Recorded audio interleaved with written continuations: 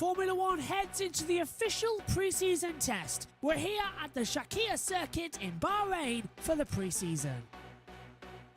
Round 1 is just 7 days away when we start here in Bahrain, followed with a back-to-back in Saudi Arabia.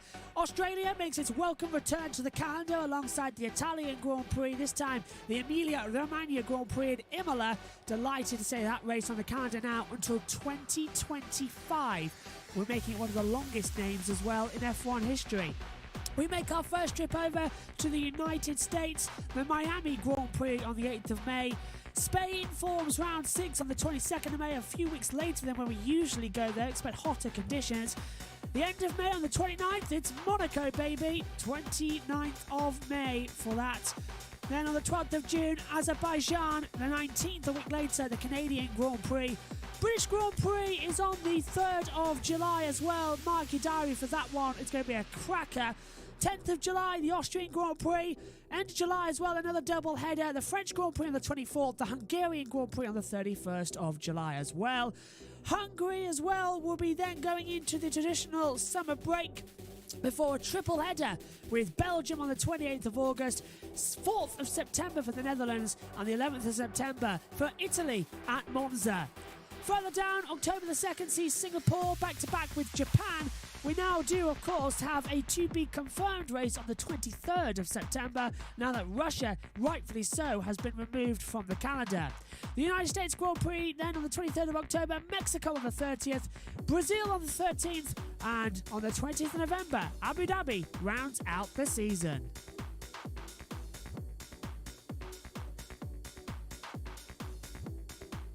It's day 2 for Formula One pre-season testing at the Bahrain International Circuit.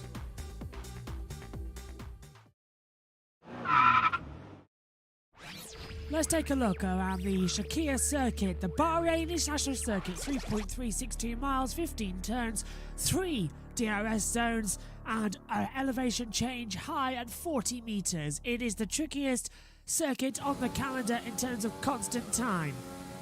Start the lap now. Already in 8th gear, flat out on the overtake button.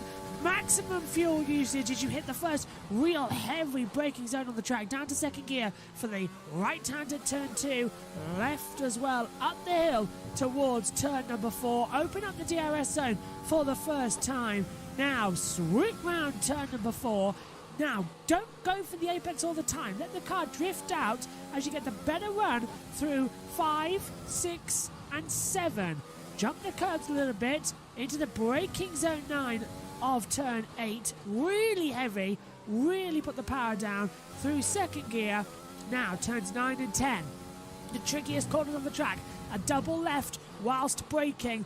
Turn 10. Hardest to crack. Go for the outside wider line. You get a straighter one for the 2nd DRS detection point on the run down the national straight towards turn number 11. Flick the car into the left, put the power down mid-apex to drift you out wide through 12 and into turn 13, my favourite part of the track. Get too much of the curves, the car will spin you round. Into 14 now, quick flick to the left before opening up the DRS once again, and straight down now, under the sand dunes as well, into turn number 15 and 16. Really 2 last braking points on the track. Flick the car into the left.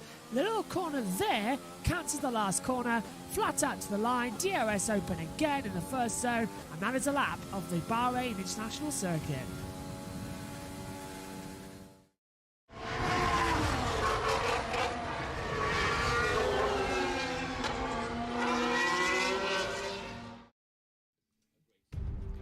Hello everybody, good afternoon to you all and welcome along to day 2 testing. It's the afternoon session that is about to get underway. I think we should start coming on at 5 to the hour rather than the traditional 10 to, because there's nothing on television right now. We've come on here and we're too early apparently for the start of the session, which is a surprise to me. Less than 5 minutes to go now until the green light goes out, and oh, here we go. Here comes everyone testing now with the TV pictures coming up, as you may as well hear. We may as well restart actually, might we? Why not? Go the whole hog and give it a bash, make it easier for people to sync up with to watch us.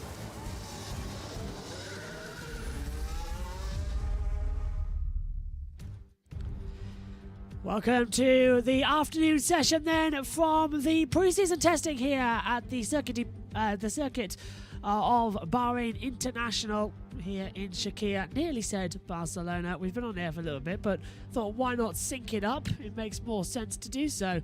This amazing circuit, 5.412 kilometers, 3.363 miles as well.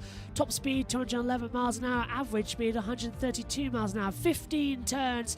That record of a 131.447 set by Pietro Della Rosa as well. Ocon's time this morning, the fastest, was a 134.276. He did that on the C3 tyre compound, so he's still got more pace to find and hopefully more time to find as well across it. I'm Joshua Birch. Joining me this afternoon in the commentary box will be Josh Plays, Megan Birch, Ian Birch and Synthel as well from the F1 TV highlights packaging as well. A whole plethora of guests joining me here today, and hopefully the nose will be a little bit better, thanks to Megan for stepping into lead comms for 10 minutes earlier on. Nearly an hour ago, but I've had some lunch, I've had some tablets, and they've started to take effect, and hopefully I should be A-OK for this afternoon's session to get going. We've finally got some race control messages up here in the comms box, which is great news, but all of it is about red flag, green flag and all that, so small mercies, I suppose, is the atmosphere here up in the comms box. We are waiting to see what is going to happen as the anticipation now is going. Race. Oh, hello. Finally, the F1 Testing Commentator Challenge winner is on. I was wondering where she would be on. Let's listen to her with Buxton. Where did one come from? My family loves watching sports, actually.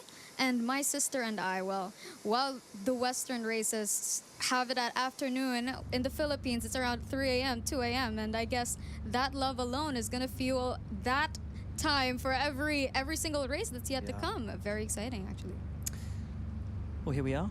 We are not ready far away for another green light for another session. So that's annoying that the F1 TV Championship commentator winner is actually there. And I did enter, didn't win, but then again, there are numerous reasons why that is as well, which seems to be the ironic of every single talent winner. There is something about them, something very similar about them. I'll let you to make your own minds up there, but there are reasons there. Let's go over to the group chat and say good afternoon to fans who enjoy my voice and whose opinions I thoroughly enjoy as well. Let's say good afternoon to SHT, says, we're back. Josh Plays in the Discord already. As well, Beth says, I was at the 2008 Melbourne Grand Prix and met Max Mosley. I asked him to sign my armband, but he refused and started yelling at me once he saw the armband. Beth? Well, it's too early.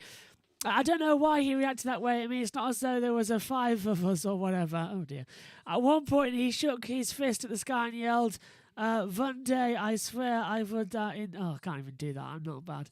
As well as science as well, yes. So Hamilton, Zoe, Magnussen out on the track as well as car science. Beth then says, historical fact, in 1975, Max almost succeeded in brokering a merger between Hesketh Racing and Hill F1 Racing with backing of German Investment Consortium. I think that's actually true, isn't it? Yeah, I remember that. But it fell through when they realised the team would become Hill Hesketh. I think he tried to get something, didn't he, with Hill Racing? I think that's true, but Hill Hesketh, really? Oh dear. Beth, we have missed you. As we get going again to start this one then in the afternoon session, let's go straight over to TweetDeck and just sort of get out of the way of that. And then I'll launch up McLaren, still with a lot of work going on. They've got the floor off there because the boards are at the outside as well, so it doesn't look like they're going to be filtering in anywhere this afternoon. As the green light is about to go on, we're about 8 seconds away from it as well. 3, 2, 1... Green flag is on, and we are underway for the afternoon session here, and nobody in a hurry to go out. Looks like Alpha Tauri, that is, are indeed heading out on the circuit. And it sounds like they're in a commentary box for the first time, actually, an actual commentary box. Yeah, it looks like they're actually, from what I've just heard, they're actually in a commentary box for once, which is fantastic news. The actual proper real-life commentary boxes are being used, which I think is fantastic. Finally, not in a little porter cabin at the back. So it sounds like the F1 commentators are back in their correct positions for this year. Beth's already put a comment in saying the 70s era paid drivers were very loose. One driver even got paid in chicken schnitzels instead of cash. I can't remember exactly, but I think it was probably Jonathan Palmer. Probably was Jonathan Palmer. It's always Jonathan Palmer. And if we go forward.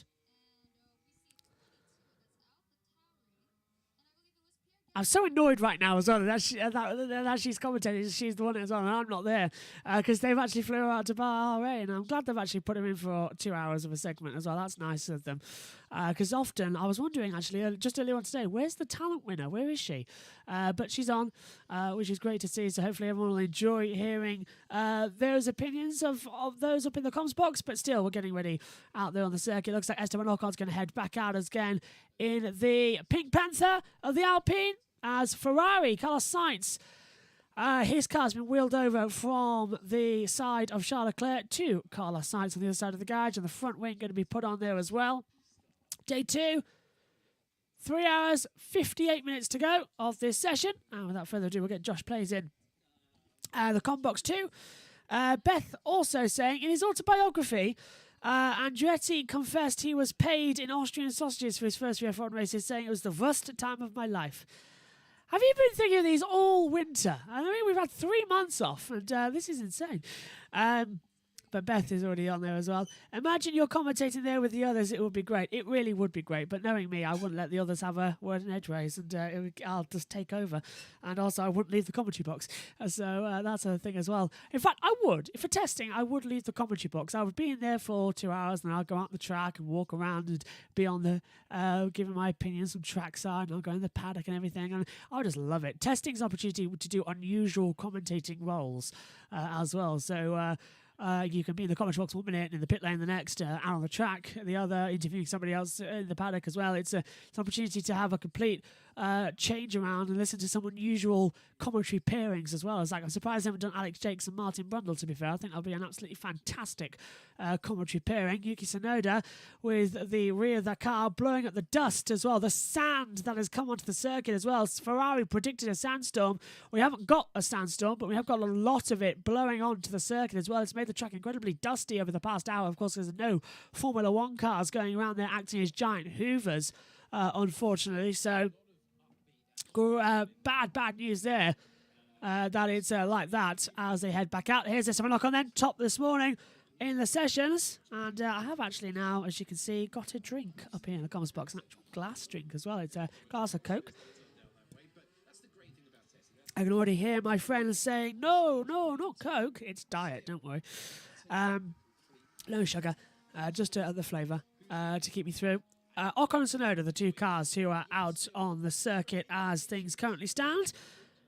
As Leclerc and Verstappen will, I think Leclerc's already out of it, so that's his day done. His time for 1:34.366 will have to stand. Verstappen, I think, is in the car this afternoon. No sandstorm. That's pretty. Is that? Dude. Yeah, very good. Update from the Alpha Garage. We managed to replace that blown head gasket in record time, and now confident that they'll have Kimi back out there in no time. Kimi. What about? I know Valtteri's finished, but he's not that flying fin. He's not a world champion either. Unlikely to be as well. Esteban Ocon heading out there as well. There's his garage just watching on as well. And look, I can see some Castrol spray. There's that spray coming on as well. Right, let's get Josh in now that Discord has finally woken up and is behaving itself as well. I think he's... oh, no, he's not there, is he? Oh, is he? Yes, he is. All ready to go. And hopefully it's working. I mean, it's been a bit of a pain in the backside recently, this thing. As we'll switch that on, put that fader up, and drag him across in a second as Esteban Ocon sets his lap times out there as well. Hopefully he's on the bottom. Yes, he is, which means all I have to do is press this button, and he's on. Hello, Josh. How are you? Good afternoon. After 2 hours stint this morning, you're back for another hour. How are you? Good afternoon. It's great to be back. Back in the comments box. Looking through the Twitter. Williams Racing have been tweeting about the fire. From initial investigations, it appears that the issue that caused fire was quite minor, but became visibly quite dramatic. It is not as severe as the video footage might suggest, but there is fire damage to the rear of the car that the team need to repair. So We'll he's not revise gonna be our out for a running while. plan once we have assessed the repair work that needs to be carried out, and Shanaka Clay joins the Williams esports team. Oh, wow, okay. So they've taken You've the lunch gone break to really announce it. muffled Yeah. again. Oh, have I? Sorry. My fault. Hang on. 2 seconds. Yeah, what about now? Still a bit muffled. Better now? Kind of, yeah. Yeah, it's not actually me, I don't think. I think it might be the internet having issues. Yeah. Great news then that they've changed over and got some new esport talent as well, which is fantastic. As we're through 3 hours again to go, 4 hours in total this afternoon session as well. Hopefully, I'll actually last throughout it as well. But yeah, Megan is on standby to run into the box and take over lead comms. At any point, if I need a second. Just look at the sand off the racing line, Josh. Oh, this is unbelievable. They're trying to clear it up, but this is bad. That sandstorm has blown in over lunch, and it's just going to get worse. Outside the Williams Racing Garage, the boards are up. Quite a lot of 4 in total. Yeah. Oh, it goes. Ferrari getting ready. Out on track now is Ocon Tsunoda. Laps completed. 62 for Ocon, 54 for Leclerc, 45 for Verstappen, Vettel 46, Norris 29, Tsunoda 48, Bottas 25, Schumacher 23, Russell 67, Latifi 12. After car went boom. Look at that! Look at all of that sand off the racing line on the front straight, and also proportion with it as well. I'd be surprised if they don't run with intermediate tyres at some point. Team radio for Tsunoda. Exploring every part of the interesting I haven't got that yet. Here it is. Melbourne earlier on. First of all, let's hear from tailwind, turn 11, last corner exit as the morning. Tsunoda then on the team radio, just giving it through. As Beth has also said as well, I realise I make no sense unless Ian is there to translate for me. Yes, absolutely. Jats, bringing you the best of historical accuracy, 1970s Grand Prix one-liners since 1 hour ago or so. Well, it's nice to have you back, Beth, and hopefully you'll be in the season as well. And I can't wait for Australia. The first race we actually have properly time-wise, side by side, and I can't wait to have you in the hopefully in the comms box for something as well. I'll yet to hear if we can get each other, but that'd be fantastic in the box as well. But in the comments as well, an absolute dynamite as always to have you in the chat, as it's always fun as well to have the interaction. Anyway. Cars on the track, Tsunoda the only one as he's circulating out there on the C3 tyre compound, the medium runs. We've got a replay of the sand on the back straightaway. This is going to really limit the running, isn't it, Joshua? It tells the fact that nobody's going to want to head out there with the track looking like this. It indeed is. I'm just looking at Haas's F1 Twitter. Oh my word. The Haas F1 team admin was watching Drive to Survive in the lunch break. Who is? The Haas F1 Twitter admin is watching Drive to Survive. I have not yet managed to watch Drive to Survive. I spent my lunch break having some lunch and recovering and having a little lie down as well to recuperate for 4 more hours of commentating. I'll tell you what, last year when we did this test, it was like, sorry, hang a minute. I've just realised, Josh, you've disappeared. You're not on the monitor. There we go. You're on the other, but you're not on the YouTube chat. I've forgotten to click that over. I remember, of course, there's Alfa Romeo. There's the car look after it stopped earlier on. Looks like the floor's back on, otherwise the curtains won't be open. Looks also like it might just be getting ready to go in the next half hour or so. It would make more sense. It would make so much sense if I thought Tsunoda went on to the outer layout then. It would make so much sense if they did another red flag test, restart procedure they at have the to. end of this session. I think they will, and they'll have to. And it'll be amazing to actually see a standing start, because they will actually go for it like it's a proper start, all of them. So I really, really want to see the first start of the year with as many cars as possible. Hopefully all 10 will take 40 part. miles per hour at the apex of turn 10 for Sonoda. Nicely done at the exit as well. Also, the one thing we've also got to mention, as I said, last year when we did the pre-season testing as well, it was a lot more difficult, it was a lot more homespun as well. We didn't have a lot of practice of doing long sessions, but now we're pretty much got it under control that we can do it as many times as we need. These 8-hour sessions. I think Spa as well was really the cut-off point, where how many times we had to stand around doing absolutely nothing, and something's gone on down there. Is it a cat, or is it that your dog? Can't quite see at the moment. What are you pointing at, Josh? The Beth was like, "Where's your couches?" in the chat. So I was like, Right, yeah. What happened to your couch? I can just see it from Beth. Yes, number 3. As well. Haas also an issue regarding Mick Schumacher's car listed as exhaust issues. Oh dear. Well, it won't be Schumacher this afternoon. It will be K-Mag. Kevin Magnussen will be out on the track this afternoon. They posted on their team's official Instagram regarding the issue. Oh, thank you, SHT. And Beth is saying, yeah, Josh Plays, what happened to your couch? It's a different house. You've moved. That's why. But they are still here. Yes, same couch. I have, though. Oh, go I on. have built my new desk. Yes. Well, you sent not me. Yeah. Me and my dad. You sent me a photo of it. That's but, what I want. Mick Schumacher's garage as, but Magnussen's in the car. Sonoda going wide at turn 10. They have got the boards up.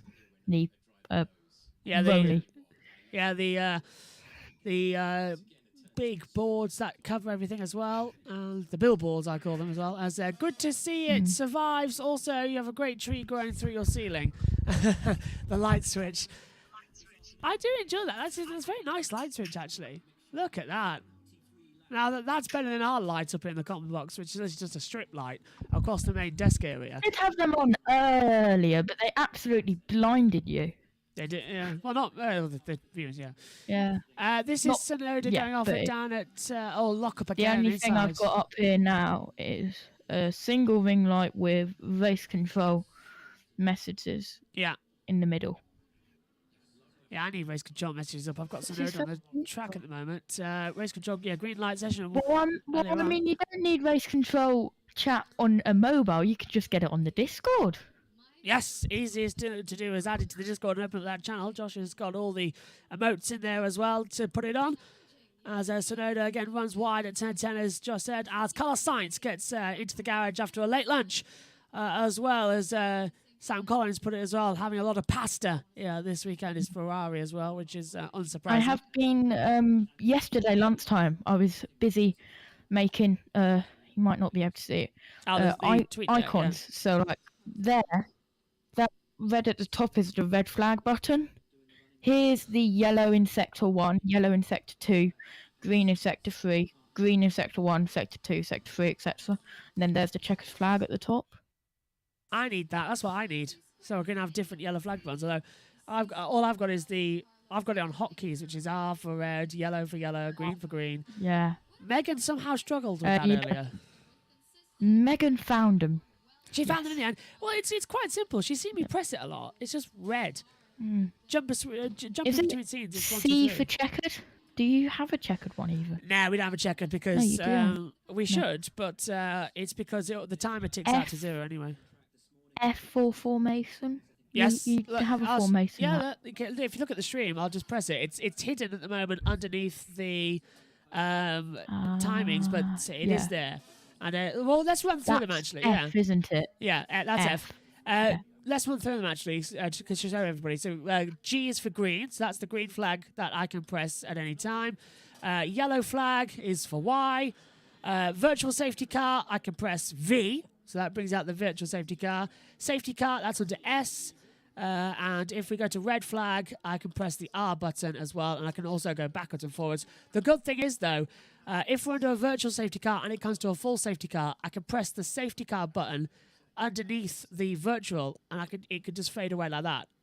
And the same with a red flag. If the safety car is out and the red flag comes out, I can go that and it goes to red instantly. So we're not going like that to change them over. I press S, then it goes to red, then I press S again. And it just switches it over. But we are under green flag conditions right this second, just to let everybody know. So we are back underway. And then also, on this one I have the, it's really hard to see, but that safety car, that's virtual safety car there, you can't really see the text. You know what? I will post pictures in the race control track because then it will be easier to see. It's on the Discord channel. The link is in the link tree in the description if you want to go see that as well and take a look at the Discord. Where, or I could just try and fish the link out somewhere. That too, yeah. Let's go over to the YouTube chat quickly as well because Beth is saying, SHT first of all, Bottas only also did 29 laps in the morning session. Don't know what was the issue with his Alfa Romeo today. Yeah, there's been a lot of issues with the Alphas, and it stopped on the track right at the end as well. And Chunkiest Hams, don't know about anyone else, but I'm already starting to miss Martin. Hello, Beth. Yeah, Chunkiest Hams says, don't know about anyone else, but I'm already starting to miss Martin Buxton out there as well. Beth says, don't press M or you'll get former race director popping up. I mean, I'm pressing. I'm pressing B and nothing's happening. Yeah, but I'm pressing B and nothing's happening. B? What B? Well, I was just describing him quickly. Oh. Yeah, there you go. Bit cheeky. I know, that's what I thought. But yeah, I'll have to press him as well. But he's, you can literally, right? Watch me do stuff. Look, I can just press buttons and it comes up. Yes, this is my setup. I need one of those desperately as well on one of those stream decks as well. Ideally the bigger one so we can have more on one screen and I can just switch between and what them. I like about this is that I've got the same timing screens and that's what you at home are seeing as well over here is the same TV pictures as we come through. And Josh, you found the Discord link. You've put it in. Fantastic. There's the Discord link for everyone who wants to go get it. Yes. Get on the YouTube chat and get it in as well. And it's always fantastic to see everything that we post there. It's a lot bigger this year as well, hopefully, as well. Once the season kicks off for F1, the Discord will be a lot more busier. And we're even trying to make the commentary box available so that if you're not available to watch, you can listen to the commentary on the Discord. And also with the announcement coming later on at 4 o'clock, if Michael I Owens think I might know there, what that announcement is, but I'm being quiet. Yeah. If Matthew Owens is there for USRN, hopefully he can turn up so we can talk about what the announcement is on the season ahead. As Lance Stroll just walking around the circuit now. Well, not walking, driving around the circuit. He's back in the car this afternoon. I was so tempted, right? I was so tempted to message you one time when you were looking at your phone saying, "You've got a stream to do. Get off your phone." Well, when I'm on the phone, I'm constantly checking several things as well. Like text messages from people at the track as well, and some of them are also the FOM TV directors who sent me a text message and just say this is coming up next. It says this, and that. As well, so it just helps us talk to about what's happening. Like for instance, I've just received a text message just saying that at some point in this afternoon session we're going to have a feature on Charles Leclerc, which is going to be nice to see. I'm also trying to ask as well. How do you get all of this information? Paddock Pass. That's a Paddock Pass, and a lot of information. A lot of people I've spoken to. But I do know that I'm trying to find out actually because I've sent a message to journalists I know that are there if there's going to be an afternoon red flag test. They don't know at the moment, and the TV people don't know because they were surprised as anybody it happened. The test. They only get the information from race control, so it's going to be interesting to see what actually happens later. Beth says James Hunt was renowned for pressing the tab key because he thought he was ordering a scotch. Oh my word! I can take a scotch right now. We've got a couple in the house actually, but no drinking. My on dad telly. loves Scotch eggs. Oh, My Scotch dad eggs! Loves Oh. Scotch eggs. Yeah. Where is Megan's actually here? But I made her try a Scotch egg the other day, and because I had one over dinner, and it was a large Scotch egg, so we cut it into 4. I had 3 slices. She had 1, and then she said she really liked it, so she had a second one off my plate. How dare she? But Scotch eggs. All of the photos should USB in the Discord now. I've just realised I took one sideways. No worries. People can rotate these days. Stroll in the first sector has done a 31.515. He's just coming into turn 9 now. He's got the into turn 10 now. The left-hander. He's managed to get that stopped A-OK. Gets on the accelerator now down towards turn 11. Who's joining him on the circuit? Yuki Tsunoda is out there as well. Circulating for 10 laps. Stroll's done 4 laps on Ocon, these hards. Tsunoda, and Stroll are on. Oh yeah, Ocon's just come out of the pit doing lane. a double green. Yeah, Ocon's just come out of the pit lane. Stroll's done a 42.916, 4/10 up actually on Ocon's time. Stroll could go fastest of all here if the time's with him. Across the line, we shall wait. It is a 1 minute 38.888. Triple eights on the board. That's a betting site. As they come across, Stroll into P10. So he was quick, but he's lost out a lot of time to Ocon there on the board. So he's slowing that final sector. We were on board with him and it didn't seem slow, but he's lost a lot of time there. Ocon still is now out there on an outlap. Don't know what tyres he's on it just at this moment. It's a brand new set of the hards. Hards. Don't know which ones though. C1 or C2. One of the two. Stroll is on C2s.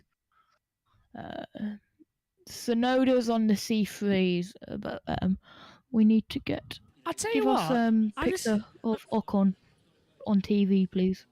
Well, hopefully have a just go and replay of Tsunoda into turn 9 and 10. You're Locks up ahead. the front left and goes wide. No, yeah, just turns in. Oh, it gets on the curve again. That's another lock up for Tsunoda. That's 2 in as many laps as well.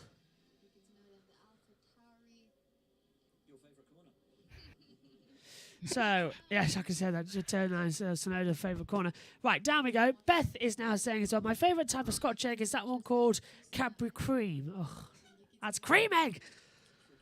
I don't actually like cream eggs that much. I'm not a fan of it. Ocon across the line to start a lap. I do much. We'll make sure to update you throughout the lap. Joss, we're going to play a game now. Rate the Stream Deck icons. Right. That always sounds fun. Let's have a look then. Get the Discord up and working. Where are you? Race control messages. Here we go. Right. Let's take a look. We're on the Discord channel. I like the S. I like it. SC and VSC is very good. I like how it's basic as well. It works so well. The black text in the background is so good. I like the red flag button. It just says red in little letters. That's great with a big button. Sector 1, yellow, sector 2, sector 3. Actually, I like that. That's probably how I would have it. If I had that control, I would. I mean, we're hopefully going to have soon when we can get around to it. Because when I get one of those decks, we will have the yellow flag saying yellow and what part of the track it is, like sector 1, sector 2, all that lot. But right now we're having to work off hotkeys because I cannot get a Stream Deck for the life of me. And I may even try and get a checkered flag. They are like 140 quid, aren't they? They are. They're really expensive. Yeah. And considering that... I only got one as a Christmas present, yeah. so... Considering I need bus mixers and that lot as well, that's where all the budget goes, is towards maintaining the computer and the bus mixers and the headsets and the mics. I've still got my little fellow over here. Yes, your bus mixer, yeah. Same one as me. Actually, if I can pick it up now, can't I? Yeah. Oh, no, I can't. It's still plumbed in. That's right. Hang on. If I do that and put that there, if I do that, because it's not plugged in at the moment, is it? So do that. Hold those over Ocon here. coming across the line. No, time improved. Let's have the time. 1 minute 39.903. Speed trap 286 kilometers an hour, and I believe that's the old rewind. 178 miles per hour. Yes, there it is. I've got it in my hand. There it is. That's the bus mixer that Josh uses, and the same one that I have. This is the baby bus mixer that's usually connected up to the MacBook for non-testing the rigs. Senex 302 USB. Yes, same one. Yeah, there it is. That's the one. That's the baby bus mixer. So if me, Megan, or anybody go anywhere, or Dad's not in the comp box but is still commentating, they would use this. And also, if we need to do a radio commentary, say like MotoGP or something or other, and someone's using this commentary box, this is the bus mix that would be used, a little baby one. Like when you see the W Series, when Megan and Dad are commentating on their own, this is their bus mixer, little tiny one as well. Compared to the big one we've got in the comms box that I use, they use And this it is one. massive. Yeah, ours is massive. It's literally like 1, 2, 3, 4, 5. It's 6 of these. It's it's 6 sizes bigger than this. 3x2. Yes, it's.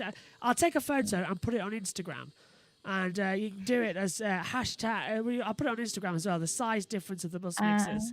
It's absolutely insane. Time for me to go on Instagram and get the link to your Instagram. So there is the difference between the two. The size difference between bus mixers. So I've just... That's easy. You've posted a story recently, so I can just click it up top. Yeah. There you go. I've just posted it now. So it's on my story now. So at Joshua Birch 99, and you can go see it there. And I think Josh put the link in as well for the two. But it is an absolutely Because I'm good massive... like that. Yes. It's an absolutely massive bus mixer as well, the main one as well, the Thor one. I mean, we cannot take that anywhere, literally.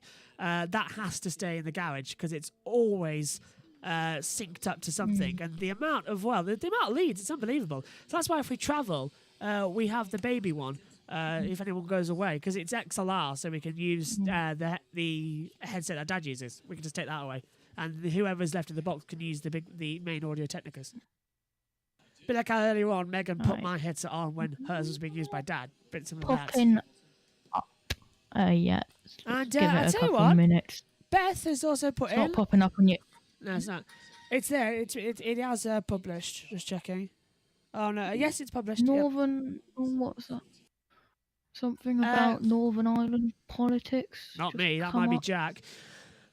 Quickly, Beth is... No, that was on my BBC news I see. notification. SHT says, Stroll... You know the things I do. Yeah, SHT says Stroll out on the track as well. He's come back into the pit lane. Sonoda is the only one out there. Everyone else just now going through. Beth says as well, Valtteri Bottas' favourite chocolate is Turkish Delight. Was Max Movies' favourite too? Oh. That was Turkish Harim, Beth. That was Max Movies' favourite. Anyway, Beth, actually, I've got something to show you here. You might recognise this, as it was, correct me if I'm wrong, imported from Australia, because it used to be, yes, imported from Australia. This used to be available in the UK, but sadly it was discontinued in 2002, much to my heart's discontent as well, because I love this thing. It's white chocolate, but it's made by Cadbury. It's a Dream Bar. So there you are, Beth. You might remember the Dream Bar. It's on sale in Australia now. I got this at B&M in the UK. It's been brought over, but good old-fashioned Australian chocolate now, because it's only sold in Australia, the Dream Bar chocolate. And I thought you might appreciate seeing that. So there you are, Beth. See, a little bit of Australia, even here in the comments box. In fact, someone's bent it in the middle. Who's been at my chocolate? Oh my god. That's my chocolate. I've just seen your latest chat. Bruh.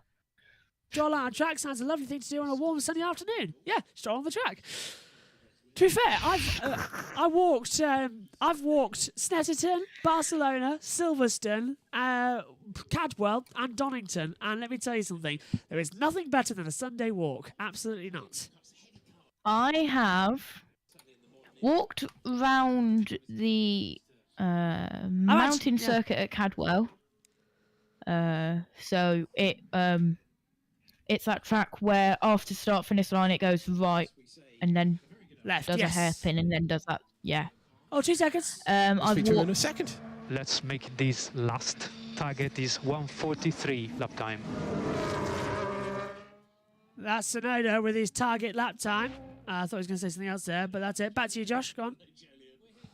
Yeah, so I've walked the Cadwell Mountain Circuit, the I am here, by the way. Snetterton a little bit. Do not walk the entire Snetterton. It's a killer. You have to walk. Yeah, You have to walk like 3 miles to get to the start line because it's on the opposite side of the track. You've got to literally go by a little village. Got to go by a little village. It's unbelievable. Hang on. I've Just worked out if I do cycled something. round Foxton. Have you? I've got to have done it. Oh, hang on, Josh. 2 seconds, Josh. Hang on. Say again. Go again. got to at least cycled at least 10 laps around Thruxton. 10 laps. Can you hear me, by the way, clearly? Yeah. Crystal clear now. Because I've put in Yeah, the... my dad was just in the restaurant and I was just going round on my bike. Which circuit was that? Thruxton. Thruxton. Oh. Wonderful circuit, Thruxton. You do not know how I've walked the whole of Brands Hatch Indy. I got driven around Cadwell in the safety car. That was an experience and a half, I can tell you. 2 seconds. The Chronics of Cadwell Park, wasn't it? It was. Rosanna Tennant is with Franz Tost. Today was a great way to kick things off with Pierre, top of the timings. You told me at lunch yesterday you weren't going to show your performance until today and tomorrow. So yesterday must have been a fantastic way to kick things off. Yeah, it was a little bit surprising, but I must say Pierre went out with the softest tire. Yeah, and this of course was an advantage because not all the teams use these tires. Therefore, must be a little bit careful with the interpretation of this time. But I think that the car works quite well, and Pierre did also a fantastic job. Therefore, I'm quite optimistic. Oh, fantastic. Great to be optimistic. I want to just cast your mind back to the end of Barcelona, and I wonder, I know so many team principals write emails to their team to kind of give them an update and a feel for how things are going. What was the tone of perhaps the email you sent to the team at the end of Barcelona? I'm not an email person, yeah, because I talk directly to the people. And after the test in Barcelona, we had not only one meeting, we had a couple of meetings because we still have to sort out a lot of problems.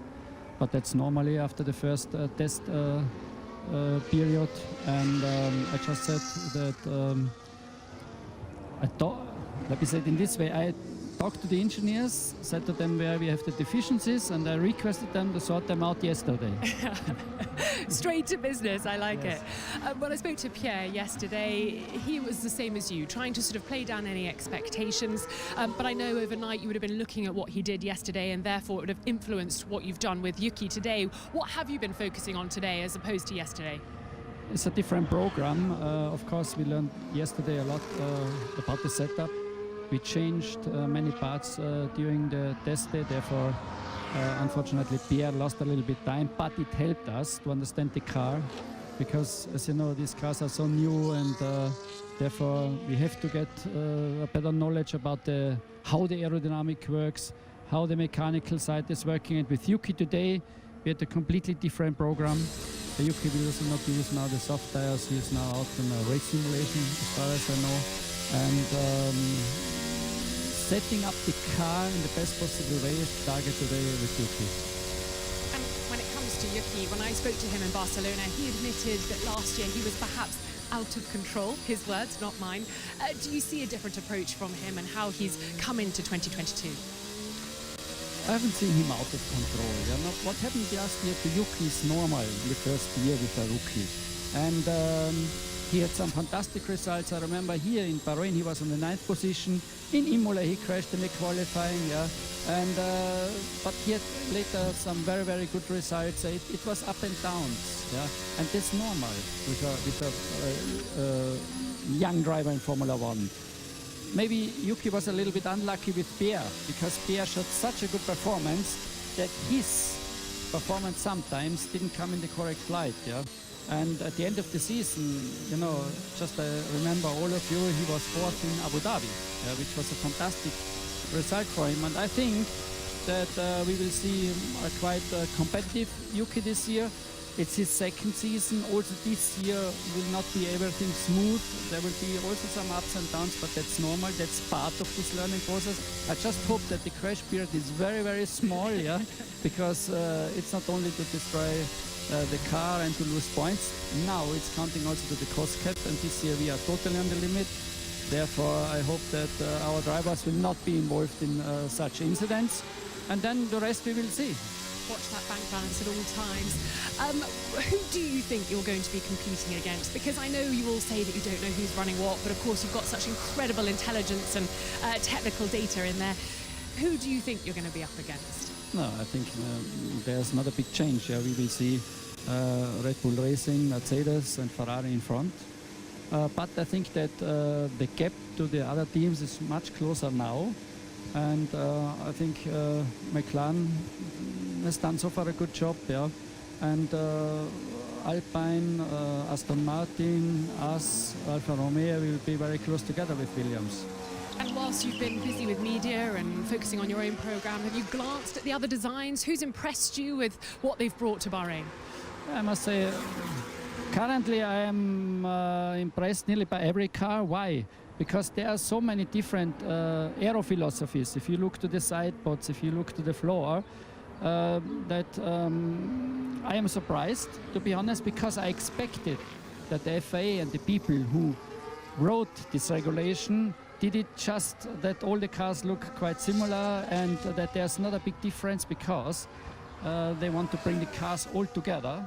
But now, with all these different solutions from the aero side as well as from the mechanical side, because many cars are with push rod or pull rod, and that means it could be that some teams have found a very, very good solution, others maybe are behind.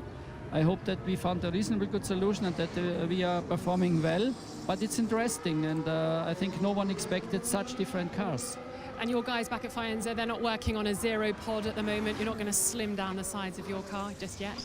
No, we are not working on this. I can tell it to you. We are working on other things, of course. Tell us what little bits. You will see then. First of all, we must see in CFD and in the wind tunnel that it works, and then we will bring it to the racetrack. We don't know it by ourselves currently. We just try. Yeah? Currently we are in the stadium of try and error, and hopefully we go in the right direction. Well, hopefully that direction is towards the podium. Franz, thank you so much for your time. Back to you guys in the commentary box. Thank you, Rosanna. And that gave me a perfect opportunity to clean my headphones because they were getting very, very ugly indeed and very annoying to wear after wearing them for so long. And also, I realised while we had that time in the interview, in 3 years of having this monitor since 2020, I've never actually cleaned the remote. So I cleaned the remote up, and now it looks gorgeous again, which is interesting. So I also cleaned my monitor that the timings go on. I can hear you, Josh. I can hear you. Can you hear you? Yeah, I think my camera's gone down. Yes, camera's off. You can just quickly plug it back into your other PC, your other PC camera, so that might be all right. Let me just try some stuff, turn it off and on again. Oh, I'm back again. There you go. Turn it off and on again. That'll work. Looking at it then, we've got Hamilton out there. It wasn't a bit of polystyrene in front of the camera. Oh, right. Quickly, I would just say to you... Welcome to testing, lads. Testing, always there. Yeah, bit of advice for your headset there. Clean the ear cups after every use. Otherwise, it gets nasty. Let me tell you that right now. That's why the original bus... Yeah, they do, don't they? Yeah, the Audio Technicas actually are one of the worst ear cups you can ever use in commentary, which is why I replaced them a couple of years ago. I replaced both of them with leather ear cups, not the soft plush. But unfortunately, Megan's was done in 2020, and because it's not used as much as mine, they're still perfectly fine and still look brand new and everything. Mine, however, are 4 years old, 19, 20, 21, 22. Fourth season with these ear cups, and I need new ear cups because they are flat as a pancake and are very uncomfortable to wear for long periods of time. So I'm going to have to change over at some point in the future, and hopefully soon, but they're easy. I mean, if we actually look at it, I've even got a backup headset now. This is how much we've been preparing in the off-season. In the event, and yes, I did say that, in the event that one of our headsets goes down and the bus mixer doesn't work, we actually have a separate headset that is USB powered. So we can plug that straight into the computer and it would work. You can hear everybody else.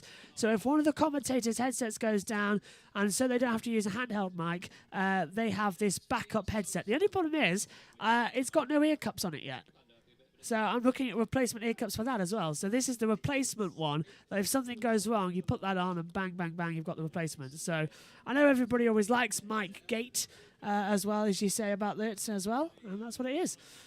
Also, Beth has got in touch saying it's the most historical and cultural sensitive chocolate we could come up with. That said, we do a mean fruit shock and no one gets close when it comes to frog cakes. Google them. Frog cakes. Googling frog cakes. Frog cakes. And this is something rude, Beth.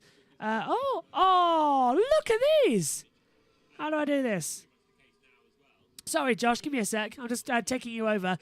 Look at those frog cakes. Look at them. They're actually frogs. They are beautiful. They're like fondant Yeah. fancies, but with fondant fancies with cake.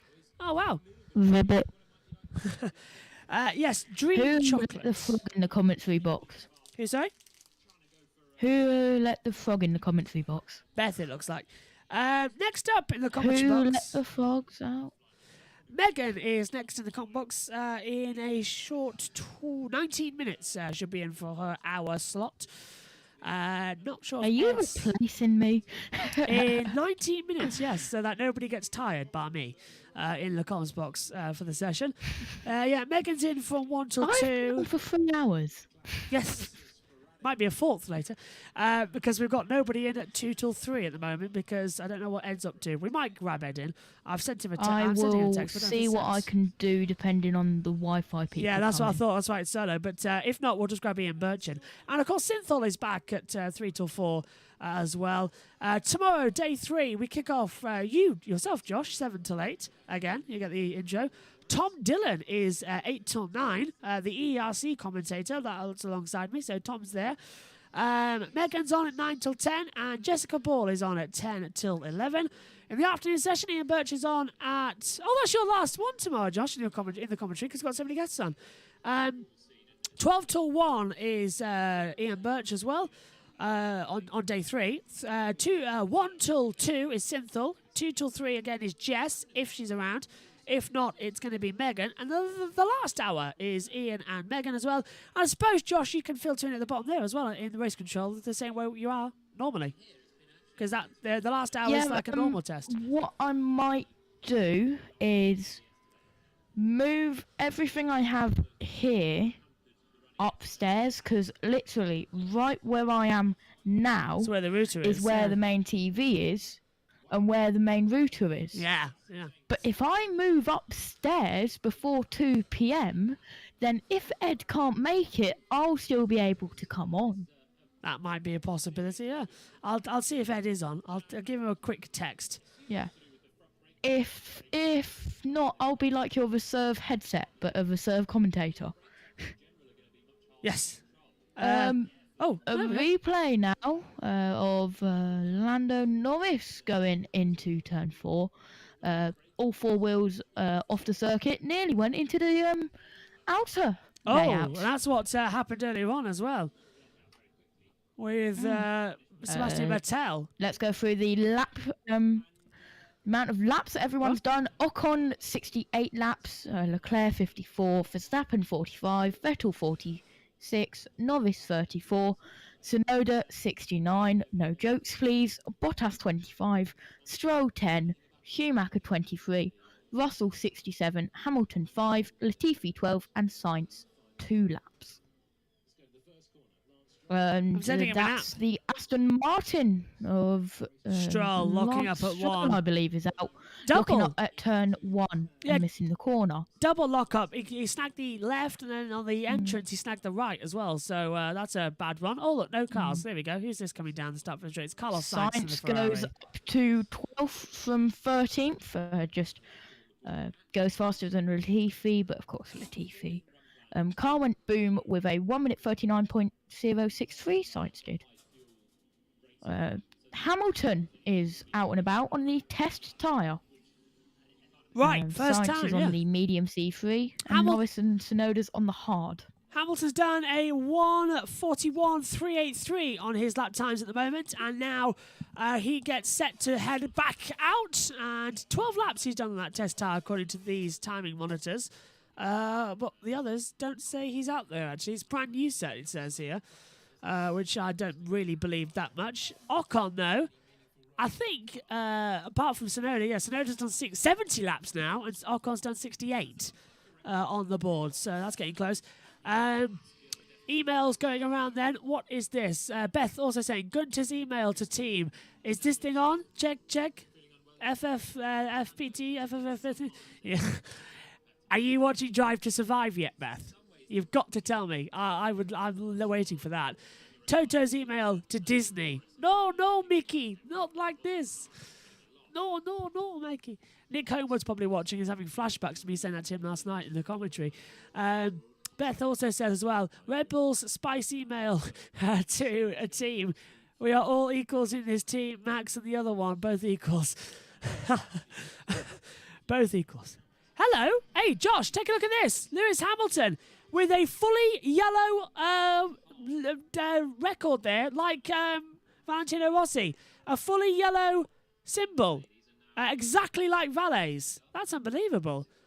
So it's high-vis yellow, not on the exterior anymore, on the interior. So they're new stickers that have been developed. Presumably they're just toying around with the idea. But look at that. Exactly how we said it looked like Valentino Rossi's a tribute. Now it is Valentino Rossi's. Look at that. 44. It's identical. He might get done for copyright there if he's not careful, because Valet's copyrighted that. I'm actually tweeting that. Having a look at it, there's no... If you look at Valet's number, it is the... There's no black fill in it. It's a black outline. Yesterday Hamilton black fill.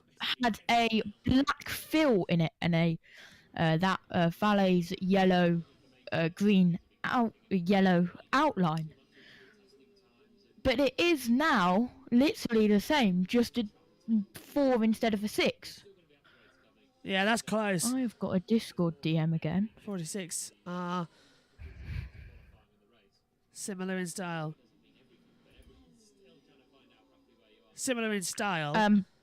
And yeah, could be done. I'll be available for the 2 to 3 backup. Fab. As soon as I come off, I will be shutting everything down, moving everything. Literally, I'm just wanting a hole in the wall because my room is right above the living room. So if I could just have a hole in the wall to put everything up. Thunderbirds. Instead of going upstairs all the time. Thunderbirds would be fantastic, actually, if I could do that. Formula One have partnered with Lenovo. Do you reckon if I send them a message, they'll send me some stuff, considering that my broadcasting computer is Lenovo? I have a Lenovo... I have a Asus PC, an Acer monitor. I also have I used to have a Lenovo computer. My commentary box is literally just a mashup. The PC is Lenovo. The PC monitor is Luxor. Science across the line. Goes 10th, 9/10 quicker. Yeah, 138.378. And a 31.347 sector 1, a 42.532 sector 2, and a 24.499 sector 3, a 1 minute 38.378. Replay of Lando Norris coming into the box. Did he hit the marks? No, he didn't. He nearly made the mechanic jump a little bit. They're the brakes that are still having the issues. They're down at McLaren as well. Missed the markers big time. Oh, and that mechanic's got some bruised ankles as well from that one. And if you look at it, it didn't go under the car. It went over the front wing. It might have caused damage to the front wing a little bit. Yeah, it went completely over it. And these front wings are quite high now, as you can see on the AlphaTauri if you're watching along with us. It's quite pulled up a lot. Beth is saying as well, Rossi v Hamilton is a reason the 198 trademark breach listed for mention and programmed at 10:15 a.m. tomorrow morning down at Sakhir's Supreme Court.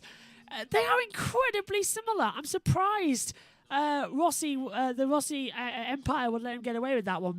Mercedes get away with that one. Not Lewis Hamilton himself, but Valentino Rossi has trademarked his 46 logo. It's his logo for his brand, for goodness sake. So I'm surprised Mercedes are even touching around that area, because that is so similar to Valet's number and design that it might just be given a warning saying, hello, you're not allowed to do that. You'll have to pay a heavy fine. It's the same 4 and the same 4 6. It's 2 numbers away from it. But it's the style, and there is the 4 similar as well. It's the same yellow, it's the same style. Yeah. Yeah. It's not really allowed. Mercedes will argue, well, it's a different colour. It doesn't matter. It's the same style. Yeah, they can't use that at all. It works, No. but that's an immediate copyright ban on that. They can't use it. Beth saying as well, my mum used to drive a Lenovo Volvo. A Len Volvo. Was it? Jess? Were you? Beth? Were you here when Ian Birch was talking about Volvos earlier on in the broadcast during end of the practice? That'd be fun to see. Carlos Sainz purposing down the start-finish straight again with the DRS wide open. Hits the brakes. Now that's a good use of high-vis yellow, in my opinion, on Sainz here. Yeah. It's looking very good. And I don't know, there's just something about that Ferrari. I've got the feeling it's a proper Ferrari. Do you know what I mean? It's the first time I've actually looked at the Ferrari in years and thought to myself, that could be a championship-winning car. It's a proper Sainz Ferrari. Does no, that's not right. Let me refresh. What's the first time? Oh yeah, no active session. Timing's gone down. First sector for Sainz It's gone is down. Yeah. Oh, here we go. Back up. Sainz's first sector. Here we go. A 31.017. Second sector coming in soon. It says it's yellow, but it's actually personal best for Sainz as he breaks in towards turn 10. The tight left-hander. Down the straightaway we go again. I keep getting Discord DMs. Round the outside now to turn It's 11. because I'm in a DM group and they're chatting right now. Yeah, I get that an awful lot. I just put it on mute half the time. Round we go. Turn 12 and 13. Fastest part of the track. Do you think we'll have the driver tracker working tomorrow? It's not working now. I don't think so, to be fair. No. I hope so, No. but probably not. It'll be working for Bahrain, though. 42.416, Sector 2 for Sainz as he comes up towards the line. Sector 3, 24.372 with a time of 1 minute 37.885. He does not improve. So 74 laps is the most done today by Tsunoda. That's a surprise to me, Yuki. 20. Right, let's go down then to the pit lane. And Sam Collins is outside Mercedes. Well, this has been a little bit of a slow start to the afternoon for both Mercedes and Red Bull. Lewis Hamilton, though, is just about to ascend that little staircase into the cockpit of his 2022 race seat. Now, that seat doesn't have any heat shielding on the back of it. They've only just put it in the car, and then so you can see a bit of bodywork coming onto the back of the centre of the Mercedes. That's the engine cover. Now, they've been working really, really hard around the rear of the car, switching out a few bits of bodywork after that last short run. So I'm wondering if Mercedes have just brought some subtle little changes to the rear end of that car. And before Hamilton, the multiple-time world champion, but not the reigning world champion, gets into that car, I thought we've got a good opportunity to go and look down at the garage of his arch nemesis, Max Verstappen. And guys, we've seen these barriers put up, and that means the floor is off the Red Bull. But actually, I can see through a crack in the fence here that Red Bull has been working very precisely around the rear end of the car.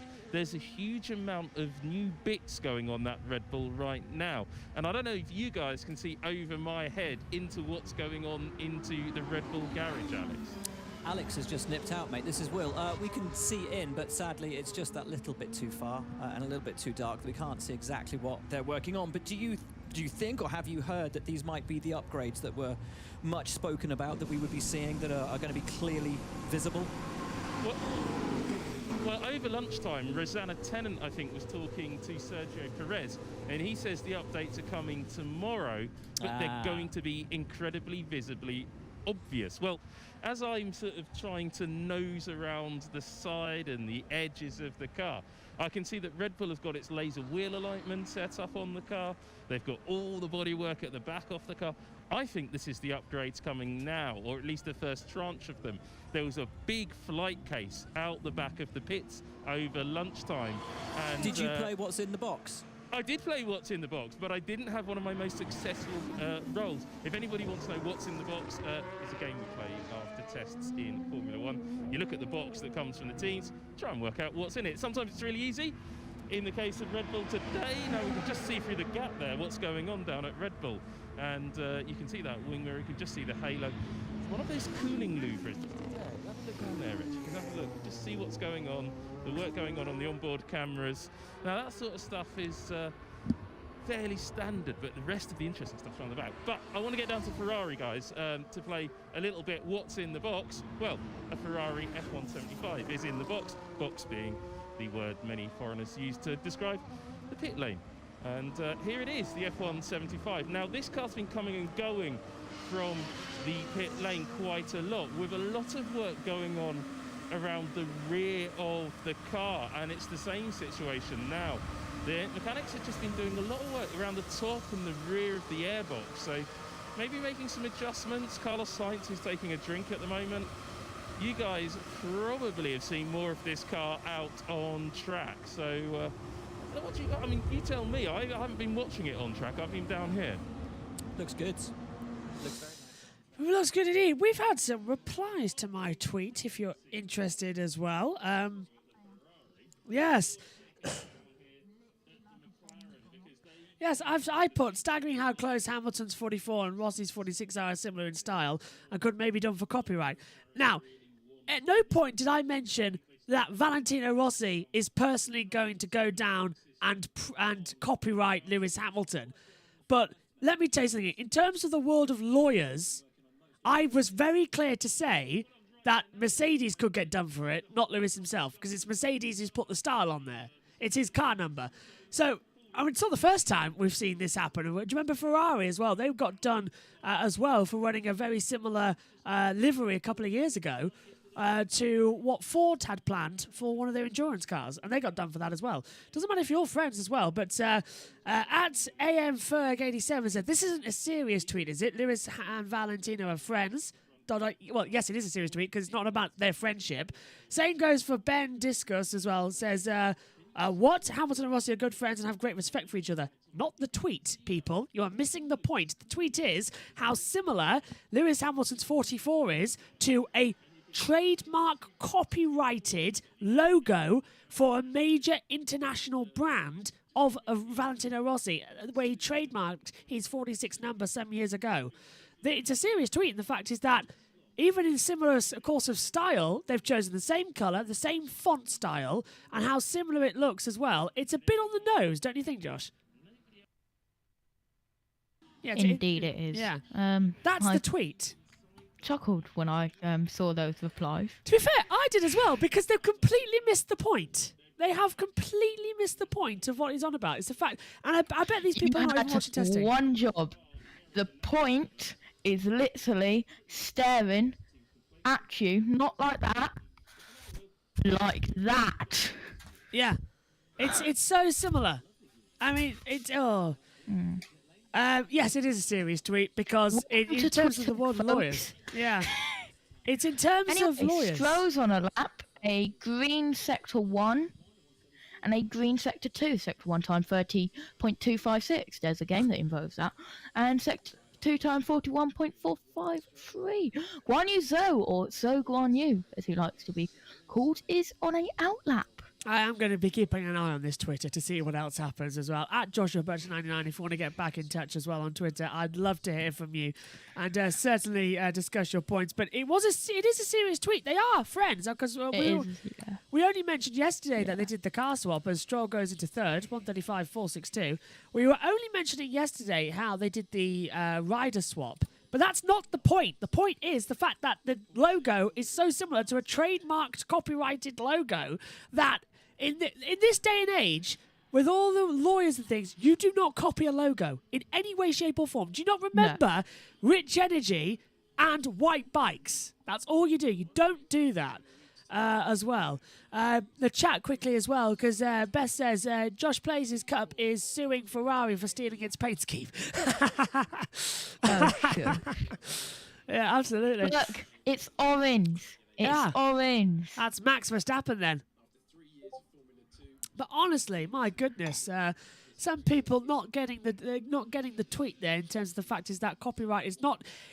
Lewis Hamilton has painstakingly designed a 44 logo. In the winter, he's become a graphic designer and has become part of the team's livery design. No, this is about the fact that the Mercedes themselves, their livery designer, has probably copied it, because I'm amazed how that's even happened. I really am.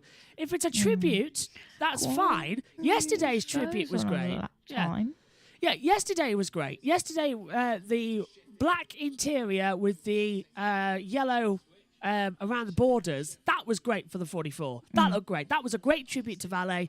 Looked great, and he made it his own. Today's just a carbon copy, and that is where I have the issue. Yeah. Because it's too close. Lewis, well, to be fair... Guan Yu Zhou into the final corner. Kink there coming up to the line. Let's have a look at the time. It is a 1 minute 42.020. Yeah, these people missed the point. Stroll, 1 minute 35.462.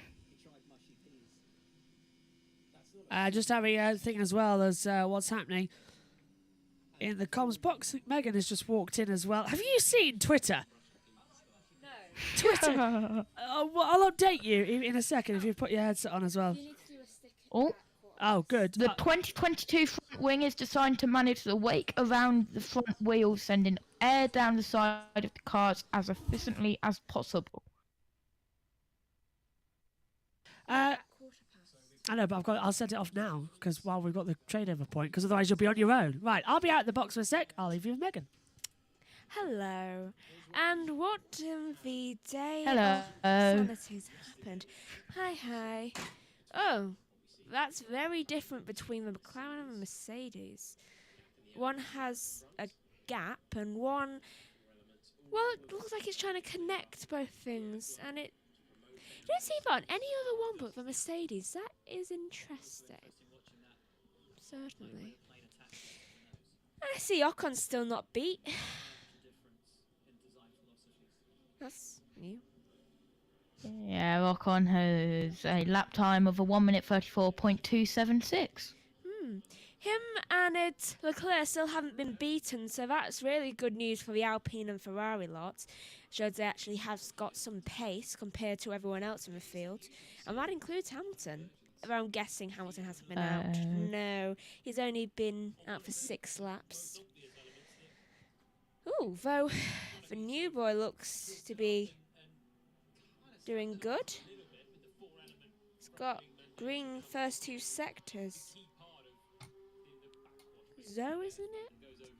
Yeah, I think it's that. I can never remember the new people's names. It took me a week to remember how to say Sonoda's name. Actually, that's the same when it came to Verstappen. Right, so we can see the McLaren on the screen right now. Seems to be going quite well for... Well, not the McLaren, Ferrari. The Ferrari... and McLaren, they are... No. Actually, they're right across from each other. Just on opposite sides of the track. Leclerc seems to be doing extremely well compared to how he did last time in testing, last year in Bahrain. And it's... Right now we've got Martin Brundle on the screen, though unfortunately I can't remember which one is the one to listen to the feed. So that's annoying. Really wish Joshua would teach me the last 2 things, because I can't remember which one it is. Mainly because I don't understand what one means. Right. Right, okay. Got some... The drivers out in succession. Mercedes, Hamilton, Red Bull, Verstappen, Ferrari, Sainz, McLaren is Norris, driving for Alpine is Ocon, driving for AlphaTauri is Tsunoda, Aston Martin, Stroll, Williams, Latifi, but of course, because of the boom, he's not out, Alfa Romeo, Guan Yu Zhou, also Guan Yu, and Haas, the return of the Kevin Magnussen, and as I say that, Magnussen is on an outlap. let's go to the comments, and Beth is saying, how has the developments in Eastern Europe impacted your famous accent? I still do it, but just not on live on air, because it's got to the point of me being able to do that accent that I literally slip into it without even realising sometimes, and people have to tell me that I'm doing a Russian accent. Though I generally don't realise sometimes. Beth asked how the things in Eastern Europe has affected my accent. Though, isn't it true I just slip into it sometimes and I completely forget. You could have thrown over to Martin Brundle. I don't remember which one is which. Very important to be. Martin Brundle's translation. What's that one mean? That's Josh. Right, well... I just don't remember which one of these mean. I'll tell you what, another twit is on Twitter. As well says, FF, this can't be serious, says at Laws. Yes, actually, Deadly, you absolute muppets. I don't think you can actually understand you've missed the point of the tweet. Well, that's nice, isn't it? Well, to be fair, accents are just like swimming pools, absolutely. But, yes, it is actually serious because it's not Valentino is not personally going to sue Lewis Hamilton. The businesses could sue each other. That's what I'm on about. Who's apparently going to sue him? Rossi's not going to do that. Yeah, Look exactly. at the screen. Which one?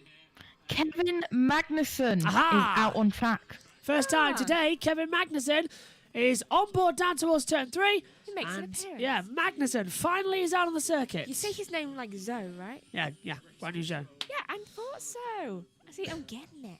Let's have a look. A 31.028 for Magnussen's first sector. A live speed is currently 0 miles per hour. It's not working. I tell you what, I really am going to take a lot of faith from somebody. Oh, she's actually followed by Lewis Hamilton, apparently. Oh, no, she's actually followed by Lewis Hamilton, this person.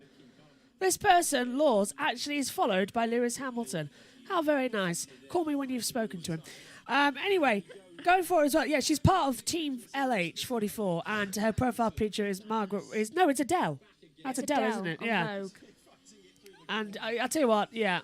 I'm being deadly serious in this instance. I bet you, if they run with that, something will come of it. I bet you. I know this sport inside and out. I've been commentating over it for over 16 and a half years. Longer than that. That's longer than my life. 17 years I've been commentating on it. I've been watching it for over 20 years. I know this sport inside and out, and I know that if Lewis runs that, no matter how good friends him and Valentino Rossi and how much respect they have, if Lewis runs with that against a trademarked, copyrighted logo, even if it's similar, the lawyers will be down saying, no, cease and desist, change that please, thank you very much. You don't do it. I mean, you can prove how serious Joshua is. Kevin Literally, Magnussen his first word, 10. car. Yes, my first one was car. And Magnussen, a little bit of a twitch down at turn 10. Then again, everyone's done that. We can forgive him for that. You're the only one of us not to say either mama or dada. Yes, my first word was car. Legit as well. Actually legit. It's annoying that that's very, very, very, very true. To be fair, I am quite interested to see what else is going to happen now. Oh, hello. They've got in the commentary box. Let's take a look at it. It took me 14 years Look to at the realise what processing my of first Lewis word Hamilton was. down the front straight and look out. at that. There's tons of sparks. See what I mean? Just pointing at the logo there. That's insane. Look, here's Lewis Hamilton now, look. This is what I'm on about for Megan who might not know. On a bike, I get it. Though, Look at that. Ready? There, no. Look, 44. When you look at that colour... that looks like a MotoGP, way of doing it as well. Yeah, when you look at that, it's the same style, same metallic, same fun of it. When you look at that, don't you think Valentino Rossi, not Lewis Hamilton? It's his colour. Yeah. The high-vis yellow. Yeah. It's a bit... Look at it. Also, it's not very good for the car colour because you can't tell on the front. I hope it's a tribute, and it's only for today, but that is a... It's very difficult for me to actually see that it says 44 as well. It just looks like a blur. On a bike, I get it because it's not facing up at the sun, though this, it hurts your eyes. Replay of Lewis Hamilton. Interesting to see as well that... look at that! Where's my camera? It even has the same, way. I want to get it. There. You tell me... Now are you going to do a follow-up tweet? Yes. With it side by side. You tell me, would you accept that on your car? No. Where is it? Where's the full screen? 2 seconds, Josh. I can do it side by side right now. 2 seconds. I Hang on. Mercedes Wait. colour. There. Is that going to filter? There, look. Look at that. How would you not say that's not Valentino Rossi's number at all? Also, it's Norris. not even their colours. Lando Norris locks up down turn 1. No. Not even their colours. If they want to do something like that, do it in blue. You know, the Mercedes colour. They've never had green ever. I've never seen green on a Mercedes in my life, unless it's for, like, marketing purposes. Yeah, I'd just like to point out as well that they're not using Commax up in the comms box. They're using Sky's headsets. It's sort of like a combination between Sky's headsets and Farm's technologies. That's interesting. Right, we'll say goodbye to Josh. He'll be in the background. Megan is now in the box for the next hour. So thanks, Josh. I'll see you later on this afternoon. Have a good one. Okay, cool. I'll be all in the background. I'm going to move everything upstairs now, and I will be on backup for 2 to 3. Good luck. See you soon. And that's Josh off now. He's going to redo everything as well. Replay of a lock-up from Lando. What is it with his car today? I know, it's just all over the place, isn't it? Let's go over to the chat quickly as well. Yesterday he was... I looked at it. He was actually decent, and last testing he was great. Yeah. Though now he's like, why? That's great. Beth has said Ricciardo will be officially recorded today as DVC, Dodgy Vindaloo Curry. And Rossi is also suing Yamaha for using his colours. Rossi also announced class action lawsuits against all doctors. The doctor, Valentino Rossi. Let's get out of the pits, Sam Collins. Looking at the cars and what the mechanics are doing, Lance Stroll brought his Aston Martin back into the pits, and the mechanics all dived around on the car, and they've just made a pretty significant suspension adjustment, front and rear. And while I talk about the rear end of the Aston Martin, it might be worth talking about the rear end of the Aston Martin drivers. Now, yesterday we had some problems for Alex Albon with his rear end getting a little bit too hot in the Williams. Well, Aston Martin, this is the rear end. This is, I think, Sebastian Vettel's seat down here. And if you come around to the side of this seat edge, you can see it's got the silver bit just at the base of the seat where the driver's thighs, let's put it that way, are situated. But if we come round to the side of it, you can see that it's gold. It's like gold coloured. Well, that's not just gold coloured, that is gold. It's a sheet of a film of, I think, 1 or 2 microns thick, even as thin as that, gold sheet that they sort of paint over the side of the driver's seat as Lance Stroll goes back out on track. And that's, again, to keep the driver's body parts cool and to reflect the heat away from their rear ends. Whether it works, well, the Aston Martin drivers haven't been complaining about their rear ends getting too hot. The Williams drivers have. So perhaps Williams needs to invest in some gold film. Back to you. Thank you very much. I'm just sending a reply tweet as well that Mercedes are in charge of livery. Yeah. Livery. And Ross's management is a different thing. Ross's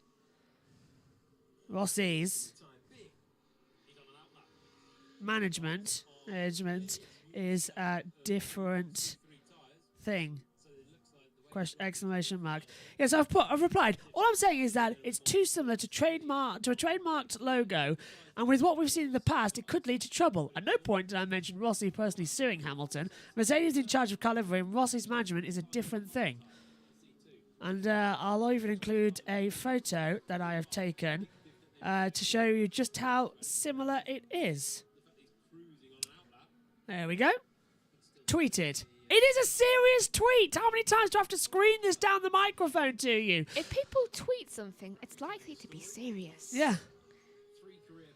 I'll tell you what. I'm down. I can downvote. Don't know if anybody else has got the downvote feature, but I have the downvote feature, and I'm using it. Yes. It is a serious tweet. I'm sorry to say it, but there we go. All I'm saying is that too similar to trademark logo. I've put it on, and you tell me if that's not a similar thing. The fact that you have to clarify that. Oh, everybody who's applied to that is a Team LH. He's a god. He's a master. Oh, it's such a load of Just like Michael Mazzies. That's the new swear word, kids. Yeah. It's a load of Michael. Mazzies. It's a load of Mazzy. Actually, we might use that for the year.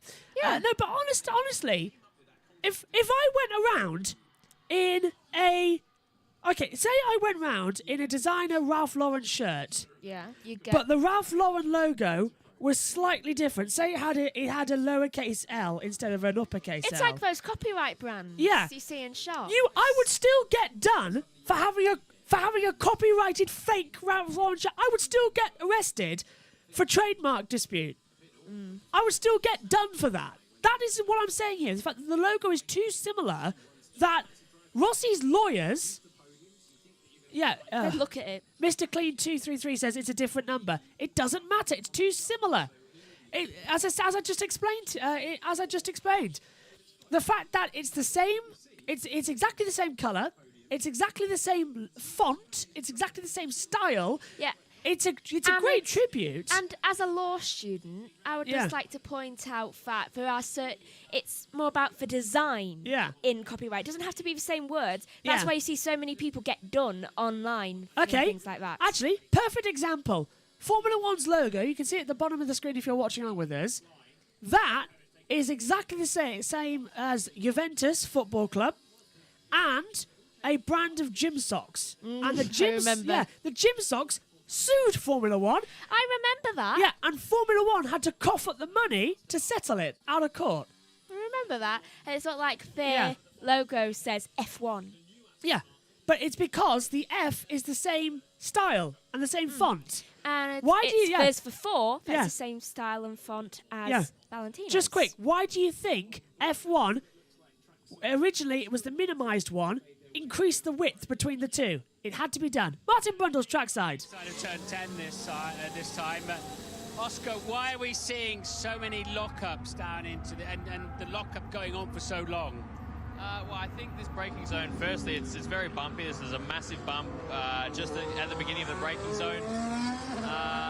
It's also a very confined braking zone, so naturally you're unloading the inside front wheel. And I think with these new 18-inch rims, and because they have to run the cars so stiff for the ground effect to work, it's really unloading that inside front wheel a lot more than we've seen before. So it basically just locks up, and I think it's just impossible for it to come back, and seems much less resilient this year. Yeah, because you can see the driver's cadence braking, so the outside tyre is running just smoothly and nicely. The inside tyre won't reconnect with the track forever, it seems. Yeah, I think just once that load's gone and once you've locked it up, it just never really regains the load back. And I think we've all seen throughout the last couple of days, especially at this corner here, it's a tricky corner in any car, but I think with these new cars, it's just really unloading that inside wheel. Do you think this lockup issue could be a factor of the first race, or even the first half season, or even the season itself? I think it's definitely going to be trickier to manage, obviously, with a much stiffer car. Generally doesn't lend itself so nicely to inside front locking. But it was even a factor in F2. I remember my first ever F2 race, first racing carbon brakes. I came here and almost cleaned the back of somebody up. So it's tricky in any car, but as we see Magnussen lock up again, I think it'll definitely be a factor next weekend. This is the first time back in a car for Kevin, who Lando described as a veteran at 29 years old yesterday. But he's hustling the car too much, isn't he? I don't want to be overcritical, but Kevin's obviously so excited about locking up and getting on the throttle quite hard. You can see the guys that have had a day and a half here, they seem much more patient with the car. But what's the feeling amongst the drivers about the 2022 car? What's the vibes you're getting back? I think the main vibe I've been getting is that they're difficult to drive. They're more difficult than last year, obviously 50 kilos heavier or around that. and a very different aero philosophy. So, you know, I've heard quite a lot of comments of more exaggerated difference in grip between high speed and low speed, and that's to do with the aero and the extra weight. But, you know, in Kevin's case, it's the first time back for a while. I'm sure he wants to find the limits as quickly as possible. So, yeah, they're definitely a different kettle of fish to drive, and even for myself in the sim, they're definitely a different beast. And when do you think you're going to get in one for the first time, the latest cars? I don't know. I mean, for me, the sooner the better, but we'll see. Obviously, there's the 2 young driver FP1s now, so hopefully, being reserve driver, I'm first in line for those, so hopefully I don't have to wait too much longer. We've got Yuki Tsunoda coming along now, but if you had to choose a car to race next weekend, which one would you want to be in right now? Well, I mean, the very politically correct answer is Alpine, obviously. You know, other than the Alpine. Other than the Alpine, you know, I think the Ferrari has looked very strong. You know, it's been consistently quick across every day. And, you know, I think the usual front runners from previous years will be there or thereabouts. So I'm going to stick with my Alpine, but there's definitely others that are looking strong. Yeah, the Ferrari drivers, they do look probably more comfortable, more consistent than anybody else. That's a curious line for some reason that Esteban keeps taking. He's taking a tight line into here, and then he's going down the straight on the dirty side towards T11. Any idea what he's doing? I believe we're doing some aero mapping at the moment, so obviously it's not the ideal line, but you know, there's engineers smarter than me that know what he's up to, so I'll leave it to their capable heads. So he'll want to lock that off at, say, 200 kph and get a reading down here somewhere off the racing line, yeah? Yes, something like that. To be honest, I don't really know why off the racing line is you know, being considered, but it's a question I'll have to ask when I get back. But yeah, it'll be something along those lines. Well, I really enjoyed coming out on track with you. Thank you for your time and your inside information. Thank you very much. Thanks, Mark.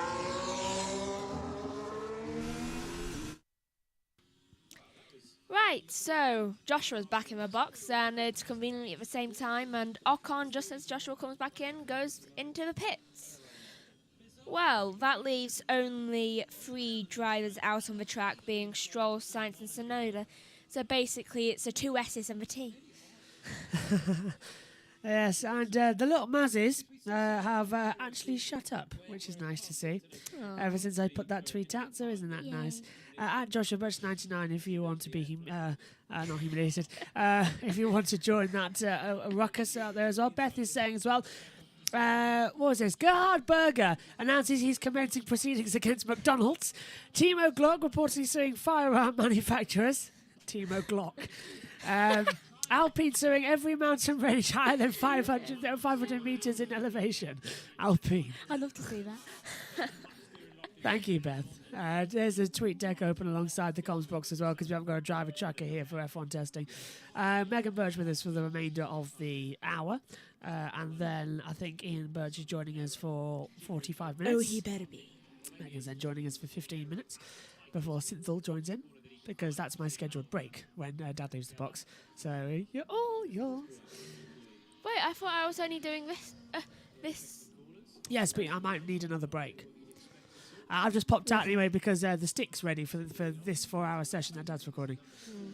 Because we record all these tests and go back through them and make sure we don't miss anything as well. So we don't just view it once. We view it, 3 or 4 times before going into Bahrain? I have way too many. I show you the important I have too bits. much work, yeah. I show you the important bits 3 or 4 times. I shall look forward to rewatching, or in my case, watching the Latifi crash. Have you not seen it yet? I haven't seen the explosion part because it cut off. Come here. I have it. I can't find it on YouTube. Come here. Well, you didn't look very hard, did you? No, not really. Sky Sports F1 posted it to their YouTube page. Literally, and about 5 minutes after it happened. So when you told me about it? It was on, yeah. Here it is, look. Here's the fire again for the Tifa this morning, in this morning's sessions. 2 seconds though, because Carlos Sainz is coming across the line. Fastest Sector 1 at 29.8. Sector 2 is a 40.5, and he's gone fastest by... He beats him! By 0.3 of a second. 1:33.943 on the C3 tyre compounds. Carlos Sainz goes to the top of the board, which is a fantastic time to see. That's really nice, isn't it? And now Ocon's come out to play because he's seen his beat. Yeah, here comes Esteban. Alpine really want to be top. Anyway, here's happened to Williams then in the fire. This brought the red flag out, so that you can see in the background as well. In the car when it exploded, right? No, the Marshal was next to it though when it exploded. Is the Marshal okay? Marshal's fine. Take a look. So yeah, this is this morning. Megas is watching the replays of Nicholas Latifi having his explosion crash with the rear brakes catching fire and the entire car really setting alight at the back. Watch this, ready? So the Marshal puts coolant on it, of course, but it's not foam. It's a water-based extinguisher, and bang, off it goes. Oh, I'm replaying that. Yeah, the underside of the car explodes, the rear tyre bursts, and the Marshal gets covered in the rubber and the carbon fibre as well. But he's okay, which is great news. And then Nicholas Latifi came back and sprayed it with the correct fire extinguisher, which is really great to see. If you take a look actually at the replay and the on-board, Megan, you can actually take a look. So it was on fire way before the rear suspension actually broke in Latifi's accident, and then it rolled back, and then it had all the fire. What do you think? Certainly a dramatic way of deciding to be out of testing for a day. That's both sides to spontaneously do fire. And throwing to Sam Collins. McLaren, their challenging day continues a little bit. The car came in, Lando Norris brought it back in, and all the bodywork came off the rear end of the car.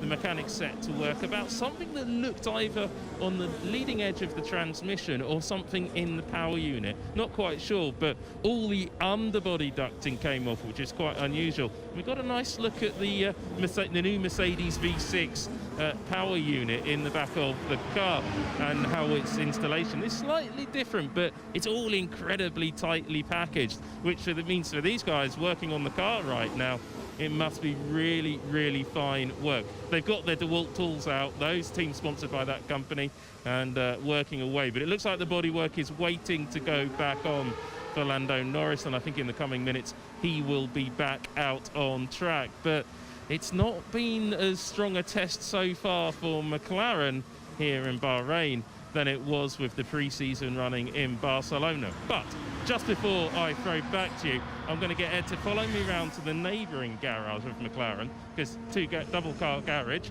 and we're going to have a quick game of what's in the box, or boxes under a cover. And I'll leave you with this image, Alex. Back to you.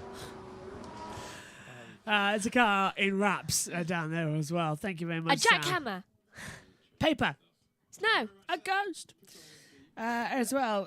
This is not good. So, soft podcast has this. Not to us. This is about DTS, Drive to Survive, that came out today.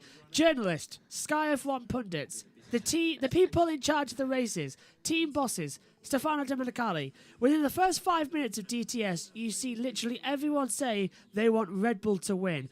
I honestly can't believe what I just watched. Let me be specific. Will Buxton laughs as he says he wants Mercedes dominance to end. Karun Chandler says he's all in on Red Bull to Horner himself. The head of the Bahrain Grand Prix tells Horner to kick Mercedes' backside. And you wonder how new fans come in and start booing Lewis. Shut up. Shut up. Shut up. Shut it up, up, up. That's basically it. I cannot stand people who think Drive to Survive is real. I cannot stand people having a go at journalists. I tell you what, though. It's just dramatized television. Let me get one thing straight. Without journalists, without commentators, without broadcasters, without anybody there, you would literally not watch Formula One. You wouldn't watch it. You wouldn't understand it. You wouldn't know what you're going from. You wouldn't be able to form your own opinions on it because you would have no data. You'd have no information. You would literally watch cars going around a track with nothing else. You'd have no clue who was quick, no clue who was fast, no clue what the timings were as well, because they wouldn't be provided. If you literally just watched a blank screen, it would be very hard to influence the race. We can't even do it. We commentate on this. We can't even do it. Because we have timing screens everywhere. If everything goes down, we are really in trouble, aren't we? Yeah, we can only make inferences. So I really don't like people. That's happened before. Last year. Has. Yeah, we had last year in It was one of the Last race, Abu Dhabi, last race. All the timing screens went down and we didn't know what was going on. Yeah. Led to the confusion with safety car coming in. Everything went down. We had no idea what was happening. Yeah, we had 0 timings. Everything went down and we were relying solely on the TV pictures. Yeah, which obviously to us was not helpful. So how can it be helpful to other people? Yeah, so it was a very problematic situation going on there because literally in Abu Dhabi, if you go back and watch the race, all our timing screens go down and all we had was this TV picture that we're watching now. Which continued for curse of Abu Dhabi because everything always goes wrong. And the lead broke as well. It's still there, the mic lead. Why does the lead always break? Well, 2.5 hours it was plugged in, getting red hot because I was going like that with it, talking to Grid Network with Verstappen's incident. Oh. But let me tell you something as well. I did want Red Bull to win last year. I'm a neutral, but I did want Red Bull to win because I thought they deserved it. Yeah. I don't agree with how it happened. I don't agree why it happened. I think Lewis was robbed of the race win in Abu Dhabi. Oh, he definitely was. But in terms of the championship, Red Bull were flying with it. They made the best pre-season. They made the best first of the couple of races. And then it was only in the last 5 races that we really saw the wheel-to-wheel stuff get out of hand because everybody blamed...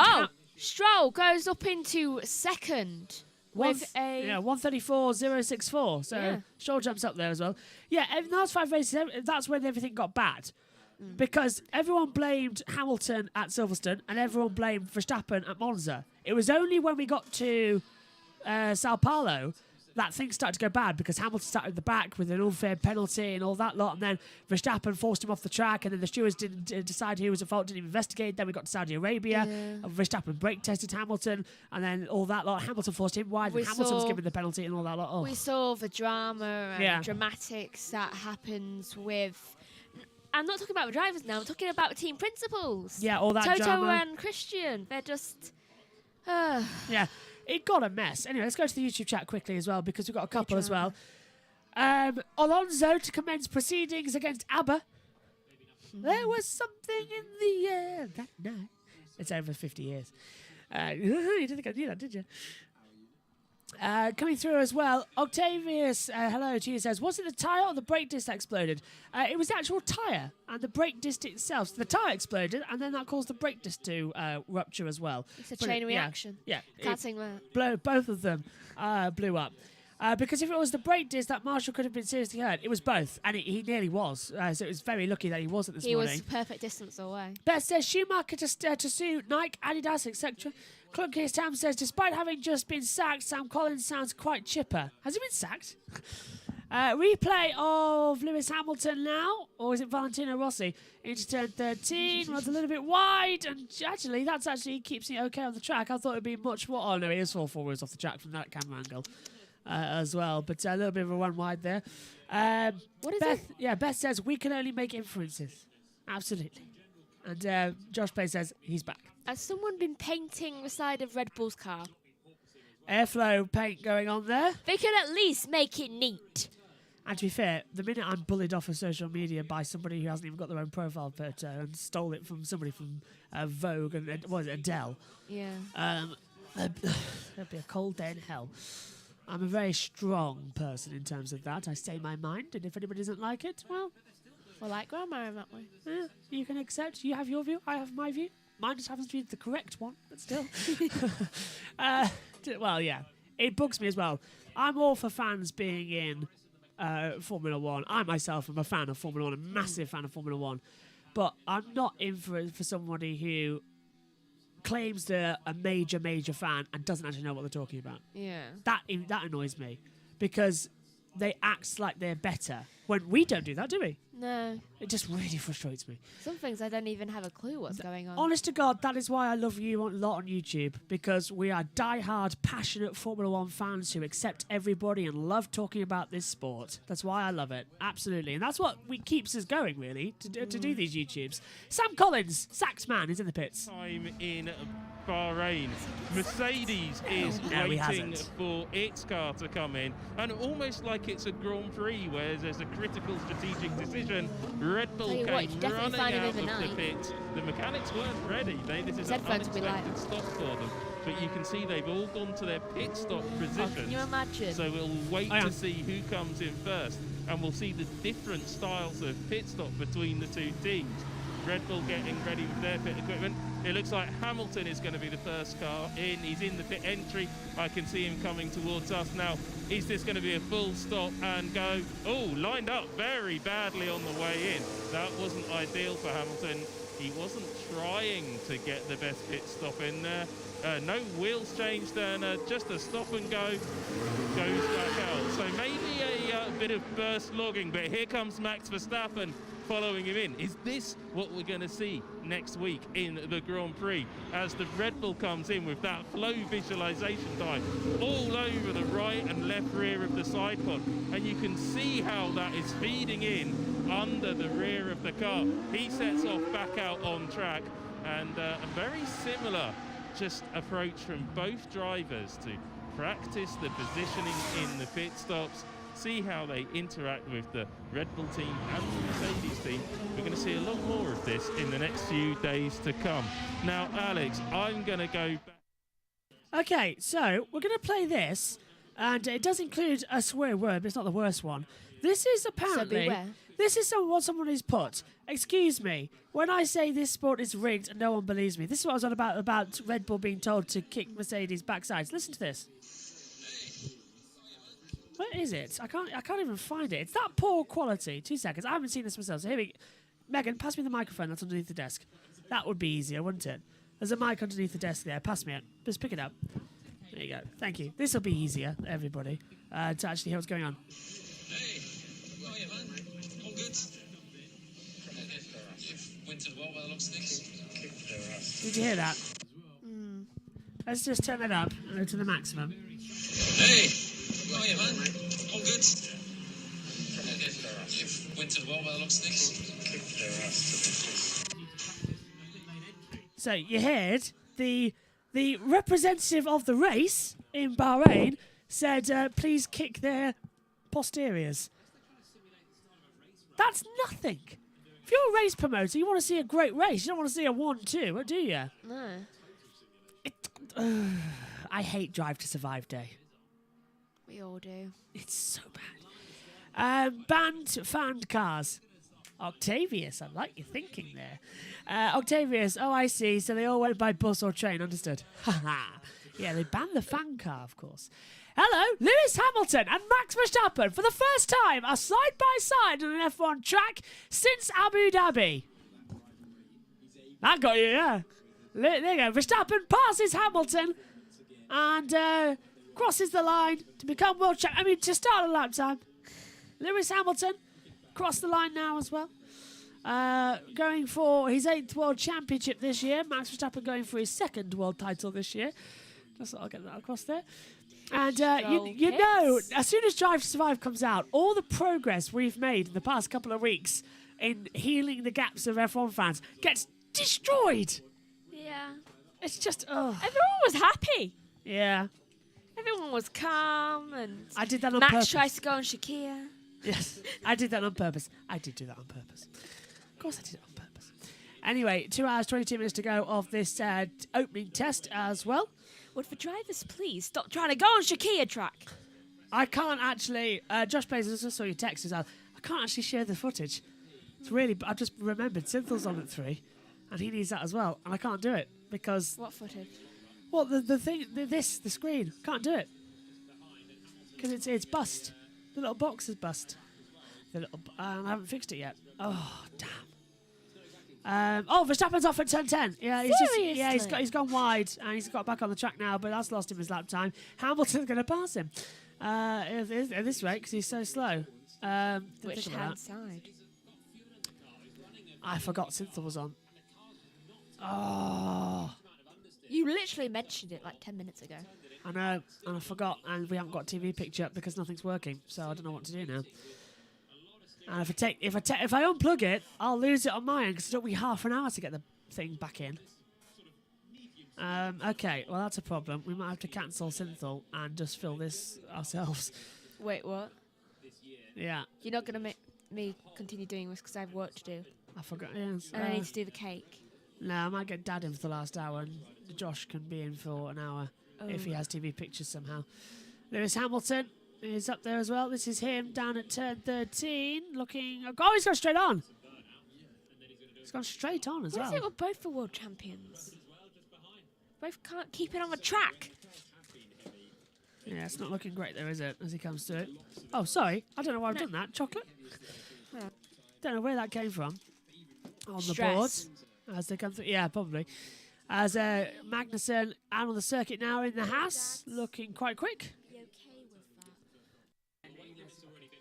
Anyway, as Magnussen comes through. So, talking of it, you know they're not here at the moment anyway. Who? David and Mum are not even here. Oh, Mum's David's here. Mum's not. She's gone. She came back. She's not back now. She's gone. She is. She's not. I heard her come back. We should have to go and check. Why, have you been out? Yes. Remember? No. I left the commentary box. It was ages ago. It's like 10 minutes ago. Anyway, back onto the business. And who's that? I don't know. Me on the thing. No, I heard the door. All right, maybe. Beth says, George Russell loves a picnic bar as well. He can't get enough of that nutty, chocolatey, chewy, deliciously sweet log, just like Max Mosey. Oh, for... Naughty, naughty, naughty. Go sit on the naughty step. Go sit on the naughty step. Oh, nice. That's embarrassing. We see as well... I heard her come back 7 minutes ago. Can't strangle on stream. Lando Norris is back out on the track for McLaren. They've run the least amount of laps today, haven't they? 41 in total for Lando. Well, they're a driver down. Yeah. So. In terms of the combined teams, I think they've run the least, haven't they? Yeah, I mean... And Lando in the car again this afternoon, which means Danny Rick didn't make it through for this afternoon session, which means he only gets a full day of running tomorrow. Megan? Guess how many Tsunoda has done? 100 odd. 102. Where the hell has he been? Has he just not left? No, he must have still done it. In 6 hours. That's very, very impressive. On the board as well, as Lando's got another issue. We've gone. Let's listen. Audio up. Is that like the entire Ferrari? Yeah. So he's on an aero cruise here. This is what Martin and Oscar Piastri were talking about earlier on. Right, should we have an audio up? Come on. They're seeing what it's like when he chucks a load of steering angle into it as well, with that same steady. Yeah, so the FX came up for a sound up lap, but it's not happening. Lando's come straight back into the pit lane. Another brake issue. Williams are done for the day. By the way, their fire earlier on has kept them out of this afternoon session, so they only did 2 hours of running out of 8 today. They've lost 6 hours of crucial running. Well, we know what kind of a year it's going to be for them. Well, Alpine lost a lot of time. Do you remember when Alonso caught fire on, was it day 3 in the morning session? Yes, but Megan, Ocon's third. Alpine are quick. Why do the cars keep catching fire? I don't know. There are brand new cars as well, so we'll have to keep an eye on why they are actually, as you say, Megan, catching on fire. Seems to be a very worrying situation. Anyway, watch all the opposing teams. Just like a little bit of gasoline on the gasoline. bricks. It's E10 fuel. Exactly. 10% synthetic fuel.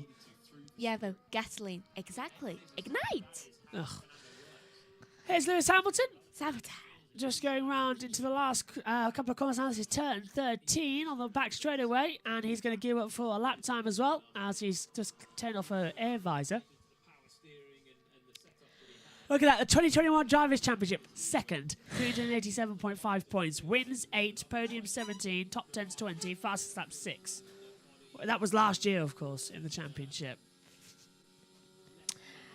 Only twice did he finish outside of the top 10. Did he? Yeah, 22 races. That's 5 races. Look at that, though, the last 5 races. Second in Mexico, 1 in Sao Paulo, 1 in Qatar, 1 in Saudi Arabia, and was second in Abu Dhabi. Just accept it and move on. Stop it. God, this sport sometimes. He wiggled again. Yeah, a lot of wiggle at the exit.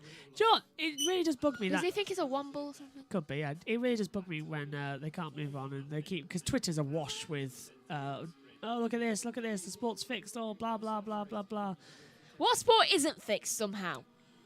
So, People never say this about football. What a shock that... American. Yeah, what a shock. A race promoter wants somebody else to win. What a shock. A TV presenter wants somebody else to win. Yeah. It's a shock. Nobody never expected this. These people who say, oh, Lewis Hamilton's amazing, said Schumacher was awful. I'm sorry. They're calling one of the greatest drivers of all time awful. Yeah, they are. Sainz backing up on the apex, the exit to the 13. Hamilton's coming through on a fast lap. Sainz hits... They're level, right? What, sorry? Yeah, 7-7, yeah. Sainz on a slow lap. Hamilton, though. Hamilton was quick in that second sector. Actually, he's very slow in the second sector. He was quick in sector 1, but he's down now on the pace, so... Got better in sector 2. He's out of it now as across the line comes Carlos Sainz, looking quick, and starts a lap time. On brand new C4 tyres? I can't quite see just yet turn 1. It's not the right angle. Because the C4s, C5, it's C4s because they've got the red band on them as well. So C4 tyre compounds for Sainz, very much on the power. This will be a glory run then, won't it? Brand new set, fastest time of the day, just before the lights go down. Best of the track conditions. This is going to look quick. Do you know, I really, really, really hate people who... Sainz is 007 up, as Magnussen does a 137.983. So I couldn't resist saying you really hate people. That's going to be sound grabbed. I knew.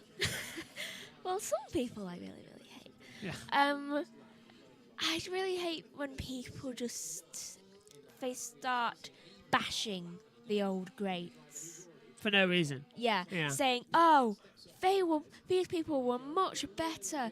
Just like, okay. They were in a time where it was slower. Yeah. And it had a lot less safety precautions. You want to put them out there nowadays when they were that age? Sure, go ahead, because I can guarantee everyone will be beat. They will be, yeah, absolutely.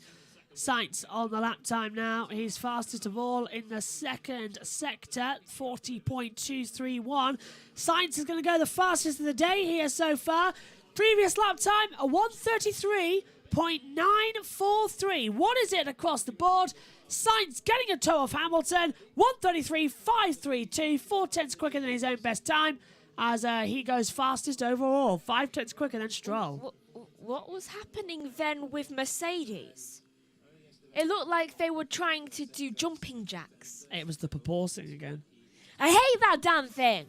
It's the wind getting underneath the car and making it ricochet up and down. It looks like they're trying to do jumping jacks and like the car's about to flip over on its own. Let's take a look at it. This is the proporcing of the rear wing on Carlos Sainz down to turn 1. Look at that underneath the car, just twitching like mad. Not as much sparks, there's a few.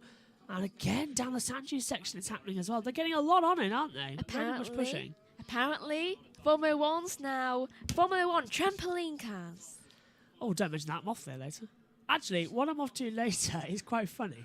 What? It never happened a couple of weeks ago when I said it last during F1 testing. But it is a children's play area, but it's adult night. It's yeah. Adults get to act like kids. Precisely Let that. me guess. Libby's going as well. She's going to be hunting all of you down with probably loads of those play area balls and hitting you. Libby's the main reason we are going. I knew it. She is a child. She's not really, just to put that out. She's just a child in terms of that she acts like a child. No, she's been wanting to go for ages, and I've really wanted to go. About her. Yeah, I've really wanted to go as well. I mean, you both just want to hit people with loads of things and act like kids. I just want to climb up the slide. It's adult night only, so yeah. Get alcohol as well. I can't think of a better way to spend an evening. Play area, alcohol, and unlimited free ice cream. I can't think of a better night. Can you? I can't. No. Free ice cream. It's whippy ice cream as well. And it's one that you can do it yourself. So you can just literally go and just do it. But I turn 18. Take I'm you with so you. gonna have that. Take you with me? I want that. 18 plus, so darling. I only have to wait a year and a month. Yes. I'll tell you what, for your birthday next year, we'll take you to Brewster Bears. Just act like a kid. It's what I'm actually really looking forward to tonight as well. I really, really am. I can't wait. I'm buzzing. I'm not even joking as well. I've got the slide as well. It's unbelievable. And it's a massive area. It's an entire warehouse it's a proper children's play area, but it's designed so that you can take your kids around yourself as well and help them out. But Where is it? Hull. Oh. But on Fridays after 8 o'clock, they have adult night. They have adults only. And literally, you go there and you get the entire massive place with loads of slides as well. Do you remember that thing near the beach? About Yes, that Magic Kingdom. Magic Kingdom. I think it's now called like Magic Dragon or something. Yes. I'm not sure. So, do you remember how many slides and things there were there? Yes, I do. Oh, that was That's our where childhood. That's where I'm going. Not that one, but I'm going to another one. That was our childhood. It's called when Jump it comes to in Hull, I think it is. Or Fun Zone, not Fun Zone. That's a shoe shop. Oh, I don't know. Jealous. But yeah, that's why I'm off this evening. If I took Noemi there when she turns 18, she'd. I think she'd have she'd hyperventilate and have a fit because she already acts like a child. I think it's her dream to live out being a child when she's an adult. So we've got this interesting one with Carlos Sainz. He is fastest on these tyres. Sainz, Ocon, Verstappen, and Magnussen on the track. That feels so weird to you to say, does it? What? Sainz, Ocon, Verstappen, and Magnussen? Yes. What? Verstappen and Magnussen? Wait, now I want a Magnum. Do you want to know what's really, really, really old? What? I was alive when their dads were racing. I was watching Formula 1 when Jos Verstappen and Jan Magnussen were racing. And now their sons are racing. Kevin Magnussen is a dad. Is he? Yeah. His daughter Lucia was born last year. Oh. And Verstappen is a stepdad. You could say that you will alive soon when their kids are racing. I'll probably be commentating on them though, my look. Oh my. Really is insane thinking that as we've got 2 hours, 8 minutes to go this test. When did they leave? Who? Jan. Jan officially exited Formula 1 in 2003. He did a couple of races, but he properly left it in 2000. But it was test driver. And Jos Verstappen left in 2002 after the Arrows team went bust at the French Grand Prix. So both before my time. Yes, way, way, way before your time. I was born in 2005. Interesting enough, though. Not way. Interesting enough, though. You had Jacques Villeneuve. He was racing until 2007. Villeneuve. Yeah. Oh, way off into the dunes goes Esteban Ocon in the racing point in the Alpine. And that was a genuine mistake before anybody gets on there. I genuinely said Racing Point, not Alpine, because it's in a Pink Panther. In the Alpine, who went off there. Why can't any of these guys just keep it on the damn track? It's these new tyres. It's quite hard to keep on the brakes. Actually, thinking about it, I said earlier on, this must be the first time that 2 different teams have had exactly the same livery in Formula 1. It's not, is it? Because Force India and Racing Point, 2 very different teams, had exactly the same livery. In fact, 3 teams. Force India, Racing Point Force India, and Racing Point. Because they all come from the same area. They're the same team. Literally just rebranded. But with completely separate stats of Formula 1. Yeah, it's weird. And now, of course, they're now Aston Martin. It's like they can't keep... Is that the moon? Or the sun? Who knows anymore? It's like they can't keep a team together. It's the sun, but the clouds have come in. It's not the moon, that's the sun. That's with that Doctor Who episode. The TARDIS being the sun. Just the plastic. Tell you what, I did clean the headsets early on, by the way. But mine's getting agony again. They do after a while, don't they? Yeah. Not with you, midget ears. Tiny. Yeah, tiny ears. You could have on-ear headphones as over-ear headphones. Those ones over there, the on-ear. Yeah, they'll be over-ear for you because your ears are that tiny. You can't wear anything but Apple EarPods. Yeah, all those really special ones that go in your ear. Yeah, because I have to.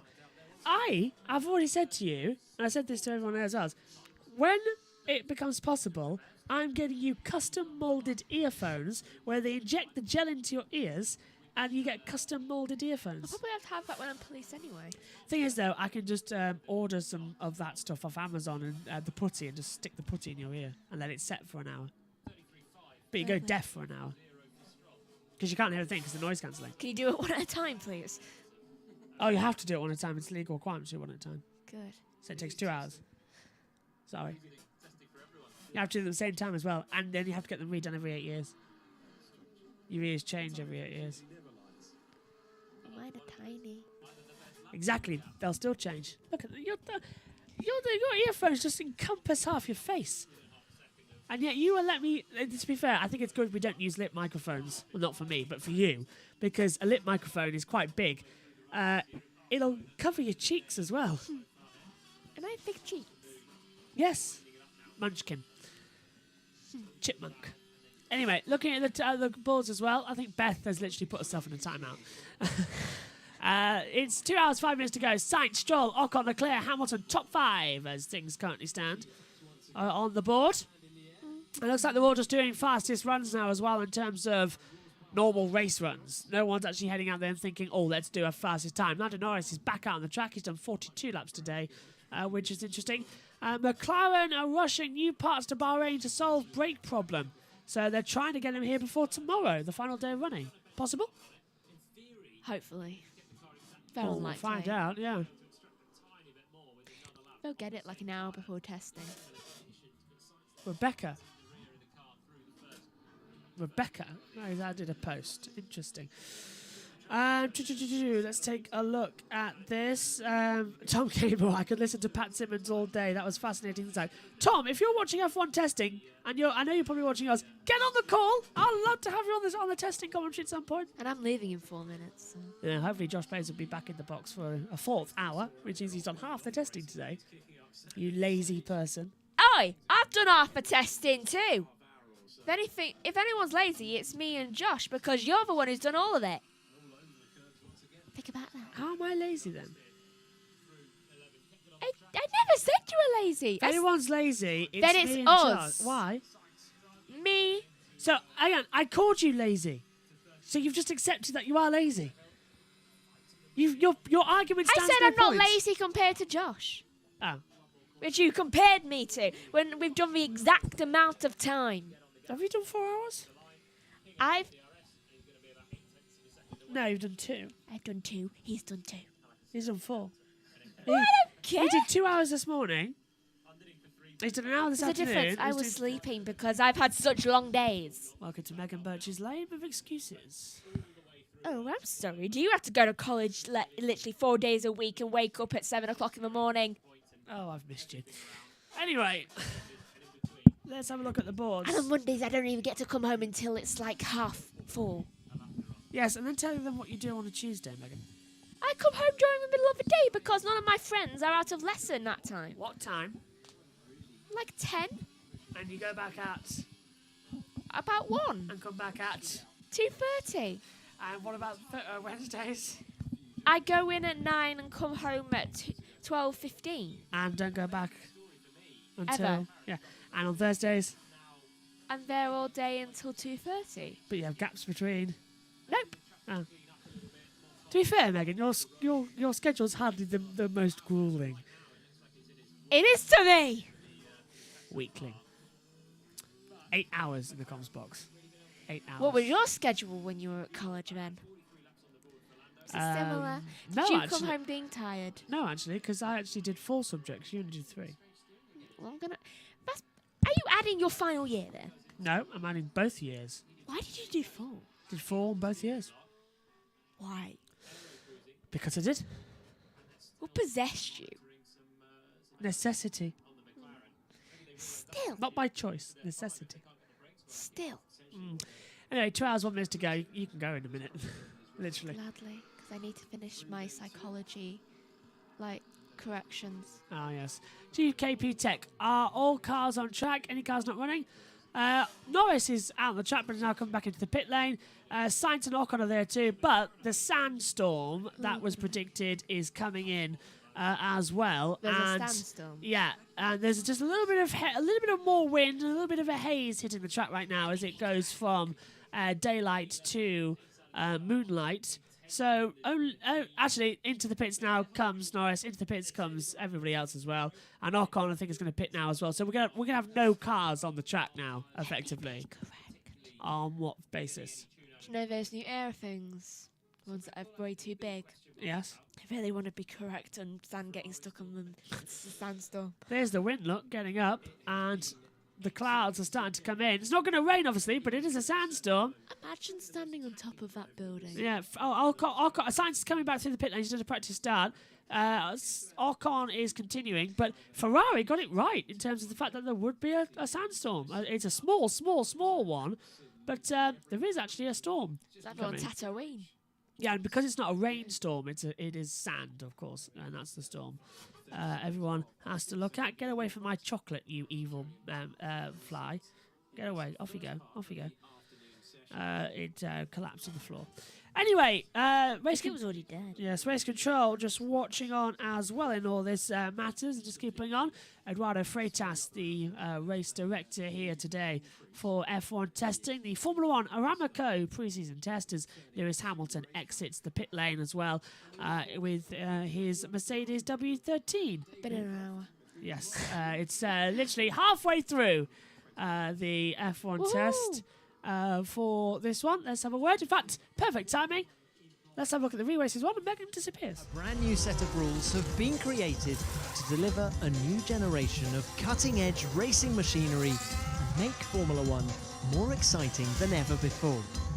Never has so much research gone into redesigning the formula. Drivers are able to race closer, teams have to work smarter, and fans can enjoy more of the action.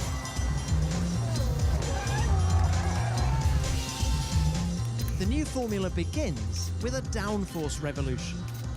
New aerodynamics work in a fundamentally different way, with a heavier focus on exploiting the air that flows underneath the car to suck it down towards the track.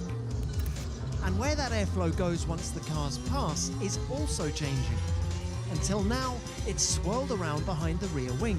A chasing car driving into this dirty air would lose downforce and struggle to stay close, making overtaking difficult.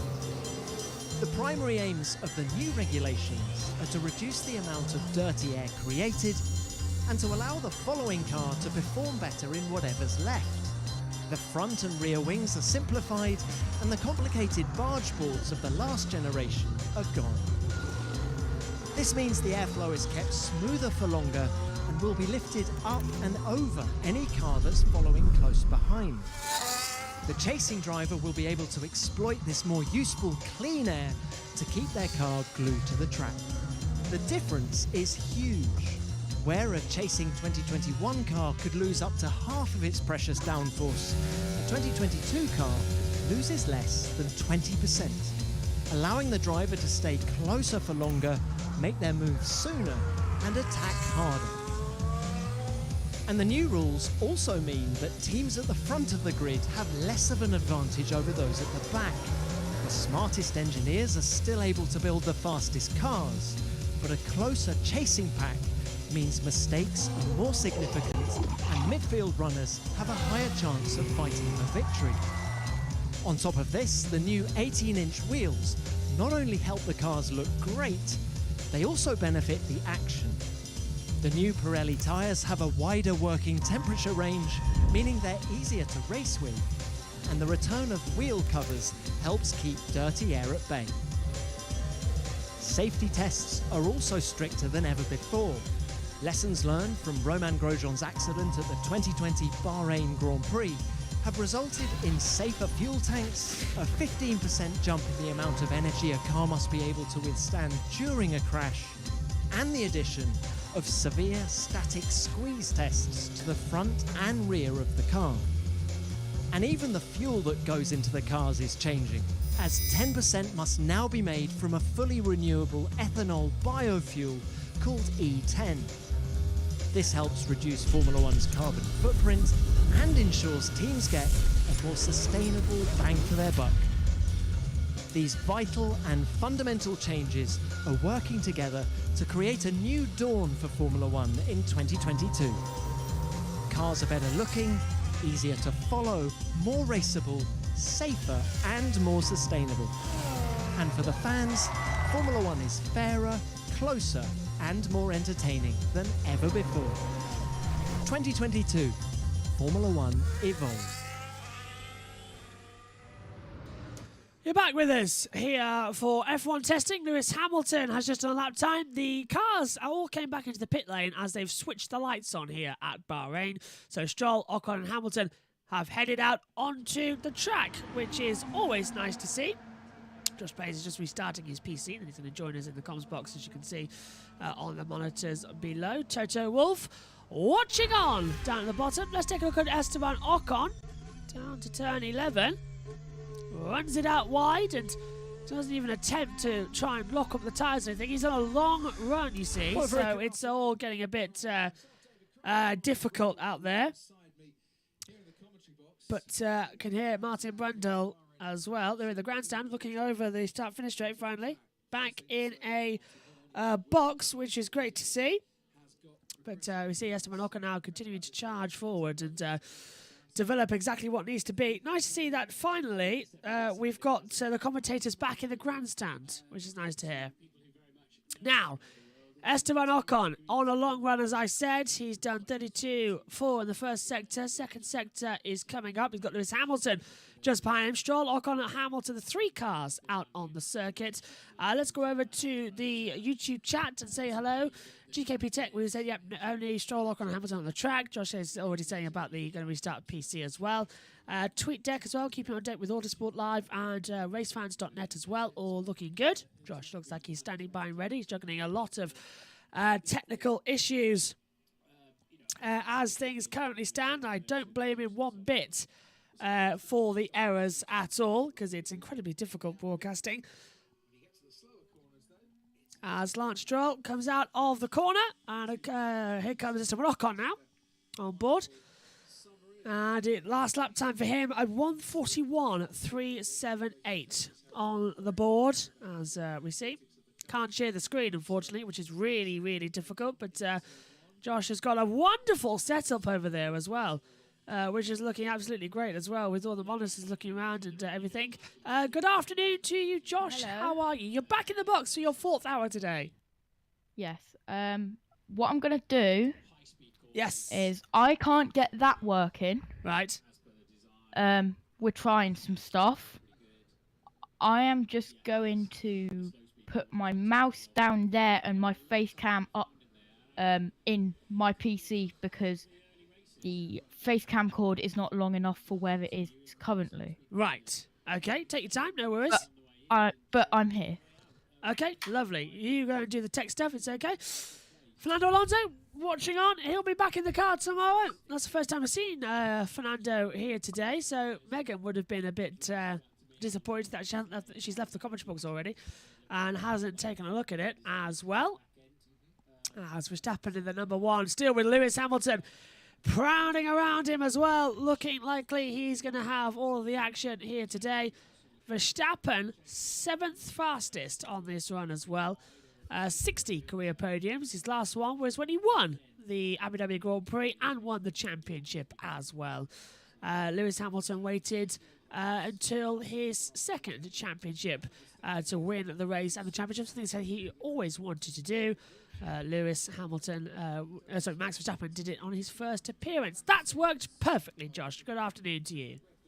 Good afternoon. Have you got TV pictures somehow? No, I am flying blind on timing screens. Ah, right. That is brave. We are actively trying to get the TV. You can always try working. You can always try Sky Go or Virgin TV or Sky Sports app. The Sky Sports app actually would be able to do it if you signed in. Then that's like 45 seconds delayed though. Yeah, that's true. So my dad is currently trying to do some stuff downstairs. Amazing if he can do it, and just to stick with the piece, the timing screens on the PC. That would do it just about. Megan's chairs in the side of the box. Get that out of the way. As Verstappen crosses the line. That lap time is a 1:35, I think, on that last lap time. Hang on. Yeah, no, it was a 17 minutes. Have a look. See. It's completely crashed on my end about what that lap time was, but Verstappen's just started one now on the hard compound with Lewis Hamilton right behind him. Verstappen's last time, let me just refresh to make sure it's good. A 1 minute, I can say that before it loads. A 1 minute 35.874. Oh, off the track goes Verstappen big time at turn 4 and runs it through the gravel as well. With all the sand getting kicked up as well. It's ruined this lap time he's done on the hard compound tyre. And Lewis Hamilton now been replaced by Lance Stroll just alongside him because Hamilton's backed out at the same time. Hamilton really wants to tow the Red Bull, I believe. So Hamilton's backed off to get some space, but he wants to tow that Red Bull to see exactly what it's, how fast it is. The new parts on the Red Bull, there aren't that many parts at the moment. As it comes through, out of the last corner. Oh, that's a nasty one for Verstappen. A nasty bump as well at the top of the hill. Turn 4, the last corner they were at. Big kick of oversteer as well. And just touches the exit as well with the gravel trap. As they come through. Yeah, Martin's just said as well, it cost him the Grand Prix last year when he ran wide down at turn 4. All 4 wheels off the road, overtaking Lewis Hamilton and was made to give the position back. As well, as they come through, Stroll and Ocon still there. So Sainz has rejoined the track as well. The current fastest driver at the top, you can see because he's gone on the screen there. So Sainz, Ocon, Verstappen, Hamilton and Stroll at the times. The cars out there. So Verstappen, I think, has come into the pit lane, actually. He has. So that's why he's gone grey on the timing screens. As he doesn't want to tow Lewis Hamilton around either. As Mercedes try and see what their car runs like against competition. So Red Bull bring him in and say, no, not going to work. McLaren having a lot of issues with their car, with the brakes. They're rushing parts over from the UK to try and hurry it up. And it looks to be like it could work going into tomorrow. Only time will tell on that front. As well, Josh, have you got the laps completed? Yes, I have. That's one of the only things I have. Oh, fab. Could you please run us through those? Sainz has done 26 laps, Stroll 30. Ocon 2 laps away from 100 with 98. Leclerc 54. Hamilton only 28, but he's only been out for the PM session, which is around 2 hours now. Norris 44, Verstappen 60, Vettel 46. Tsunoda, again, one of the only person to go over 100 with 103. I believe he was the only person to go over 100 yesterday. I think. Yeah, he was at 116, wasn't he, on last count? The Bottas 25, Schumacher 23, Magnussen trying to get a grip with the car, 20 laps, Russell 67, Latifi 12, that will not increase. Yeah. And so Guan Yu 21 laps. Thanks, Josh. And, of course, no laps completed at all in this pre-season test for Danny Ricciardo at the moment. He has failed to get out there due to him being unwell. And we really hope he's okay. The people on 0 laps are Ricciardo, Gasly, Perez, Alonso and Albon. They're either because they're not in the car today or they are not in due to reasons like Ricciardo is unwell. And Albon's car blew up. Yeah. When he was commentating on the session with Alex Jakes and Will Buxton. That was unfortunate timing as it comes through. As here comes... It's nice that I can actually hear Martin Brundle and David Croft are so happy to be back in an actual commentary box. You can hear them saying about how we can finally see the start-finish straight, see into the garages and see the wind blowing as well. Because they've been in a cubicle for the past 2 seasons. It's nice to actually have them back in a commentary box in the main grandstand. It's really, really nice. And hopefully as well, they stay there for the remaining season as well in race 1 coming up next weekend. I can't wait for race 1. I think this test as well sort of got used to the fact that yes, F1 is now back. We've gone through so many hours of testing. We want the racing back as well. And how good it's going to be that it's not going to be a sprint race either. It's going to be the full-on race later on today that I can't wait for. So, let's take a look at a replay of Carlos Sainz coming into turn 4. All 4 wheels clearly off the road. And that's going to be a big worry. We've seen several cars struggling to make turn 4. I wonder what Eduardo Freitas is going to do about that when it comes to the race next weekend. Is he going to allow people to run off at turn 4? Either way, I think, Josh, they've got to remain consistent, because last year, Michael Masi says you can run off at turn 4, no problem. And then Verstappen did it, and they changed the rules in a click of the finger and disqualified him. Let me go back to the 2021 season FIA documents and have a look what the track limits were last week. Last year. Fab. See, this is exactly what it is, having a pit reporter that can go off and do things as well. Absolutely fantastic, Josh, as well. So thank you very much as you go off and do that. Lando out on the circuit then. McLaren just doing a number of slow runs out there. They're really not trying to push the car with the brakes, are they? And they sort of don't want to push Lando too much either. After doing 2 full days in a row, it's really going to cost him time and pace as well, to be fair. As he goes round turn 12, just holding it together as well. Magnussen, 12th. K-Mag's out on the track, everybody. You all wanted him. He's out there. Sainz, Stroll, Ocon, Norris, and K-Mag, and Guan Yu Zhou, or Zhou Guan Yu, at the moment as well. Got to have confirmation on that, because F1 is putting it as Zhou Guan Yu, and then Guan Yu Zhou said you could just say it's Guan Yu Zhou, so we've got to have confirmation on that. Oh, internet, Josh, sorry. As Lando Norris comes out now into the last corner. Presumably he's going to dive into the pit lane. Yeah, your internet's gone off ever so slightly there, Josh, I think. I know you're having it done, ready for day 3, which is going to be fab. As we see him swing back up on the road. As yet, Lando comes back into the pit lane. So does Valtteri Bottas. He's done a lap and has come in now to the exit of the pit lane. As they come through. Oh, we can just about hear you, but it's very delayed. We need to get some WD-40 on this chair, by the way. Sorry if it's squeaking a lot out there. 1 hour 44 to go in F1 testing. Stroll, Ocon, Verstappen and K-Mag out on the circuit now. I think Magnussen might just be coming to the pit lane as Sainz and Guan Yu Zhou has stopped. And there's a Zhou's stopped there as well. He's done a practice start. Sainz doing practice start as well. Magnussen, I think, is stuck at the weighbridge because of where he is on the circuit as well. Doesn't like he's going to do anything at the moment. As here he is, actually. So Magnussen's not in the pit lane. He's actually at turn 10. So the driver tracker has stalled that part of the circuit once again. But it's a good exit there for Magnussen. As Josh disconnects to try and reconnect. He'll be back in just a second time.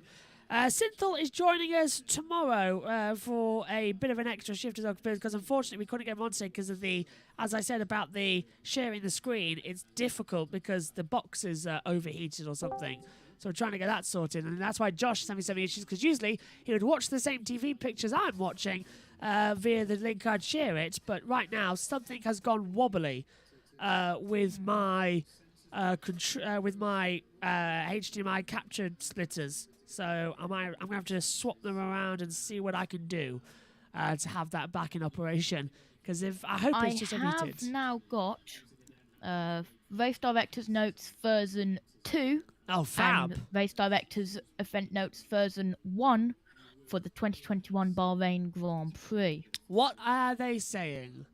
So let's go version 1 first. They said the track limits at the exit of turn 4 will not be monitored with regard to setting a lap time, as the defining limits are the artificial grass and gravel trap in that location. That was 21.1 of the race director's notes. 21.2. In all cases during the race, drivers are reminded the provisions of Article 27.3 of the sporting regulations. That's what they said in version 1. Right. Now if we go on to version 2, they said for practice sessions, a lap time achieved during any practice session by leaving the track and cutting behind the red and white curb on the exit of turn 4 will result in that lap time being invalidated by the stewards.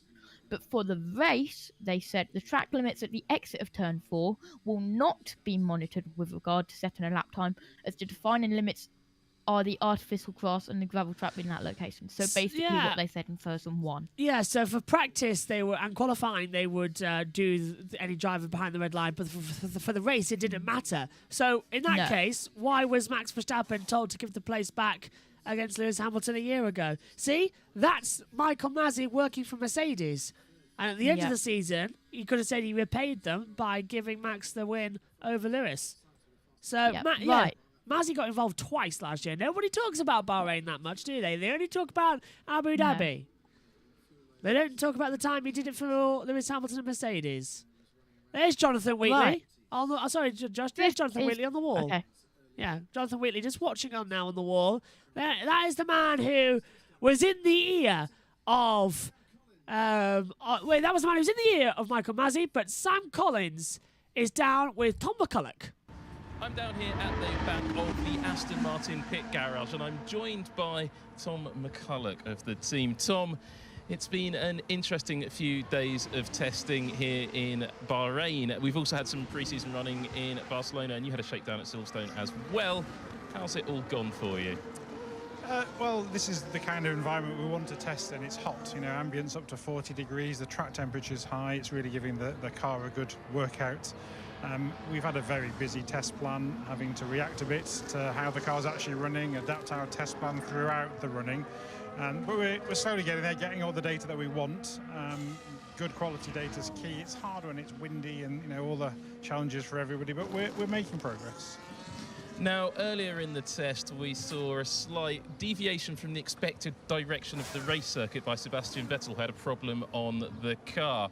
Seb stopped and the car had to be recovered back to the pits. Can you tell us a little bit about what went on there? Yeah. So he reported a vibration. We were just on the cautious side. We stopped the car to have a good look. We got the car back. Took a while to get it back, unfortunately. He did the good thing of trying to get out of the way. Actually, if he'd have been selfish and stopped on the track and they'd have red flagged it, would have got the car back quicker. But anyway, we learned from that. Got the car back, checked it over, all good. So just got to be a bit cautious, risk reward at this time. Obviously, we saw the Williams go up in flames and stuff like that. So when you're not sure, if in doubt, be cautious. That sounds like a very sensible approach. Now, talking of sensible approaches, we've had a whole set of running in Barcelona. Coming here into Bahrain, no two cars look the same from one event to another. Tell us what updates and developments you've brought for this test. It's fascinating seeing up and down the pit lane, everybody obviously updating the car. We knew that would be the case throughout the early part of this season, through, as you said, the Barcelona running, this test here, and then again, I'm sure, for the race weekend as well. So we have a raft of new parts to test, parts which were planned to be tested, parts which were just evolving with the car.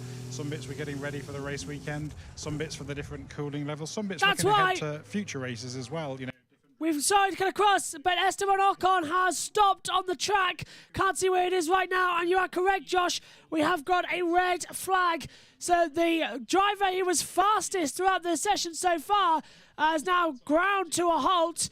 There's a lot of dirtiness on the car there. It's a red flag, so the session has been stopped.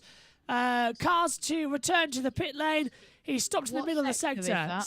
He stopped at turn 13, so sector 3. Sector 3, just at the start, which is where the yellows are and the red flags. We'll find out why. Quickly, back to Sam Collins. Very cool, and the tyres work so differently compared to normal, and that was our first stages of getting the essential aero data and tyre data, with a huge caveat of the wrong track temperatures, really. So coming here, there's a lot more representative. The wind makes it hard, but we are just learning, and there's okay, Josh, now you can't see it. This is what happened to Ocon coming through into turn 9 and 10. Turns in, hits the apex okay. Car looks okay. Pulls over to the side, not having any issues so far. As he goes forward, car signs okay. 4th gear, 5th gear. Can't hear because Sam Collins is talking. Thank you very much for joining us. And it looked like the car might have died. Let's listen. Thanks ever so much, Sam and Tom McCulloch from Aston Martin. This is Esteban Ocon and a replay. Car just died on him. By the time we join it, full screen. He's slowing down and looking for somewhere to park. And if so it looked like the car just died and the power unit just gave up, and that was it over the back. I wonder if it's a fuel run-out test they're inadvertently doing, if it ran out a little bit earlier than expected, or... Oh, good point from Martin Brundle there. It could have been a fuel run-out test as well. Either way, it's under the red flag now, and he's been very careful not to let the FIA thing smash on the side. Oh, just a little bit of a tap, but perfectly balanced as well. It stays upright, and even he's surprised at that. Going on there quickly, SHT says Ocon had done over 100 laps. He's actually done 103. Now he's stopped, so well done there. SHT, that's the commentator's curse. As well as Yuki. Yuki's done 103, as Josh said earlier on. Michael Masi being the decider of the F1 season last year. And SHT's now saying, oh, come on, hopefully it's not a huge issue with the car. As it could be a fuel run-out issue, as Martin Brundle said as well. But it's a bit unusual as to why it stopped like that. Hopefully it was a fuel run-out, because we do see these happen for F1 teams. Usually, though, they can get it back to the pit lane and not let it stop and die out on the track, which is unfortunate. Can you hear me, Josh?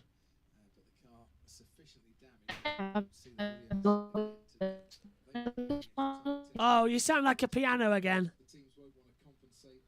So you might want to disconnect and reconnect on that basis. But red flag out again then here for F1 testing. It's got very cold in the commentary box once again, and I hope it's not because the fan was off, so I've turned the heater on because it is starting to get a bit cold in the box now, as the marshals look on and take a look at Esteban Ocon now. Do keep in touch with us as well here for F1 testing. Use the hashtag F1 testing on Twitter and everything. You'll get in touch with us as well. And of course on the main control, there's the Dodge, which is the race control car. Looks beautiful. Golf GT, Ford GT Mustang on the back there. As all looking quick as we're under this red flag. Josh Plays rejoins us now. Red flag then again in F1 testing. This time still at turn 13, but not for a fire this time, just for a car running out. As they run out now, the Ford looking absolutely fantastic. Ford GT Mustang, the race control car here. Apparently, go on. From what I've been looking at, the car went into neutral. Gearbox gone then. Wow. Someone has just said in the timing screen chat that we've used, it went into neutral. Then that is a big worry. If it just cut out and went to neutral straight away, usually there's some sort of signal to the driver to say stop the car, but if it just went straight into neutral, then it's not good. They'll get the car back to the pit lane, but with 90 minutes to go, it'll be a big ask if he'll get back out today. So with 103 laps, that might be it for Esteban Ocon. He's parked it perfectly, though, on the white line. Yeah, I was just looking at it. F1 Twitter have posted a photo for me. So, yeah, it's on the runoff area. Very, very strange area there. I am gonna send something in the general chat, which the top reply was, and it's like, and one of the replies was, what are they meant to do exactly? What is going on here today? So you sent, I've just got your tweet, yeah. Take a look as the Ford returns to the pit lane. Which general chat are you sending it to? Ours? Yeah, the main control. FIA. And it's like, what? Throwing red flags. But what were they meant to do? They had to red flag. I don't think people... Yeah, and plus it's testing. Yeah, red flags are literally a part of testing. It's what we literally wait for, because if a car stops on the circuit, they have to red flag it to get it back. Yeah, they don't have safety cars. They don't. Yeah. Yeah. Maybe they should just put the safety car, to be fair. Maybe that would be a bit fair. But with marshals running around, the trucks going around, it's just safer and easier just to red flag it and get it back to the pits. In all honesty, just to take my headphones off for a second. If you're saying something, sorry, I can't hear. Oh, you're frozen. Sorry. I can't hear anything from Josh again. Oh, he's just coming back ever so slightly. When is your internet being done? Between 2 and 6, did you say?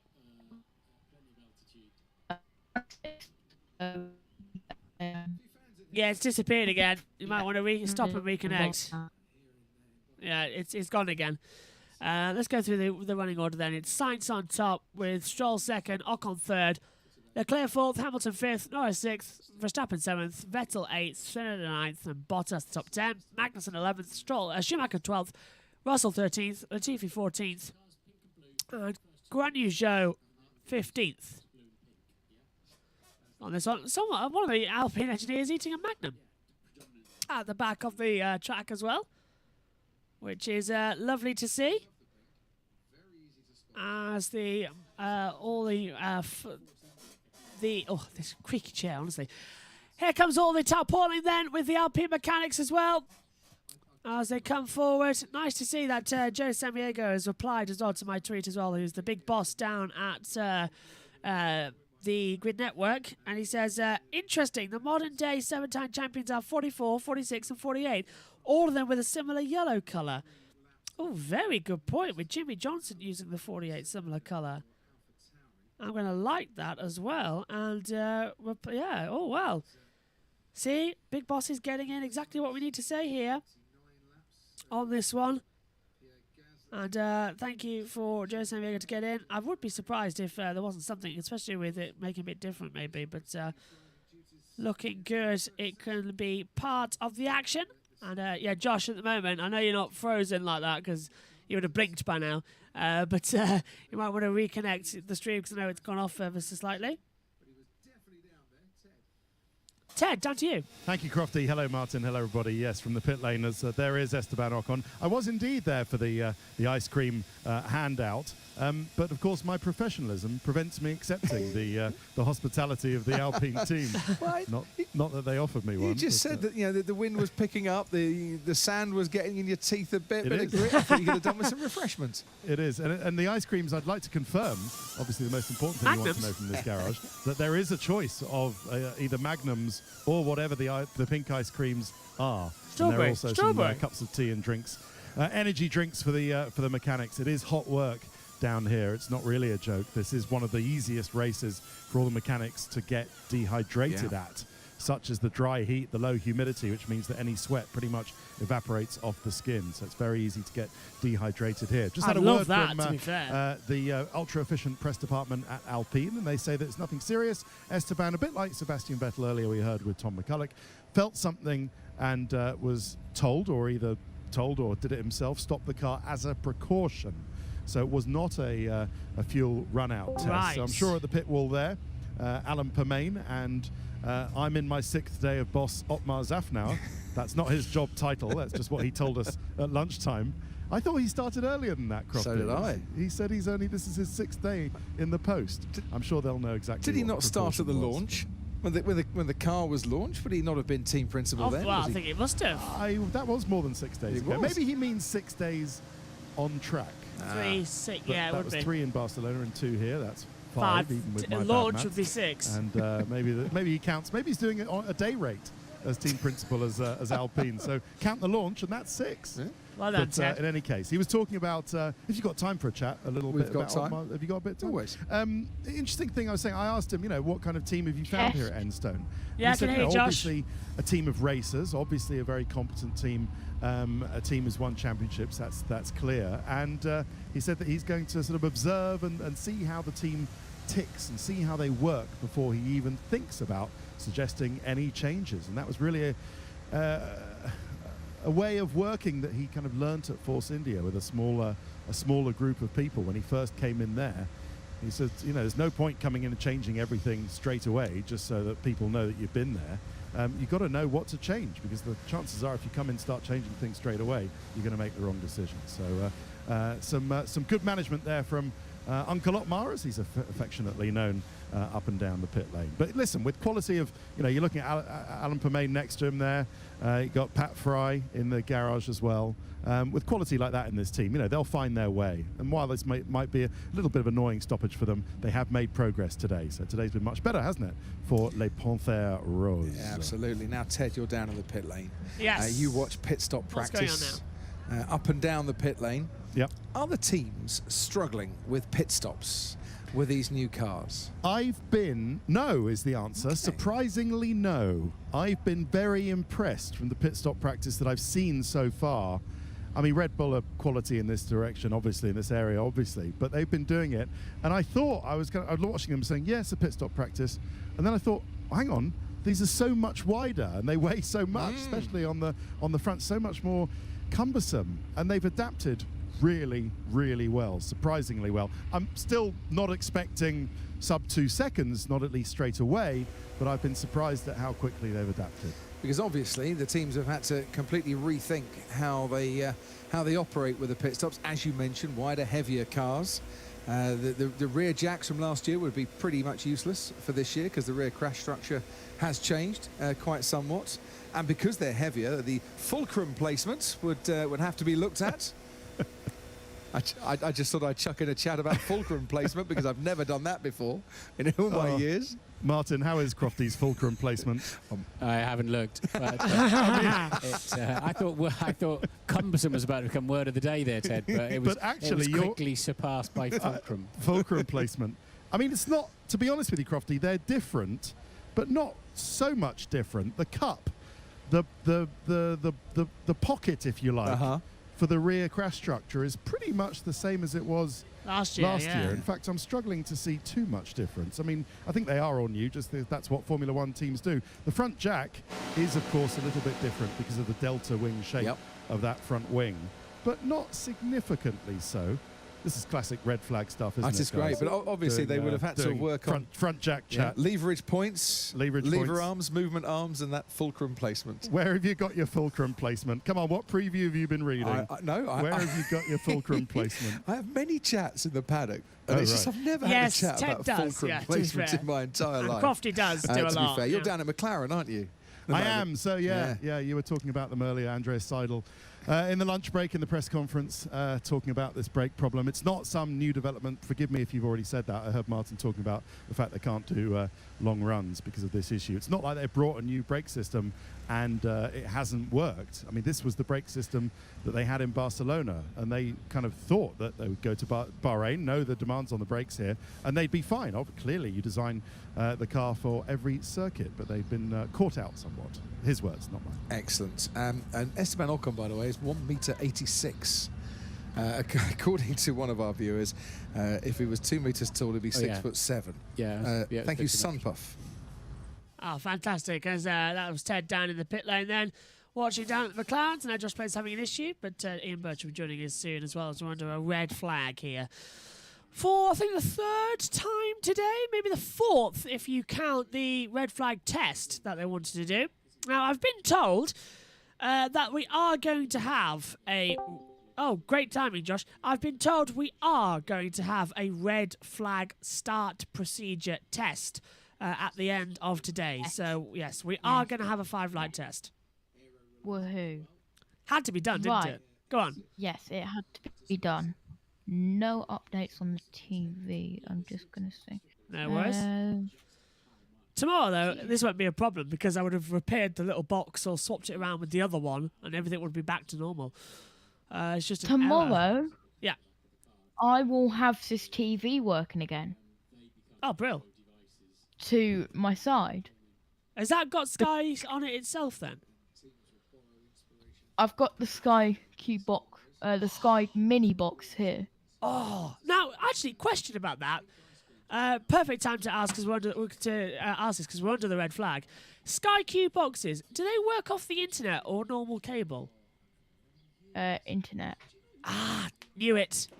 What's the delay rate to normal terrestrial telly? No idea. Race control session will resume at 5:40, so 2 minutes time. The red flag will come in. I've always wondered about the Sky Q box. They work off the internet. Damn. That might be something of a difficulty then in this day and age. Go on. Oh, you've glitched again. Sorry. And if you're having Wi-Fi issues, don't.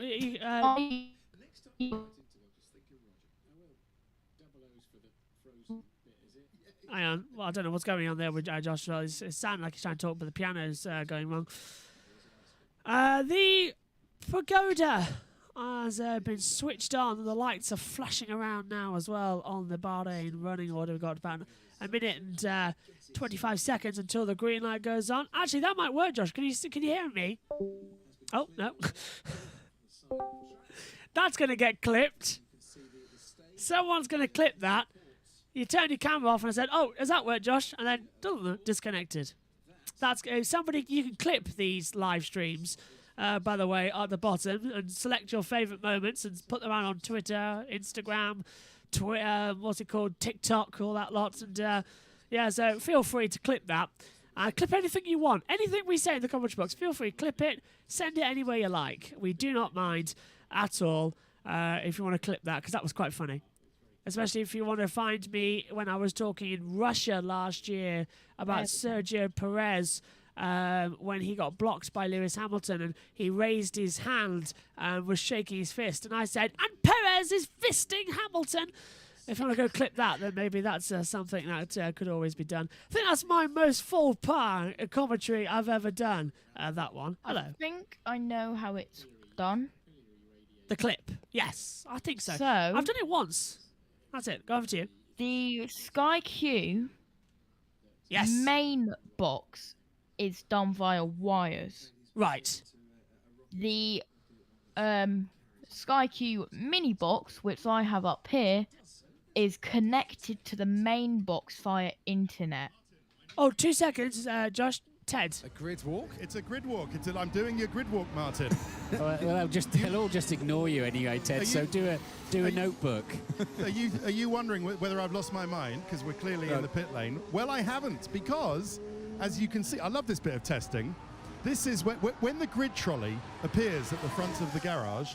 You know that the teams are simulating the start of a race on the grid. So they do this. Ferrari do this. A lot of them do this. Although Ferrari acted out brilliantly, I always love it, by bringing the grid trolley, that they probably knew for this year, and sticking it in front of the car, in this case Carlos Sainz's car. So we're on the grid. The tension is building. Carlos Sainz Sr. is here to my right, to our right. He's on the grid with his son waiting to get in. And we're waiting for the Bahrain Grand Prix. The mechanics are going through everything they would do as we're on the grid. The tyres are here on the grid. Is there going to be a late call to change tyres on the grid? Is it going to rain? You know what I mean. Obviously they're not.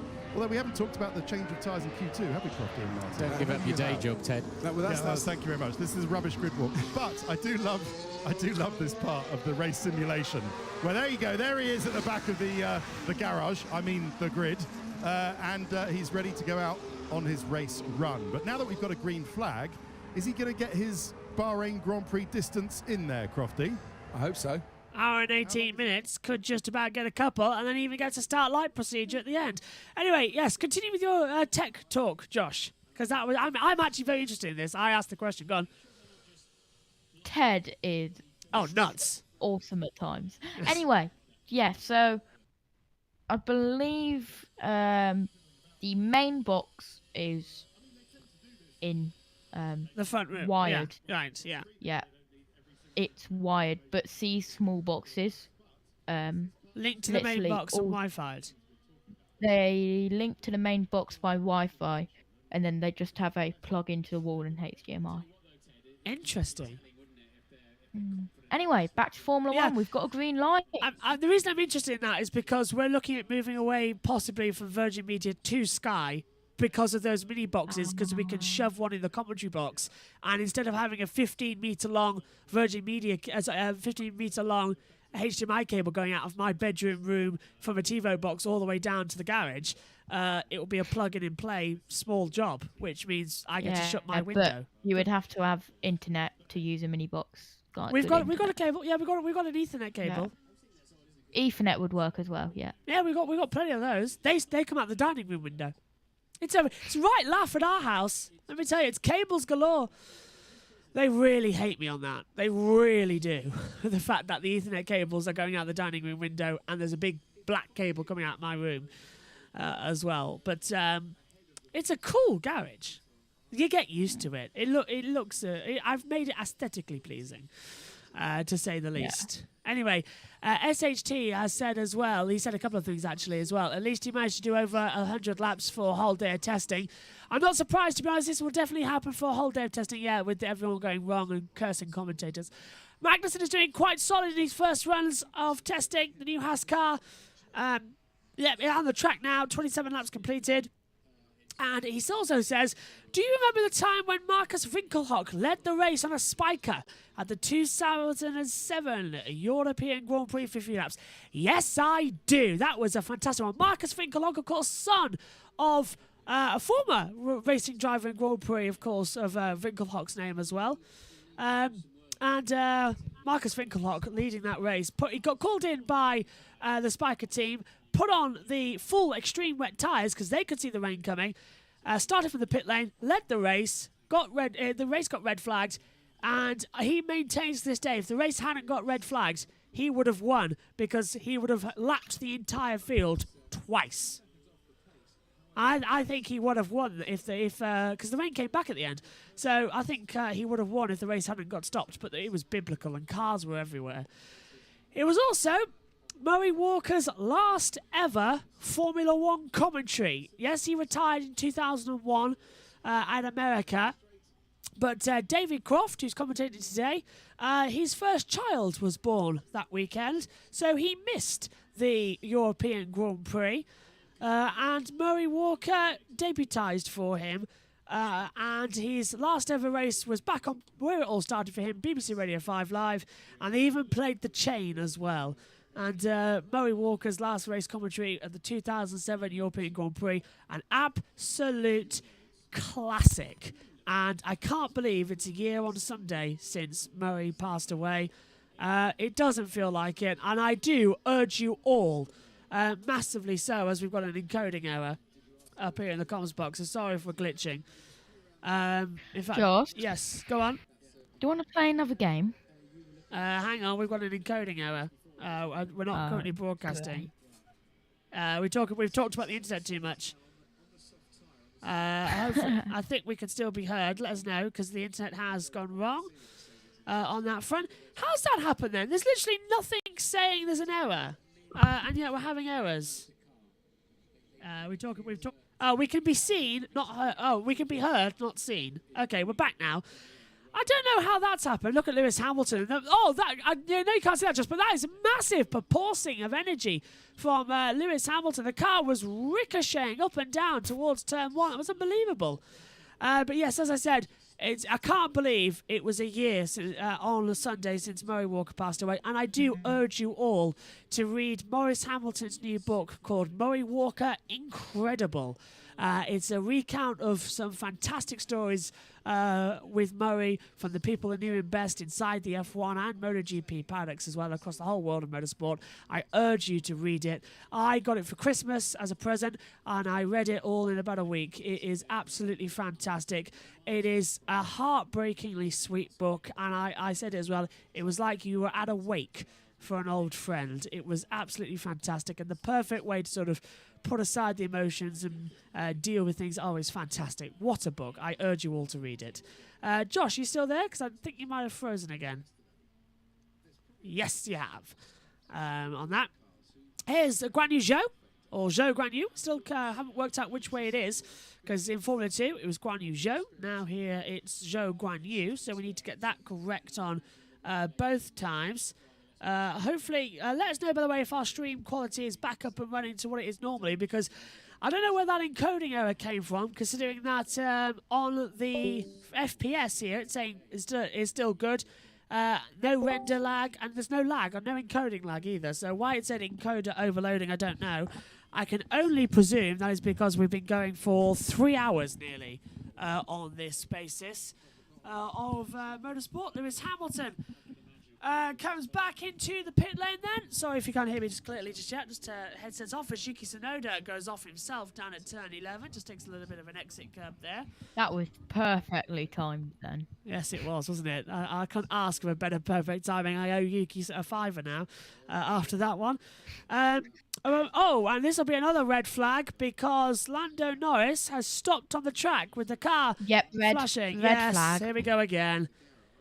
Red, and that's the exit of the pit lane, so it's not going to be that long of a red flag because they could just push it back up. But he's come out of the pit lane, and Lando Norris McLaren has just stopped. So after looking bulletproof at the Barcelona test, McLaren looked vulnerable here in Bahrain as Lando stops right at the pit lane. Well, this won't be a very long red flag then. They've just got to push the car out the pit lane, really, and it won't take that long at all. Right, this is a perfect time. Yes. To do what I was going to do. Your new game, you said, didn't you? Yes. It is another game. I'm all ears. We did rate the icons earlier. Yes. Now we're doing rate the setup. Oh. Oh, right, okay. If you sent the messages, I can hear it beeping in my ear. Let's take a look at rate the setup. Do we really want to play this game? Yes. 2 seconds. Let me just back up. There are tons of wires everywhere, but... Hang on. Okay, let's play this game fair then. Let's get the Discord up. How do I go full screen on the Mac? I had this set up. Hang on. Because we can still be seen if I go on that. MacBook. Here we go. Look, hello. Here I am. There's Josh. Down at the bottom. So I had this set up for this exact reason, you know, so we could play these games. I did it in the last break before Megan left. So let's open up Discord as well, because that's where this game is taking place, as you say. Get that behind here. Drag this down here. Okay, See, so... I yes, do like your setup. Oh, hang on. I'm in race control. I'm in the wrong chat. Sorry, I'm cutting across this button now. I need our messages. Where are they? Here we go. So here is your setup, Josh, on the screen. There you are. Oh, where is it? So there's your setup. It's in your DMs. Got I it. DM'd it you. I can't open it. It won't let me. Okay, there we go. So there's yours. So that's your setup right now, up here in your race control area. And considering that isn't your main setup, that's a great setup with the monitor and the mic and your headset and all that on the laptop. That looks great. And if you that is basically onto the right where the edge of the TV is. There's going to be another double screen there. That is amazing. As people also asked as well, in fact, that might do it. Yeah, we can both have it on. And so that's your setup up there, as Lando Norris is currently pushing his car up the pit lane, which I find absolutely hilarious to look at. The marshals, 1, 2, 3, 4, 5, 6, 7, 8 of them, helping Lando now push it up. So that's your setup. And here's the commentary setup that we've got up here right now myself.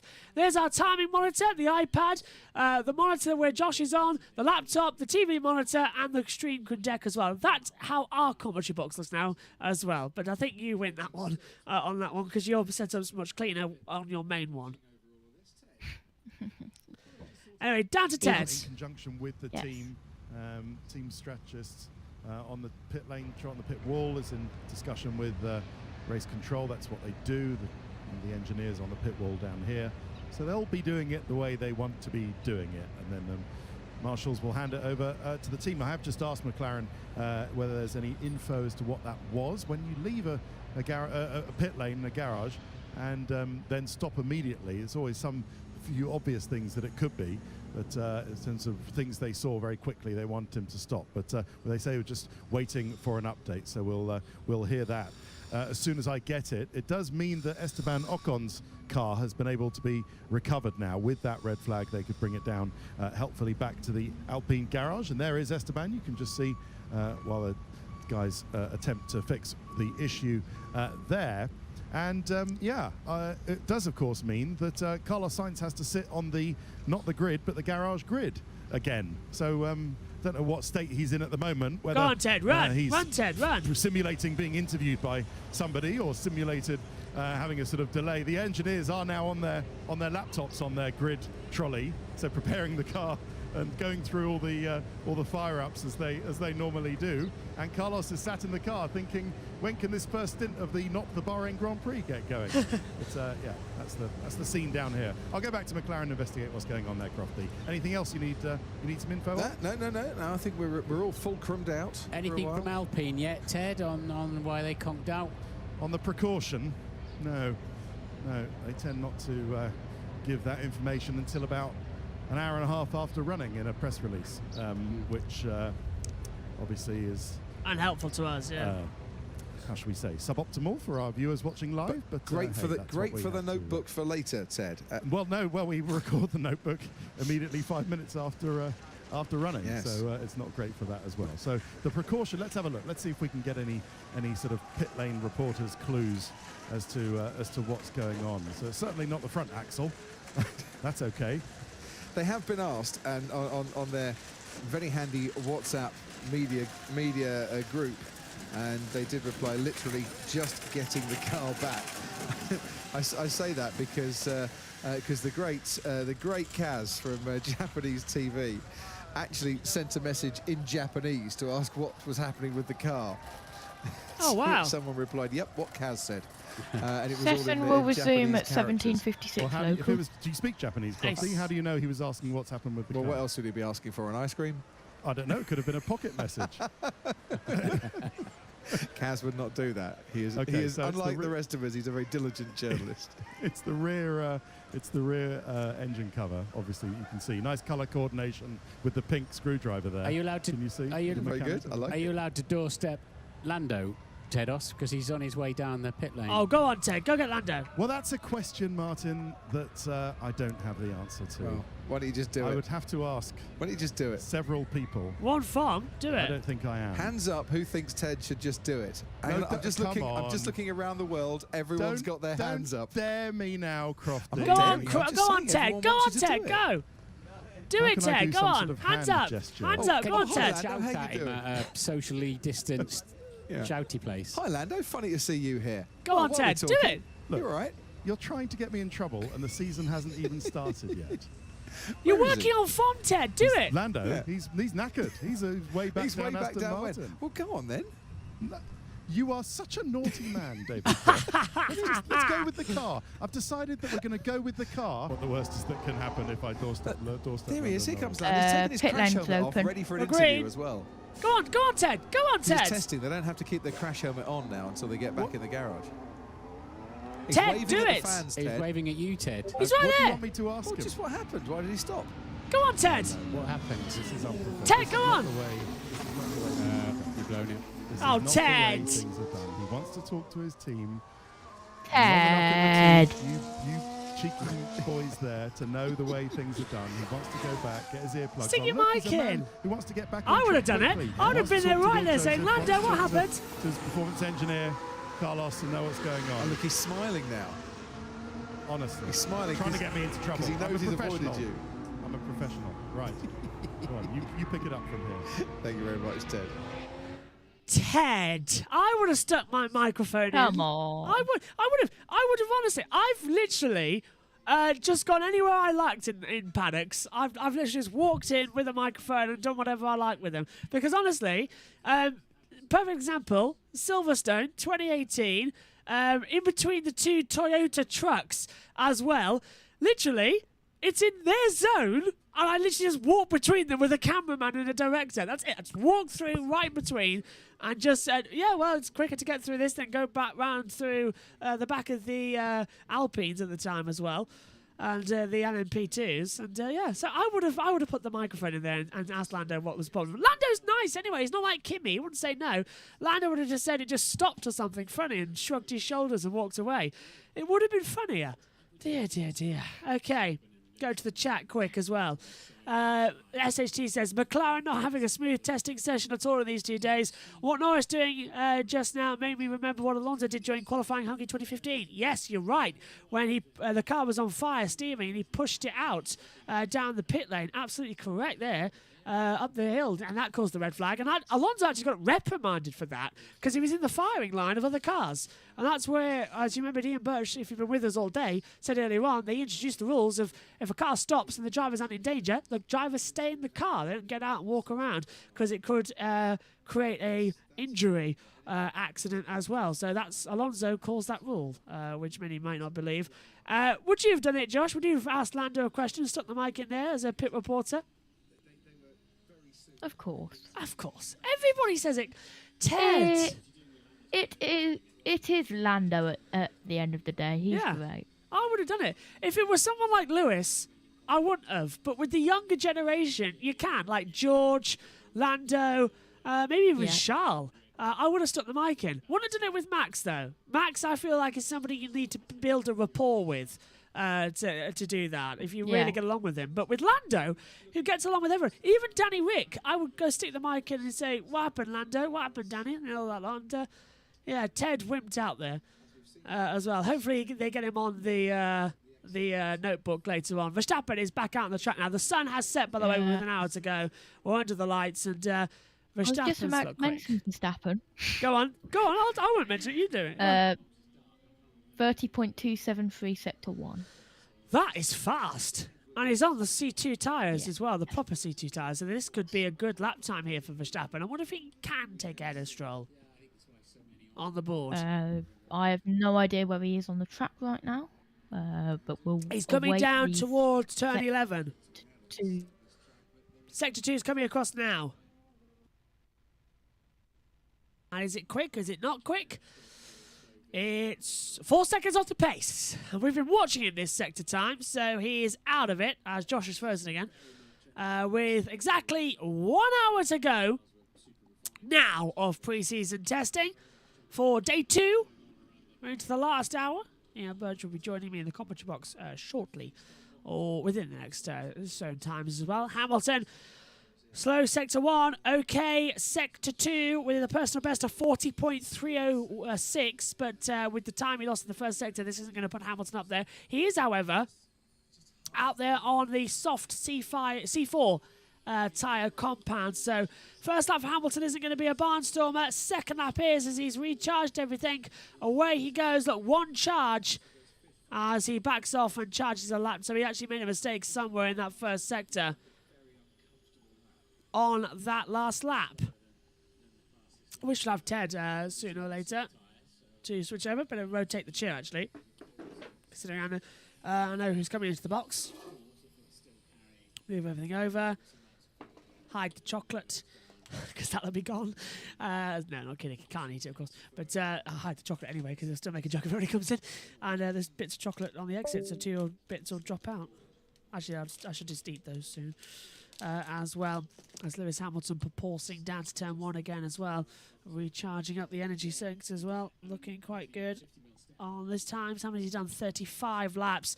Right now, Russell this morning did 67 laps, but then again, there has been a lot of red flags, and we still have an hour to go, so you might just take that over to like 50. If you can do another 15 laps, Lewis Hamilton, in the next hour. Here I'll take that up as the cars head down. So, looking at Kevin Magnussen now in the number 20, back in the Haas for the first time since the end of 2020. And he must be loving being back. I know he says as well how nice it is to be back. But this is just something else as he hurtles downhill. The propulsing begins massively on that Haas as well. He hit the bump and the car just entirely jumped up completely. Red Bull are bringing noticeable upgrades for the final day of testing, say Sergio Perez. So the updates that we've been expecting from Red Bull are coming tomorrow. Very interesting to see. I was hoping they would, and they are on their way here. Josh Plays rejoins the box for a short time before Ian Birch joins, and he can go and have a very, very, very well-deserved break for doing 4 hours of the commentary. So half the stint today as well. An absolutely incredible call there, Josh, as well. And it's delightful to have you in the box as usual. Yeah. All right, I'm back. Cool. Yes, I can hear you. Just about. As awesome. Just trying to get Skype downloaded so I can get Matthew Owens on in an hour. Won't keep him for the entire time because, of course, it'll be the session over. So it'll just be a quick 15-minute, 20-minute wrap-up with him as well, just discussing motorsports. And then we will go off air to stay with us after the checkered flag for a very important announcement. Can't wait for that as well. I still think I know what it is. Well, you can message me on Discord, and if you're correct, I can reply yes or no, can't I? and nobody else would know. So yeah, you can still text me on that one. Anthony Davidson is trackside at turn 7, I think, with Rachel. No, he's not. Yeah, hi Crofty, down here at turn 6 and 7 with Laurent Rossi here. Bit of a different view for you to the office. How's it going? Very well, thank you. Certainly a different view. Thank you for having me here. It's first time I have a look at these cars outside of the pit lane or in the garage, so it's quite interesting. You see the dynamics, the vehicle dynamics, quite different from last year, quite different from one another. It's good. Now, you had a stoppage out there, caused a red flag. Did you hear any news from the team? I know you've been travelling here to this corner since you stopped. But nothing serious, minor glitch. We should be back out quite soon. well, hopefully we'll get to see them back out there while we stand here and talk. I hope so too, yeah. How's the test been going in general for you? The cars looked quite good, quite competitive, especially compared to Barcelona. Yeah, well, I mean, Barcelona, we were running without DRS, only on C2s, not full power, still not full power here because new engine, we take it in one step at a time. It looks good, we're putting things together. We had a bit of a difficult day yesterday with a problem on the radiator side. We lost 2 hours, so we're back on track. A lot of laps today, so it's good. We're back on track and we're in the mix. I wouldn't say we're like amazingly competitive. I don't think everyone is fully showing their cards, but at least we're competitive. That's good. I know you're a bit of an engine man yourself, so this is a circuit where drivability is very important. Yeah. Can you go into any detail why that is? You said new engine in the car now, and what are you focusing on from a power unit side for this specific circuit, perhaps? Where it's really important for driving. Yeah, it is important, and for us it's even more important because we have a brand new power unit. So first it's a matter of like making sure that this power unit is delivering what we expect from it, and then mapping it out in terms of deployment. It's twofold, right? It's mapping it out in terms of areas of operation for the turbo, the new compressor. It's a split turbo, so it's a different geometry. We have to map it out. And then mapping it out in terms of deployment of the electric energy on the track. As you say, it's important here, so we're learning as we go. It's interesting standing here. You can see sometimes the cars, they're flashing the rear lights, some aren't. Just talk us through what's going on there in terms of the energy recovery. Well, it's really a matter of like... There we go. So exactly, Martin yeah. was just flashing the quite lights different there. from the Alpha before. Right on cue. Yeah. It's a matter of really deciding where you need the deployment, where you don't.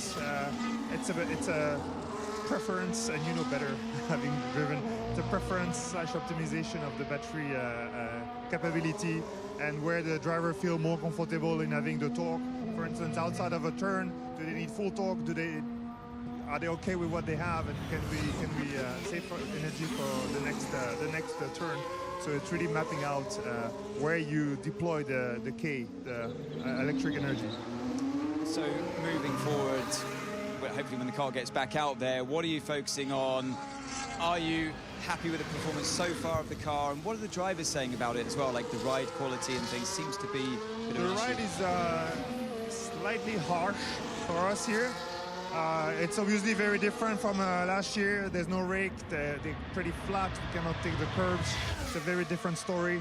But the car is handling well, so that's good for us. It shows in the time in a way. Most importantly, it's consistent, which is also very important. We've had a bit of bottoming at the beginning, damaging the floor, which is not good, so it's not worth having like a fantastic lap if you destroy it like 5 laps later. So far so good, we're capable of sustaining performance over a few laps, so it bodes well for the full race. This is where we stand. A different question, the livery has changed, I've noticed, from yesterday to today. Full pink now. What's the story behind this? So only for 2 races, yeah? It's for the first 2 races, it's planned. It's a tribute to our new sponsors. BWT, we're very happy to have them on, and we felt like we could start with a bit of a stunt, honoring their big return as a main partner, title partner, as a matter of fact, with us, and we decided we would play the pink card all the way. I like it. speaking of returns, we see Otmar Safnauer return to the F1 paddock with your team. Talk us through that and, He never how left. he's settling in.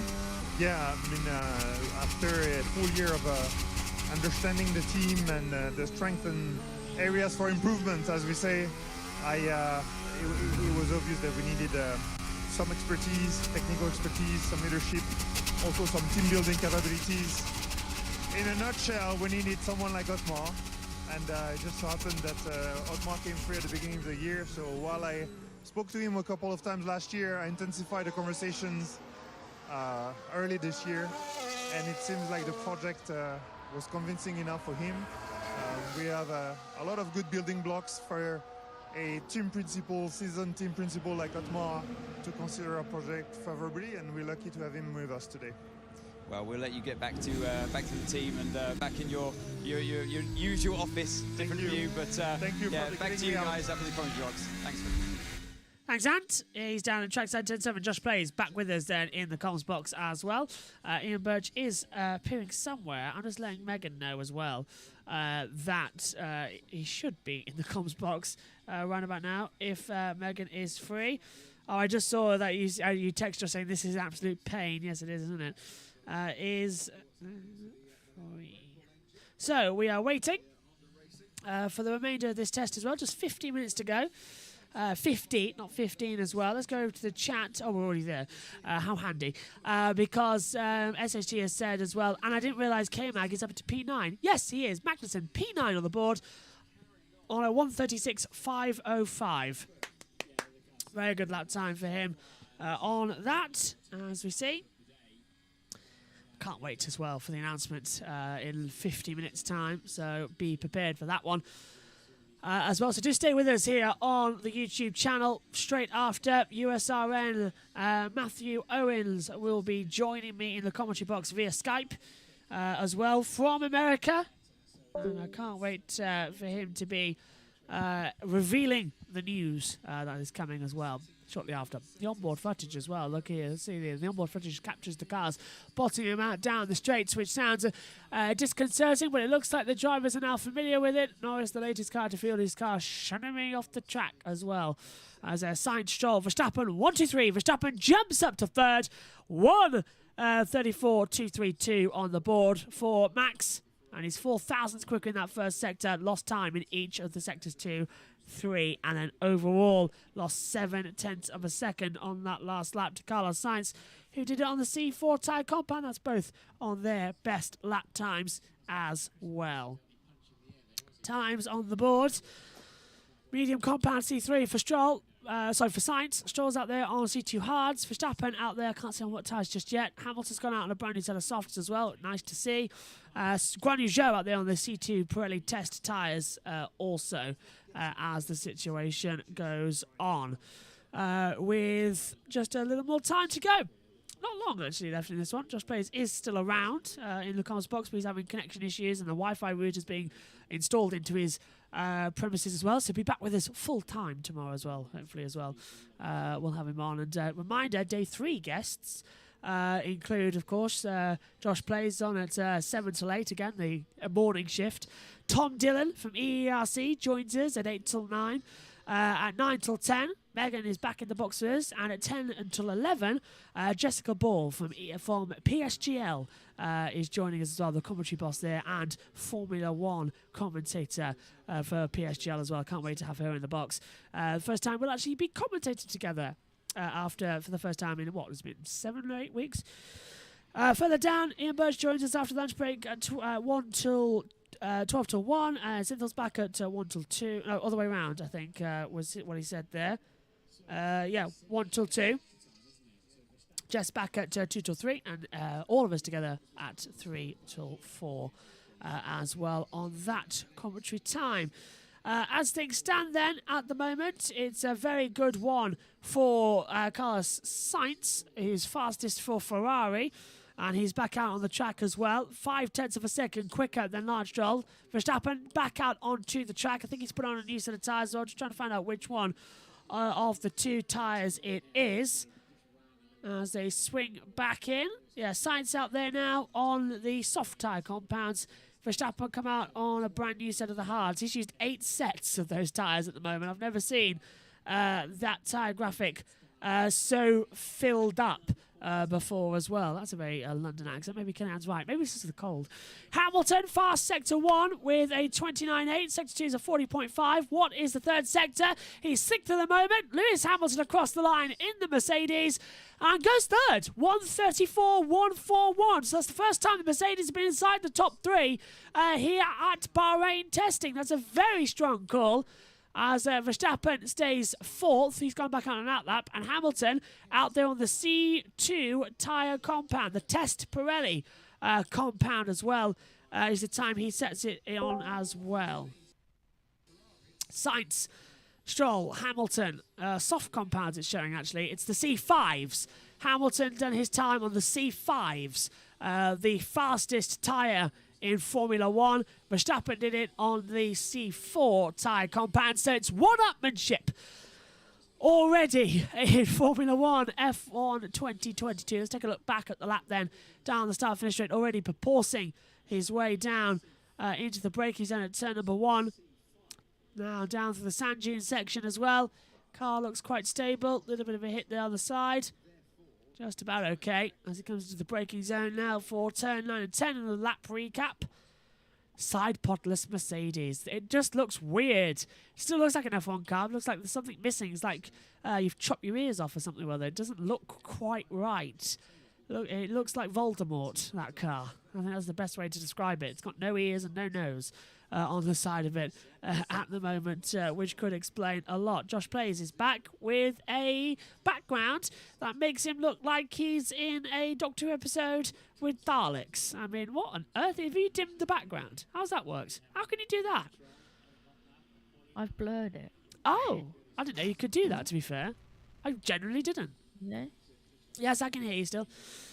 And I'm now going to be in a... If I load it. As Hamilton comes in.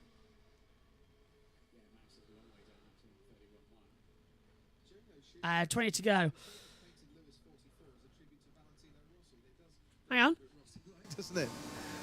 Crofty's talking about it. At the back, the 44. Crofty's talking about the 44-46 similarities. Massive fan of the motorbikes and the MotoGP, of course.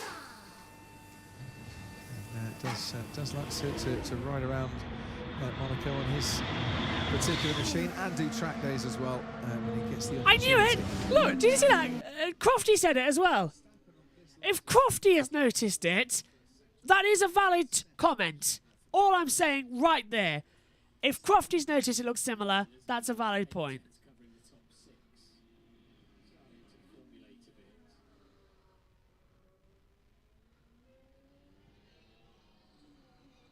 So, here we go. Carlos Sainz now circulating, as you might say, Crofty say. He's fastest. Stroll, Verstappen, Norris, Tsunoda and Guan Yu Zhou on the circuit as well. So Norris back out on track for McLaren, which is delightful. After having several errors. As I've just been told as well. So Lewis Hamilton is looking quite interesting. Oh, hello. Yeah, they've all been in the F1 testing box. Oh, that's so annoying. I'm beyond annoyed that they've been in the commentary box and I can't see the commentary box at the moment. So that's for F1 testing as well. Looks like they're going to stay there because they've got the comms and the lip mics as well. I thought Alex Yates would still swear he would never use anything like that mic. Oh, the comm cam, by the way, you might want to know, is our usual comm cam up in the box. Well, I encourage you all to follow at... It's just disappeared on me. At S1R Lewis Jan, who is the... Oh, what a surprise. Lewis Hamilton. Okay, audio up on Lando Norris. Sit back and enjoy F1 2022 cars on audio up.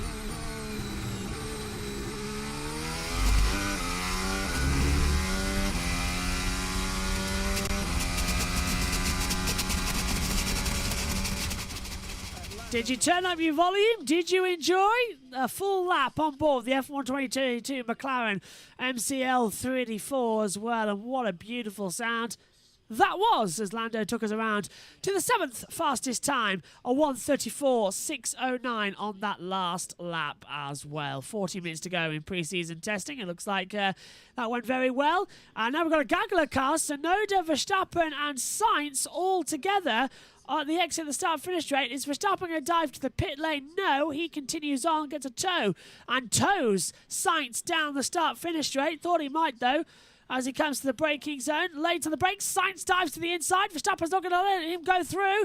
And they go wheel to wheel. Verstappen tries to hold him around the outside, does hold him around the outside. Sainz tries to go into turn 2, backs out of it. Verstappen shuts the door and says, you're going to not race me here. They both have DRS on the run up to turn 4.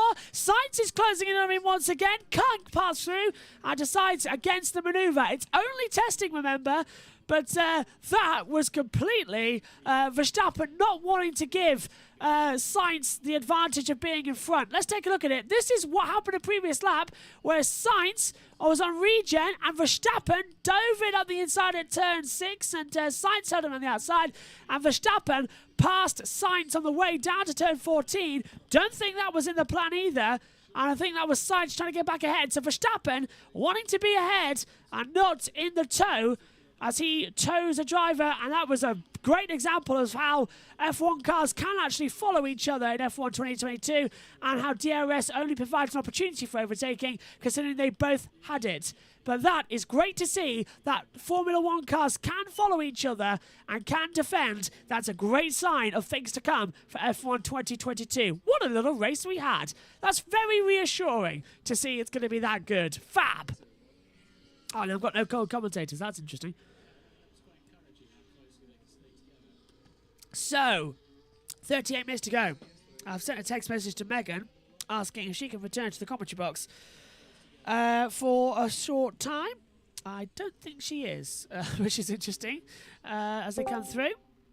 Josh has returned. Hopefully it's with better luck, because I know in this afternoon session in the last hour he's had issues with his control and his Wi-Fi, but hopefully it'll be okay.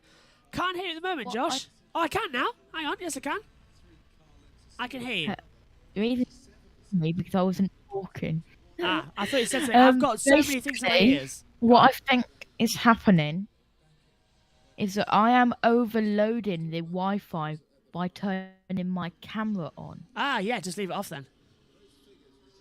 So, here's where the magical Voice of Josh Plays graphic pops up. Have I got... I need that. I had it, and I had one, and it's disappeared off the computer. But I'll just leave your logo on. That'll do it. On the bottom there, look, below the monitor, if you look. I'll just leave that on. That works. Yeah. Actually, I could add a graphic. How good am I adding graphics? And we're about to find out, everybody. We're about to add a live graphic here. Are you ready? You probably see it coming on the stream now. Live editing right here. Voice of Josh Plays. Anyway, this probably won't work. You do the commentary. Yeah. Just does that.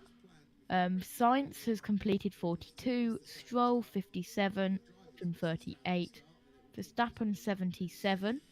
That should have been Bottas. Ocon 103, but I don't think Ocon will get back out there. Leclerc 54, Norris 56, won't get back out there. Vettel 46, Magnussen 33, Tsunoda 112, the second of the drivers out of the 15 which have come out today, gone over 100 laps. Bottas 25, Schumacher 23, Russell 67, not continuing. How's that for live editing, though?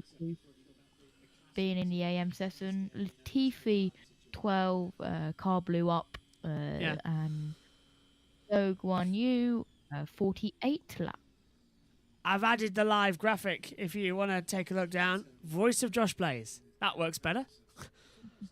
I've added that in. Let's have a look. Oh, well, we need a fancier graphic than that. I'll get one sorted. So, with 35 minutes of the session to go. Sainz is done, as you say, 43 laps as well. He's out there again now. He's on the medium C3 tyre compound. Now, we know Sainz is doing a race run. We saw Ted talking about it. Sainz, Hamilton, Verstappen, Norris, Magnussen, Tsunoda, and Guan Yu Zhou is out on track currently. How long? Sainz on the medium, Hamilton on the soft, Norris on the medium, Magnussen on the medium, Tsunoda on the hards, and Zhou Guan Yu on the test tyre. Tsunoda's done a 30.6 first sector, but he's lost it in the second sector. He's 3.2 seconds off himself, actually, with a big twitch at the exit of turn 12, costing him some seconds there, unfortunately. Are we going to have to call Guan Yu Zhou Guan Yu Zhou? Or I'm not sure what it is. Guan Yu Zhou? Well, in Formula 2, he was Guan Yu Zhou. And now in Formula 1, he's Zhou Guan Yu. I'm not sure which one's correct. I believe he's going with his Chinese traditional name. Which says Zhou Guan Yu. So that means it would be Zhou Guan Yu. But we would call him Guan Yu, because we call the drivers by their second name. Yeah. So calling it would be Latifi, Guan Yu, Ricciardo. But it would be, his surname is Guan Yu Zhou, so it's Zhou. Because Zhou's not his first name, so... Yeah. I think we call him Zhou. I think we call him Zhou. Because... we'll have to get contact with people trackside. Yeah, and work out what we need to say in the commentary. But I'm going... Actually, if you look, the timing screens from FOM say... ZHO, so that's Zhou. So I presume we as a commentator would say Zhou still. And it's just his... Yeah. When you say his name in full, it's Zhou Guan Yu. So it's still Zhou, but then it's Zhou Guan Yu. So it's Zhou, we say. That's what I'm going off by FOM. Because if it was Guan Yu, it would be GYH, wouldn't it? Something other than 3 initials. As Hamilton's 12 thousandths off on his own best time. Off the time of Sainz, and locks up ever so slightly on the front right-hand side, coming down in towards turn 8 as well, so loses a bit of time. But I still would say, it would be Zhou then. That solves that problem, because we were talking about it several times. Fire damage has ended Williams' day after just 12 laps. We knew that was happening, unfortunately, as well, and still not sure what has actually caused that problem with the fires.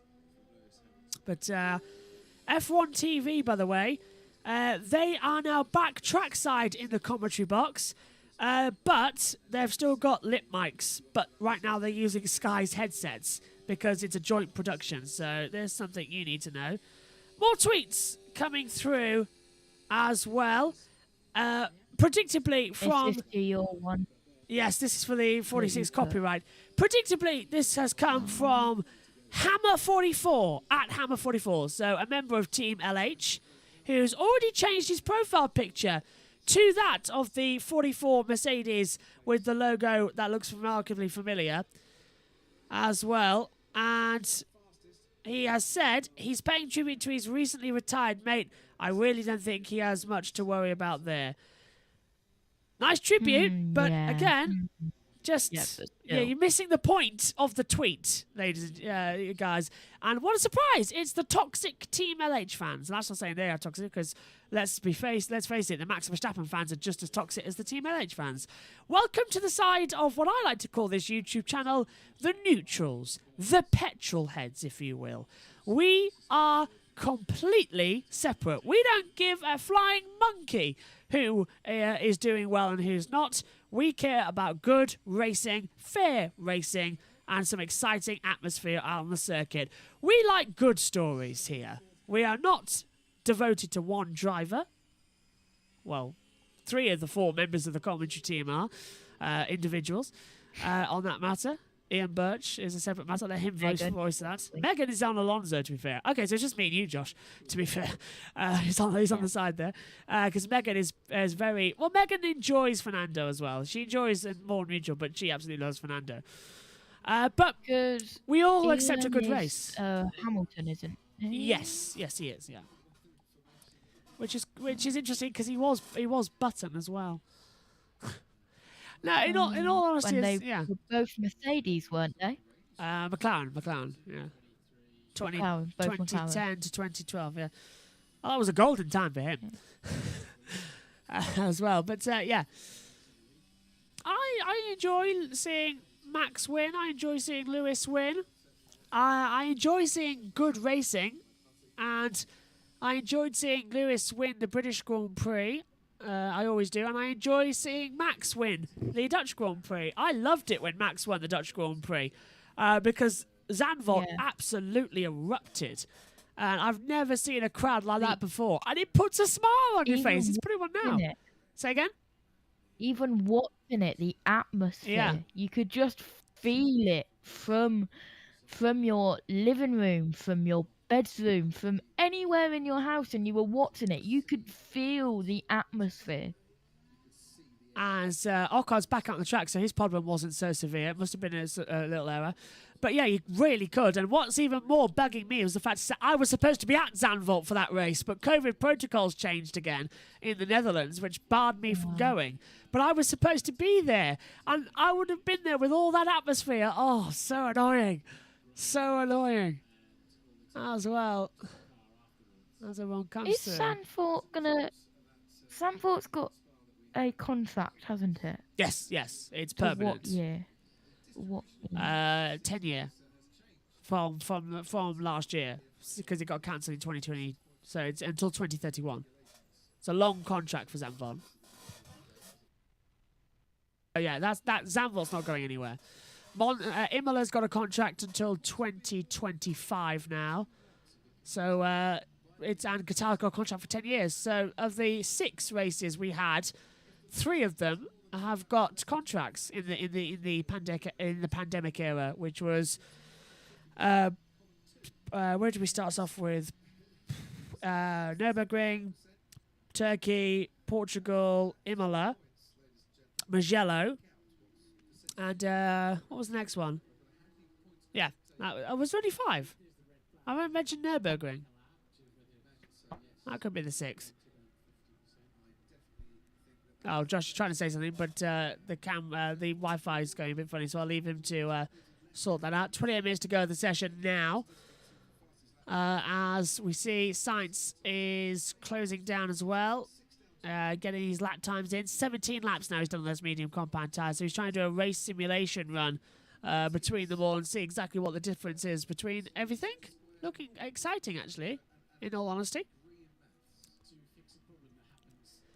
And down we go again towards turn 1. On the national straight, so that's turn 11 for us, as the track map glitches ever so slightly. If you're still watching with us, thank you very much. Let's go over to the YouTube chat quickly, because we've seen SHT has said as well, who are the top 5 worst F1 drivers based on your opinion as an F1 viewer? Wait, is Ocon out on track? His name has binded up. Yeah, Ocon is out on the track. And who's our top 5 worst F1 drivers? Magnussen, number 1. Ricardo Rosset, number 2. Number 3, worst F1 driver ever. Take Inui, number 3. 4th worst ever F1 driver in F1 history. I know him. It's on the tip of my tongue as well. Ted will save me out this one while I get it back to you for the next 2. Well, Crofty, yes, I just have to check my pulse after listening to you talking about all those details. Who'd be a commentator, eh?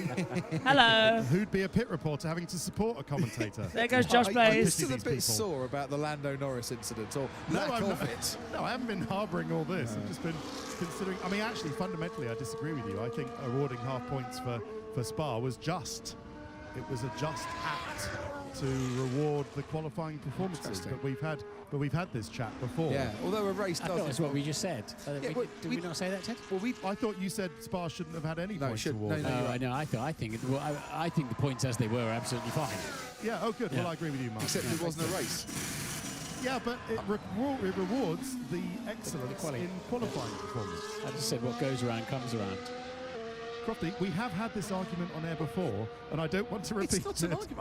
I'm just putting an extra viewpoint forward. We can't all agree all the time. It's like the world doesn't agree with you for not interviewing Lando Norris. can't believe you're the one who keeps going on about it. Right, let's have a look at which bits the Red Bull are painting with Aeroflow Vis, shall we? They've just had the dentist drill out. So Martin, if you thought the McLaren's engine sounded a bit like a dentist drill, you ain't heard nothing yet, or you wouldn't have when they're actually machining a bit out of the brake drum of this Red Bull. So this always gives us a good clue, doesn't it?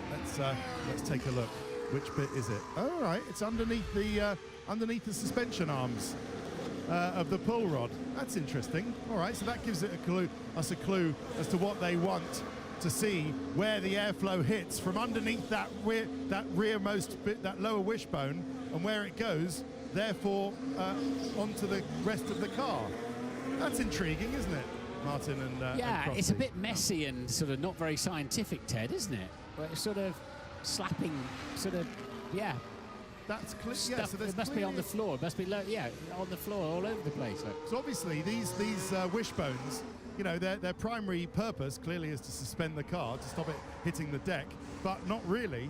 If you're Adrian Newey, the primary purpose is to deflect air and where you exactly want it to go. But yeah, interesting. So we'll keep an eye on that. Let's just have a look next door while I tell you about what's going on at Williams. I'm trying to get confirmation from the team that is it for the day. It was the blinding obvious to the rest of us on exactly what problem it was, whether it was a wheel rim issue, something fouling on the wheel that sort of machined it into that fire. Not a brake fire, we understand. But I'm yet to get that info, so hopefully we can do that towards the end of the day, Crofty. I was having a look at Guang Yu Zhou's practice pit stops, and it's clear he needs to practice as much as the Alfa Romeo Sauber mechanics, because he was struggling to find a gear as he was getting away. Of course, hasn't done any Formula One pit stops before. Has done them in F2, of course, but much slower pit stops they are in F2. And just for this bit, let's finish off at Lewis Hamilton at Mercedes, where he looks like he's about to go out again. Is that a tweak of a front wing there? It is, and it's anti-clockwise, so that means a little less front wing angle on for this run, as he's going out what I anticipate will be a fresh set of tyres. Fuel level unknown. Yeah, it's the big. Thanks, Ted. Josh Plays back with us now up here in the comms box as well, as I just send a couple of things over as well. 2 seconds. My post-session interviews. What's the pecking order, Ted? Top 5. Should I go for it? Well, I can give you a top 10. Should I go for a top 10? No, go on. All right. At least. Let's say I don't buy this that Mercedes don't know where they are. Oh, what's that? A bit of tape on the front wheel there. Lads, you might want to remove that. I think when it comes to March the 20th at Bahrain, it's going to be Mercedes, Ferrari, Red Bull, all separated by a tenth, but potentially in that order. Then AlphaTauri and McLaren. Sorry, then McLaren, then AlphaTauri. Yeah. Then Aston. Have you got Aston in there anyway? Aston a bit lower down. Then Aston. Then Williams. So Alpine, then Aston. No, I haven't said Alpine yet. Okay. Aston, and then Williams, and then Alpine, and then Haas and Alfa Romeo Sauber, and then Haas and then Alfa Romeo Sauber. Is that 10? Hang on. 1, 2, 3, 4, 5, 6, 7, 8, 9. Who we forgot? So Mercedes, Ferrari, Red Bull, McLaren, AlphaTauri. Mercedes, Red Bull, Mercedes, Ferrari, Red Bull, McLaren. Yeah. Then AlphaTauri. Yeah. This is then confusing. Aston Martin. Right. Yeah. Then Williams. Then Williams. Then Alpine. Then Alpine. Then Haas. And then Haas and Alfa Romeo Sauber. Alfa Romeo Sauber. Last year. Bold. Very bold. Bold, Ted. Is it bold? Yeah, right. I respect you, Ted, for that. That's you've gone for it.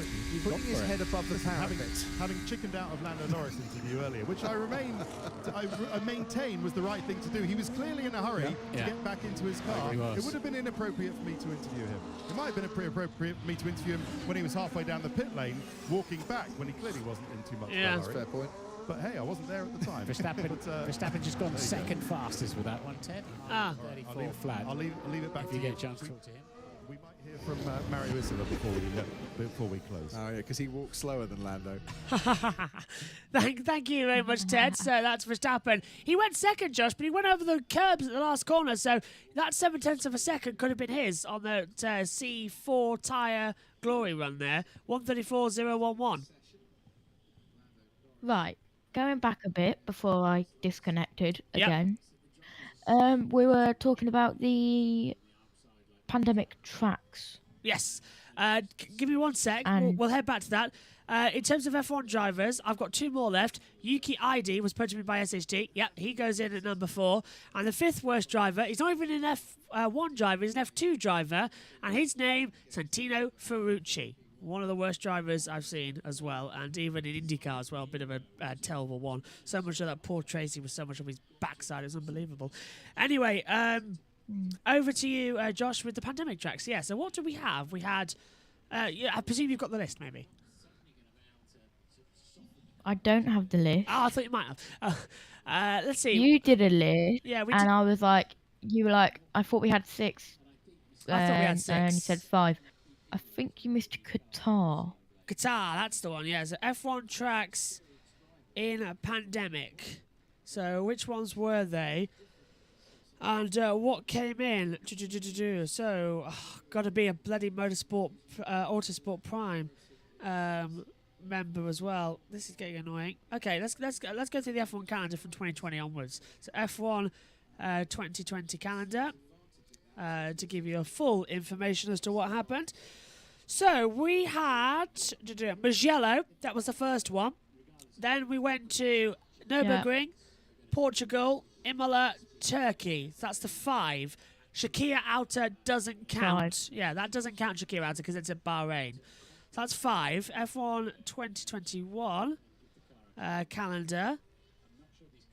Yeah, it's got to be Qatar. Yeah, it has to be Qatar. Yeah, so that was 5. Going down on circuits that were replaced due to COVID. Qatar. Yes, Qatar's the 6th. What about Zandvoort? That would be 7. No, Zandvoort's not a replacement. Zandvoort was already on the calendar. It just got cancelled. It was already coming back in 2020. It was always going there. It just got cancelled and came back. So on the track, on the tracks that were replaced. 18 minutes left of the session. Yeah. So it was 6. Science on top with a 1 minute 33.532. I thought it was 6. I was convinced it was. I'm glad it was because we forgot Qatar. So they're the 6 tracks, and out of the 6, 3 of them have got long-term contracts. You forgot Qatar? Yes. Yeah, and out of that, 3 of them have got long-term contracts, of course, because Imola's got a long-term contract, Qatar's got a long-term contract, and I've already forgot the others that are coming back onto the calendar that have got a long-term contract now. Imola, Qatar, and Turkey. That's it. Turkey. Zandvoort. So, Zandvoort's not on the but it was Turkey. Yeah, Turkey. I'm convinced Zandvoort's a replacement, but it's not. No, it wasn't. Because it was coming. It was announced in 2018. Verstappen, Stroll, Hamilton, Ocon, and Magnussen on track. Yeah, it was announced in 2018 that F1 was going back to Zandvoort for 2020. And then it was round 4 of the season of 2020. Yeah, and then it got cancelled due to COVID. And it could have held a race, but they had no interest in it being behind closed doors. They wanted a full packed grandstand.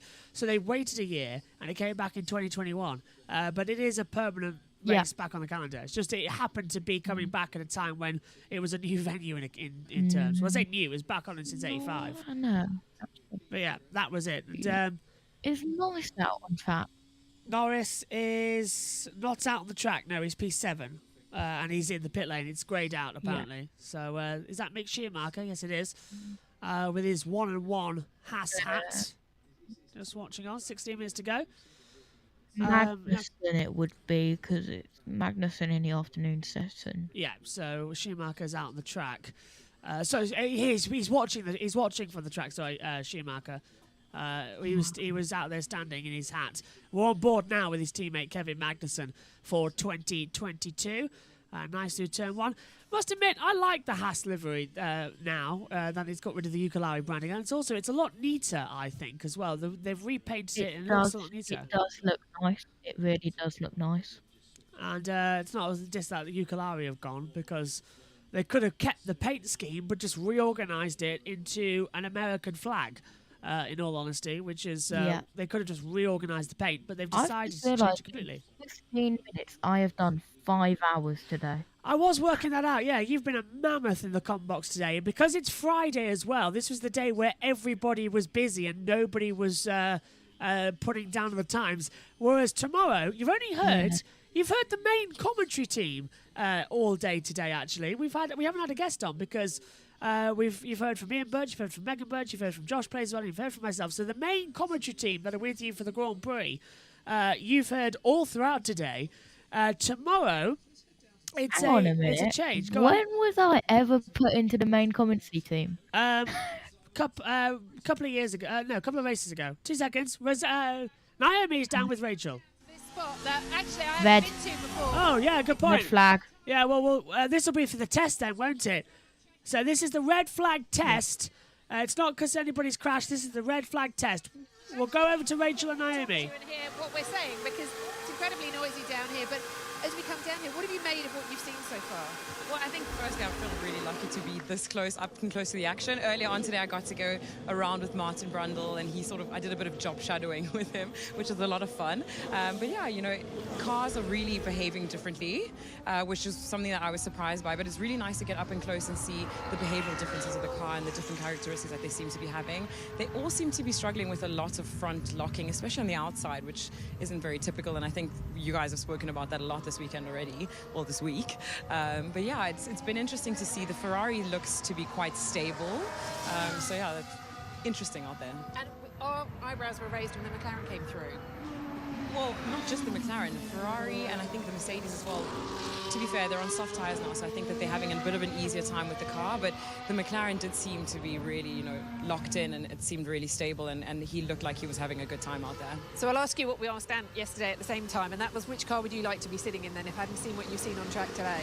Well, I think based on what I saw earlier today and what I'm seeing now, consistently, I think the Ferrari seems to be, in the best position for now. So I would say maybe red overall this time around. And there are teams who've got some work to do. We've got 1 day left of running when today finishes. We've got, half an hour, less than half an hour now today. Who's got the most work to do, and who really, has a lot to do basically to be ready for this first race next weekend?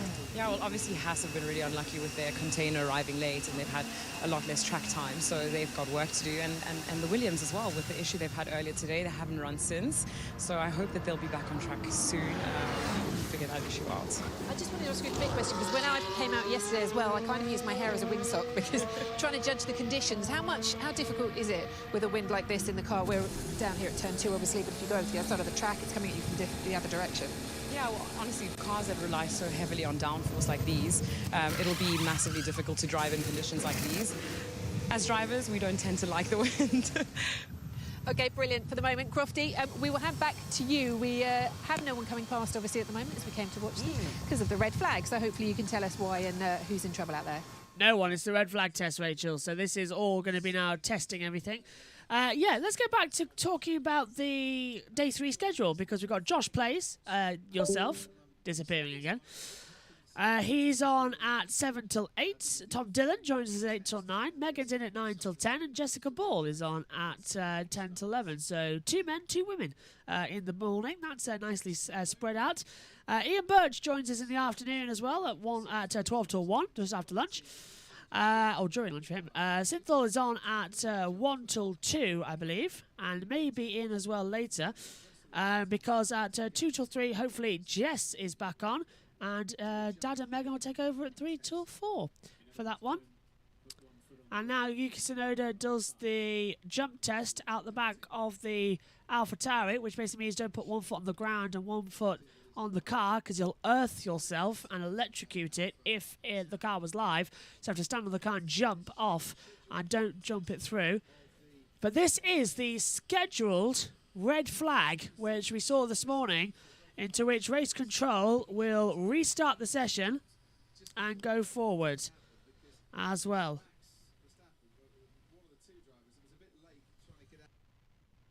Green light is on. Pit lane is open. So now they are going to head out onto the track and get going again. So the red flag is rescinded.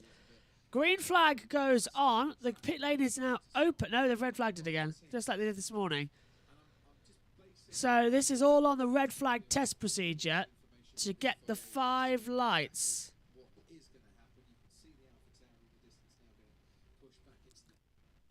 So they need to test it. They will.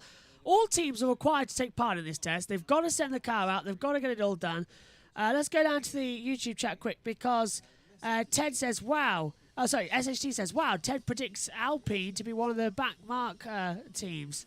Oh, is that benchmarker? No, backmarker. Oh, dear. I don't believe that. I think Alpine are going to be quite in the midfield. Race will restart at 18:52. It'll be a rolling start. Oh, that's a shame. They're not going to do the standing start. That's not good.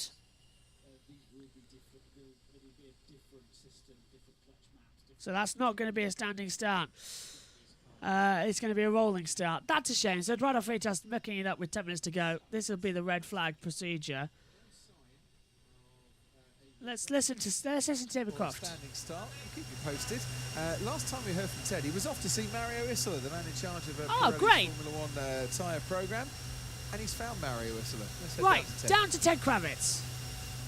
Yeah, thanks very much. Yeah, let's get a quick day's review with Mario Isola from Pirelli, of course.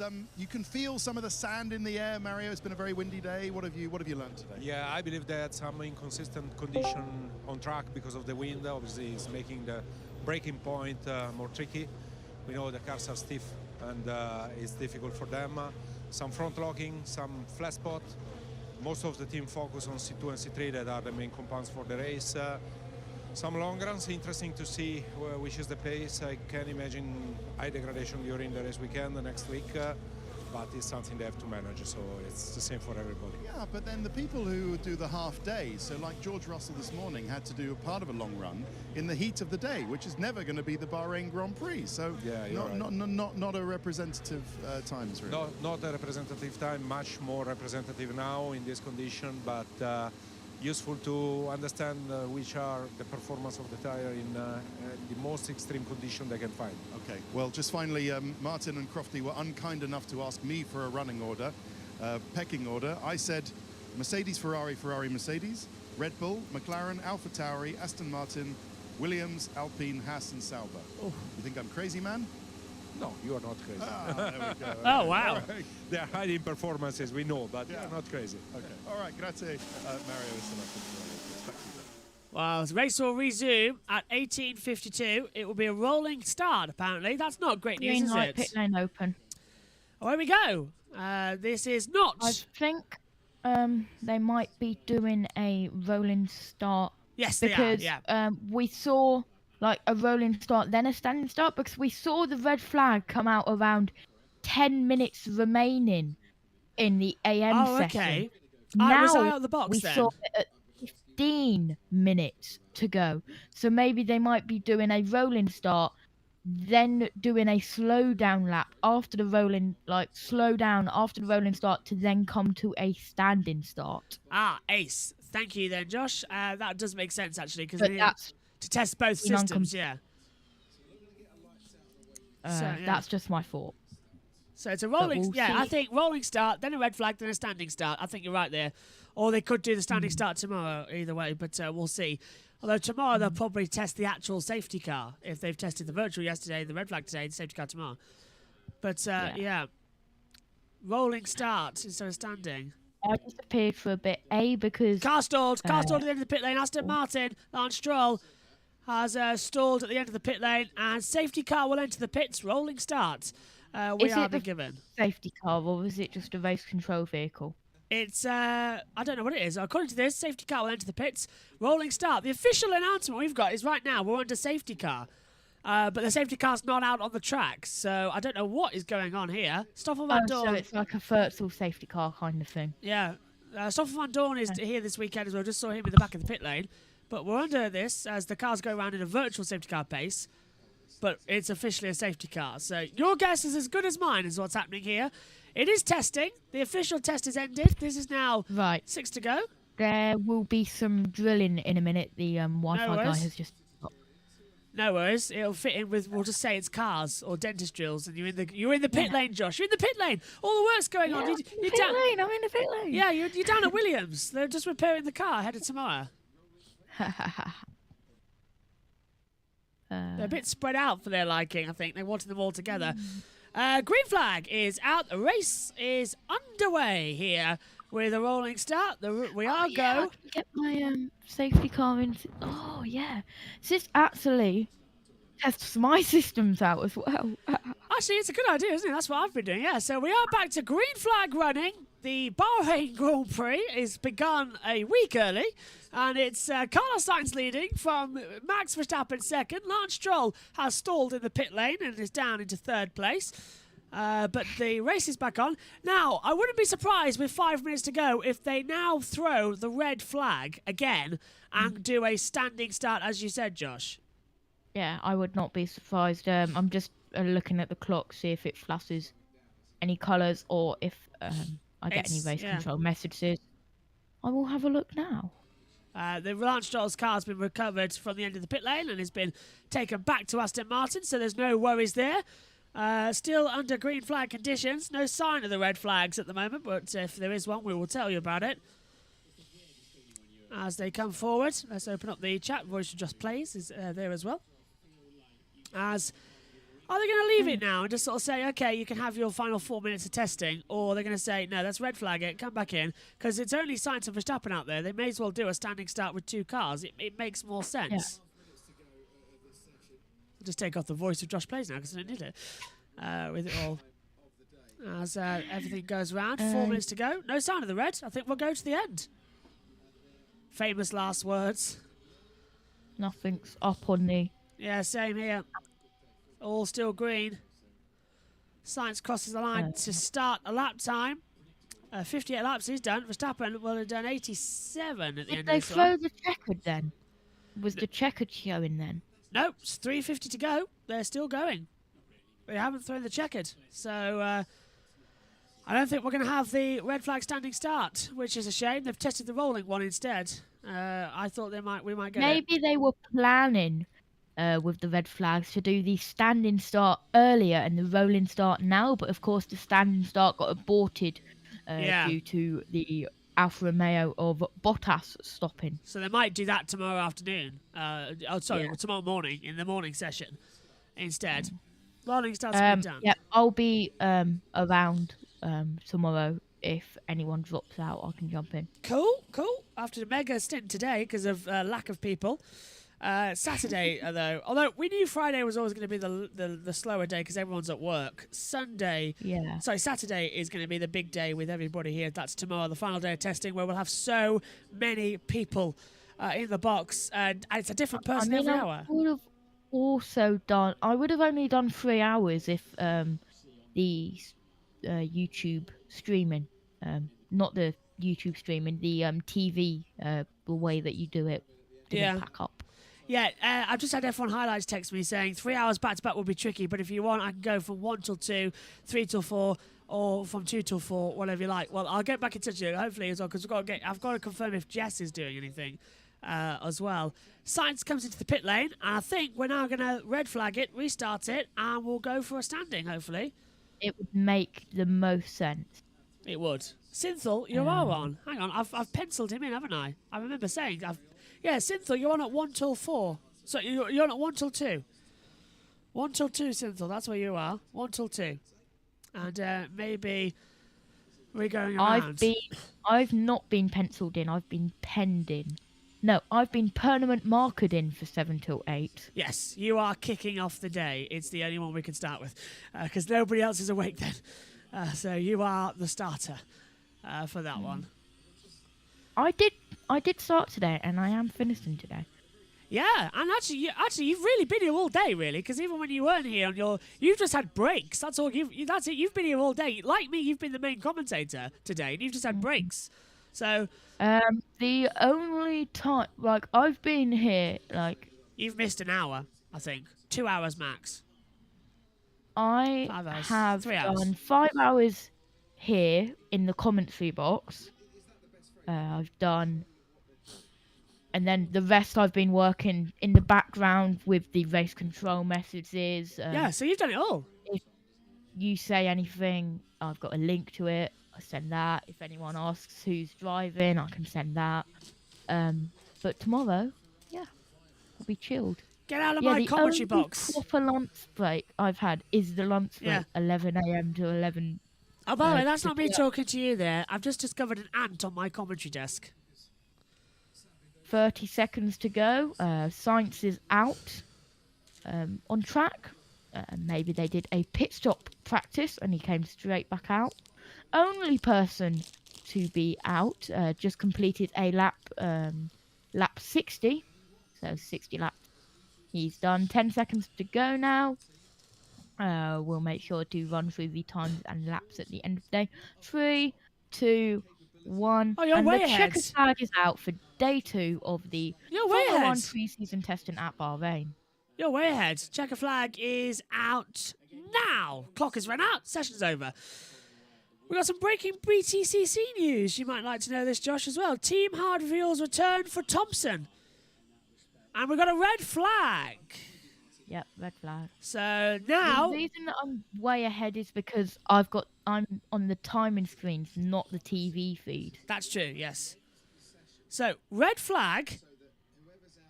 And now we are going to do a standing start. Will they go back out for a standing start? Looks that way. Apologies, Josh. I've got to kick you out now because I've got to go on call with USRN. But I want to thank you for a mammoth stream today. What's been your highlight of the race today? Well, the commentary today. Can you hear me? Got to be the boom. Oh, yeah, the fire, yeah. Earlier on in the day. I completely agree. I think that's my moment as well. And guess what? What? Me and you can safely say we didn't start the fire. We didn't start the fire. Absolutely. We didn't. It was Harry Truman. Anyway, right. I'll see you tomorrow, Josh. Have a great night, and I'll see you tomorrow. Bye. Josh plays there. We'll see you tomorrow. Have a great one as we get ready now to cross over to USRN. Hopefully, as well, I can get him on call as well. It's quite difficult to get him on call as well. Matt, you might have to help me here, mate. Here we go. Start call. It should be start video call, which is a bit disappointing. 2 seconds. We're just getting it up now on the call, and we'll set him up. You can hear it dialing. Red flag is out. Session is stopped. It's connecting, which is great news. Well, there's the nice jingle that's coming through. He's just messaged me as well saying great. So the track is clear. We'll wait to see if it's going to be a red flag restart. I've started the call, Matt. I know you're watching, so call's on.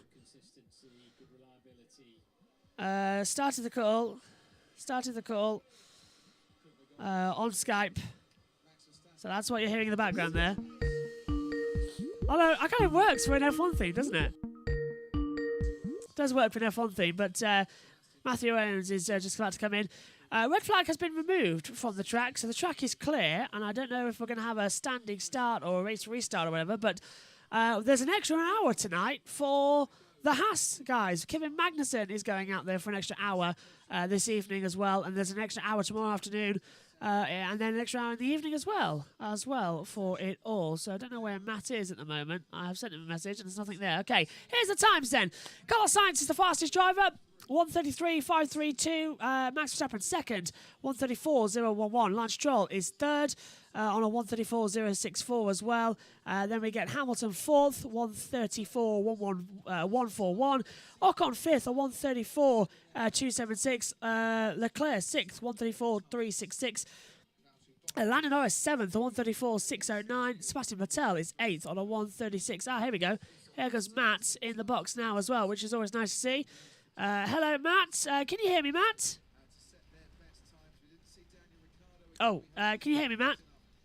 Hello, I hope you can hear me. I can hear you indeed. Hello. How have you been over there in America? Oh, I've been very busy. It's a very busy time of the year over here for sports fans. It's March Madness. It's a glorious time of the year, but and it's starting to get warmer, which most people like, but I don't. I like it when it stays cold. So I've only got a few more cold days left. How are you? I'm doing extremely well, thank you very much, and I completely agree with you. I enjoy the cold weather as well, but when summer comes around, I sort of don't miss it that much. But I'm sure that'll change when you're sweating in the middle of a commentary in the commentary box with no ventilation. Right. Have you been watching a lot of F1 testing so far? Yeah, well, you may or may not be shocked by this. Oh, go on. But this gets zero coverage stateside. You're joking. I mean zero. So it's interesting because a couple of years ago, the broadcasting rights to Formula One here in America went to from NBC to ESPN. And NBC produced everything. They had their own announcers. They had their own producers. They had everything. ESPN does not do any of that. ESPN ladles in the world feed coverage. We get Croft and Brundle and all of them. So they don't do anything themselves. Therefore, they're not going to put any kind of preseason events like this on, especially in March when there's so much basketball content that is just littered throughout the schedule. So this gets no coverage over here. I've been keeping up with it on Twitter as much as I can. But no, I have not seen anything like live pictures. I've seen photographs, and I've seen the Mercedes drama from, what was it, yesterday, the day before. Yeah. But yeah, other than that, I've got to keep up with it on my own because ESPN's not going to do it for me. Right, next season as well, I will set up a stream for all my American colleagues to watch because I know how difficult it is. That's what I'm doing. And you should try and get in the box. Try and get in the box tomorrow as well. That would be because then you can actually watch some of the action out there for as long as you've got. Right, just quickly as well. Lead commentator on the NASCAR and several other fantastic series on the USRN as well. But it's a little bit incomplete, USRN, isn't it, for motorsport? We've got all the big ones going around, but we haven't got the biggest yet, have we? Well, yeah, you're right. We have most NASCAR races. We have most IndyCar races. Right now we're in what we're calling our March Madness break.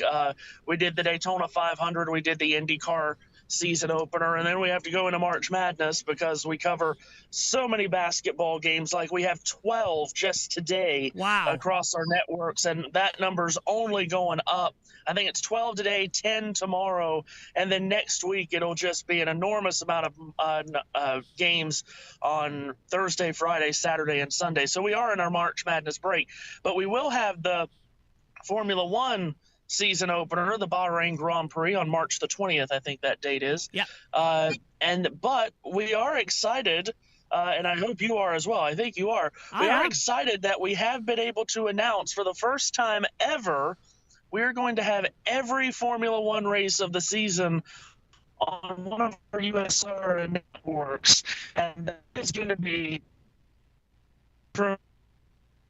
Oh, we were looking forward to that. It's just cut out. Can you hear me, Math?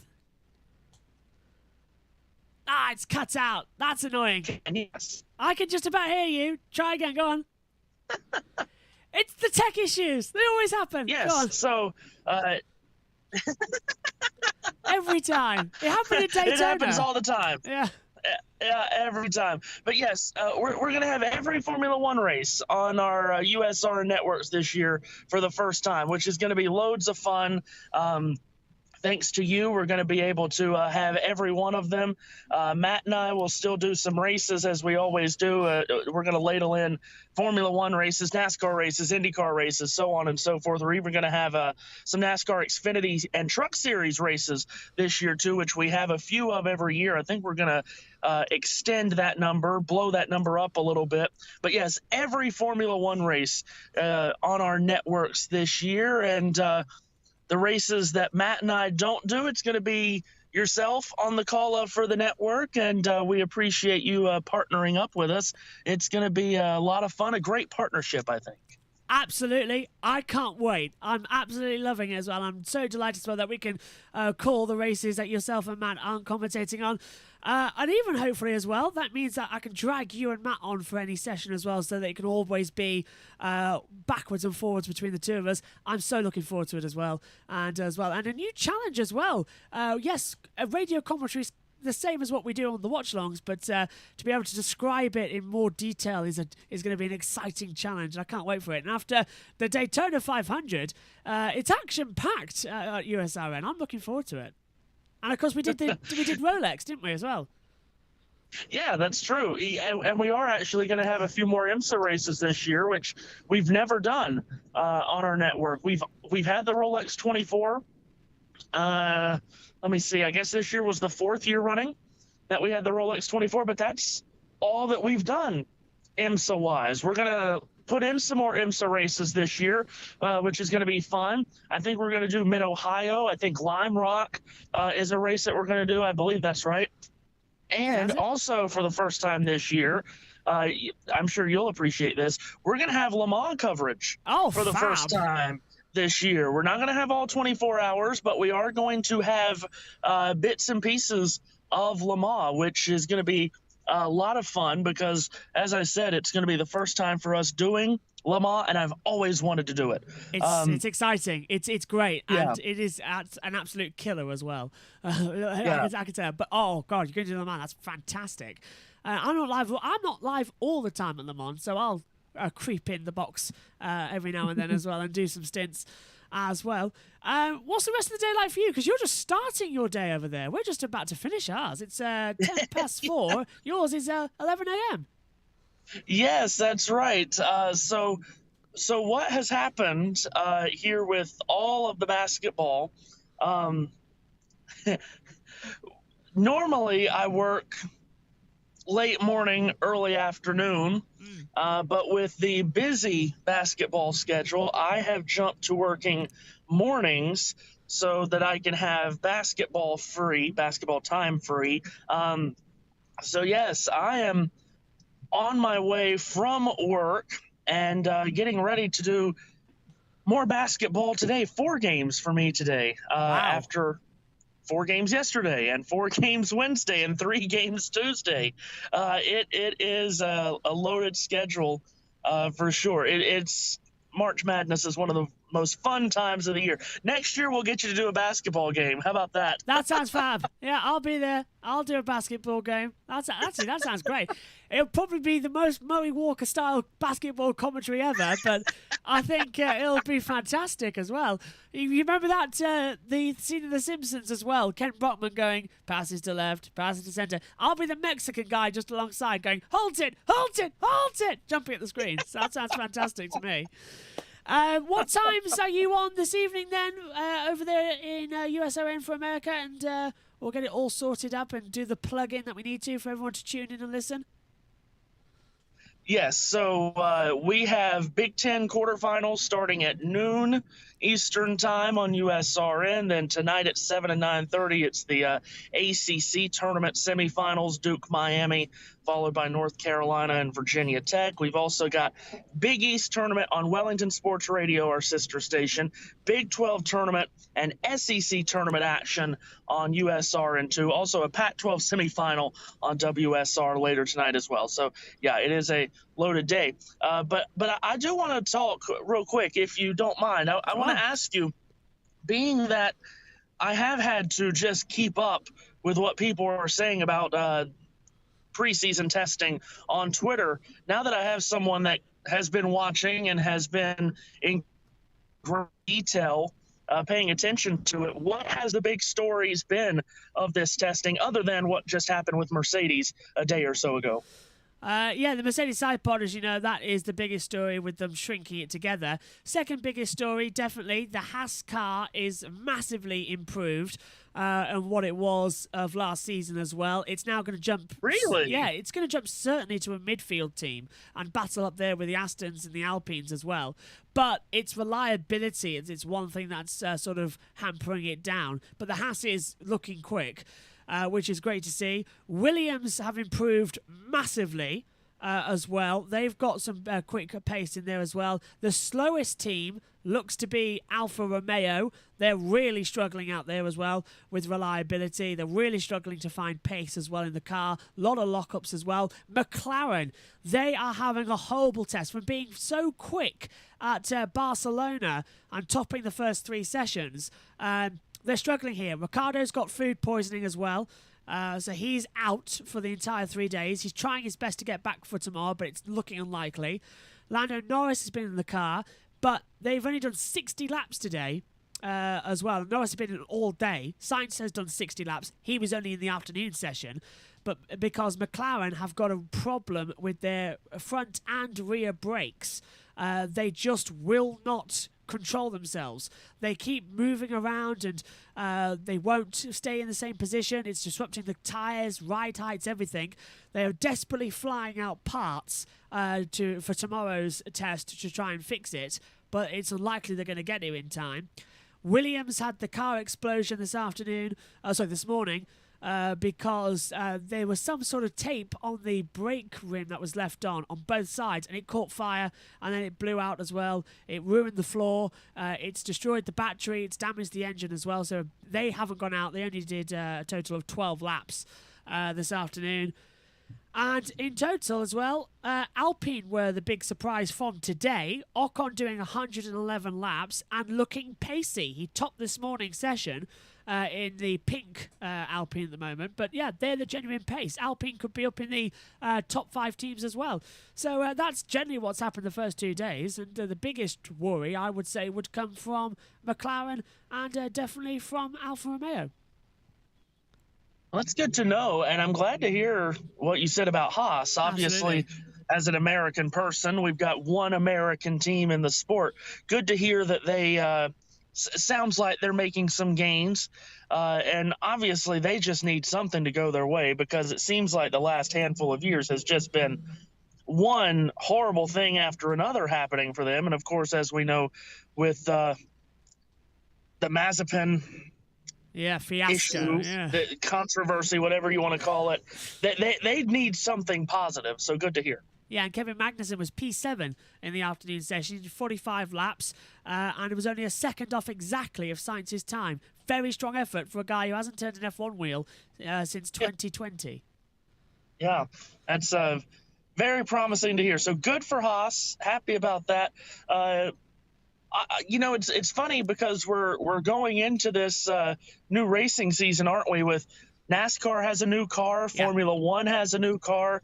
The new NASCAR car has performed incredibly well through 3 races, 3 fantastic races on 3 totally different types of tracks. And I'll be very intrigued to see what the new F1 car looks like and see if it puts on some rivaled performances. Hopefully we get some big-time races to start the season like we have on the NASCAR side. You might be delighted to know that Verstappen and Sainz in the last hour followed each other down the start-finish straight and had a little battle with each other, actually. It was like a proper race. Verstappen kept round the outside into turn 1, Sainz held the inside line, and they went side by side up towards turn 4, and they could both follow each other without the use of DRS, and they were clean racing between them. So it looks like the new aero packages are very reassuring. So I think we're going to be gifted with some very cool racing this year across every series now that they've got the new cars involved. That'd be great. That would be terrific to see. Something Formula One has needed for a long time. Obviously, we've had some terrific seasons, and last year was bonkers from start to finish. But we have needed cars that aren't so aerodynamically dependent, haven't we, to make it to have more entertaining racing more of the time? Because as you know, and as we all know, it's been difficult to get that at times. You get stuck behind someone and you just cannot make any kind of progressions. Obviously NASCAR went through that for a while too. So yeah, that's really good to hear. Magnussen's also out on the track at the moment. The team have got an extra hour added on to today's session, and they've got an extra hour tomorrow at after the first morning session and 2 hours in the evening as well to catch up on the 4 hours they lost. So Magnussen is still circulating, actually, so that's just gone up. But it's not an official time on the board now, but his lap counter's going up. He's done 45 laps now. But I will let you get off because I only said I'd keep you 15 minutes because I know you've got to rest your voice and get ready. But one thing I want to ask you, going into this one, who do you think is going to win in Bahrain next week? Have you got a prediction for us yet? Well, it's hard to not go Mercedes, isn't it? Yes, yeah, to be fair. So. I mean, that feels like for the last, golly, how long has it been? Nearly a decade now. That seems to be the safe answer for every Formula One race. But, you know, there's so much new, there's so much unknown about it. And I guess that's why I go with Mercedes, because they are the proven entity, if you will. Until if someone proves me otherwise, I guess I'll stick with Mercedes.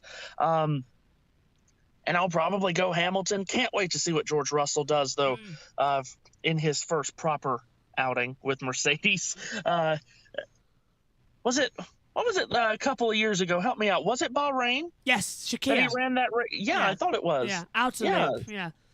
And so, I said this in the commentary earlier on as well.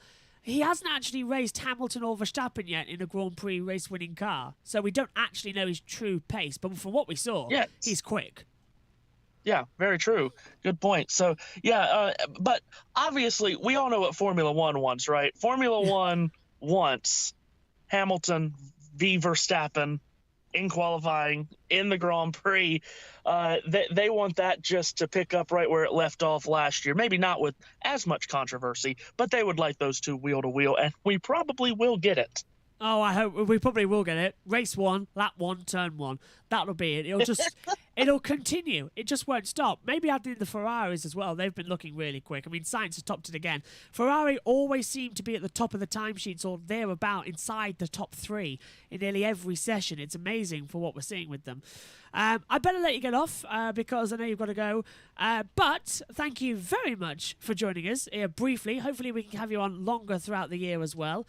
And good luck tonight with the basketball games. And I hope your voice keeps up with it. I don't know how it does. I'm knackered after today and yesterday. So you are amazing for doing that. So well done. Well, absolutely. Thank you for having me on. I'm looking forward to our partnership this year for sure. It's going to be a lot of fun, and looking forward to us getting together a couple more times as the season goes on. I can't wait for it, and I can't wait to be in the commentary box with you and Matt again as well, and Seth as well. Limited, I've actually worked with Seth, so I'm looking forward to working with him more throughout the year. So thank you, Matt, and good day to you. See you later. Yep, thank you so much. And I don't know if he's just disappeared now. I was trying to click off and I didn't want to seem rude.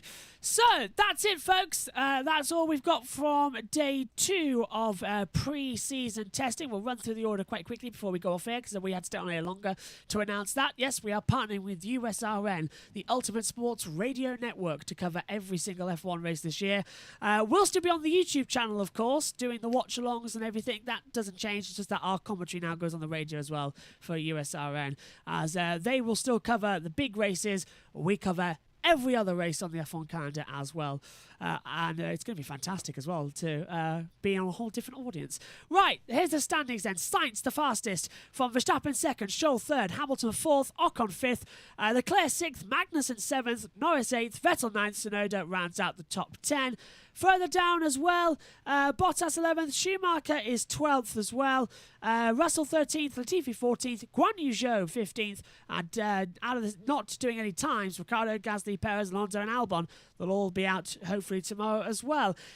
Will Buxton's just spoken to Lewis Hamilton as well. He's only suggesting that if the Bahrain Grand Prix is tomorrow, it'll be a Ferrari 1-2 as well. The 7-time champ is far from comfortable, and he insists the team is in no place holding back. So Ferrari seem to be a genuine pace. Can that be believed? Well, join us for the final day of pre-season testing tomorrow, 6:50 a.m. UK time, for all of the action with a plethora of guests. Thanks for your company today. Sainz at top again. Are Ferrari's pace genuine? They keep appearing at the top of the timesheets throughout all of testing across Bahrain and Barcelona. Join us for the final day to find out what the true pecking order is. Good night to you all.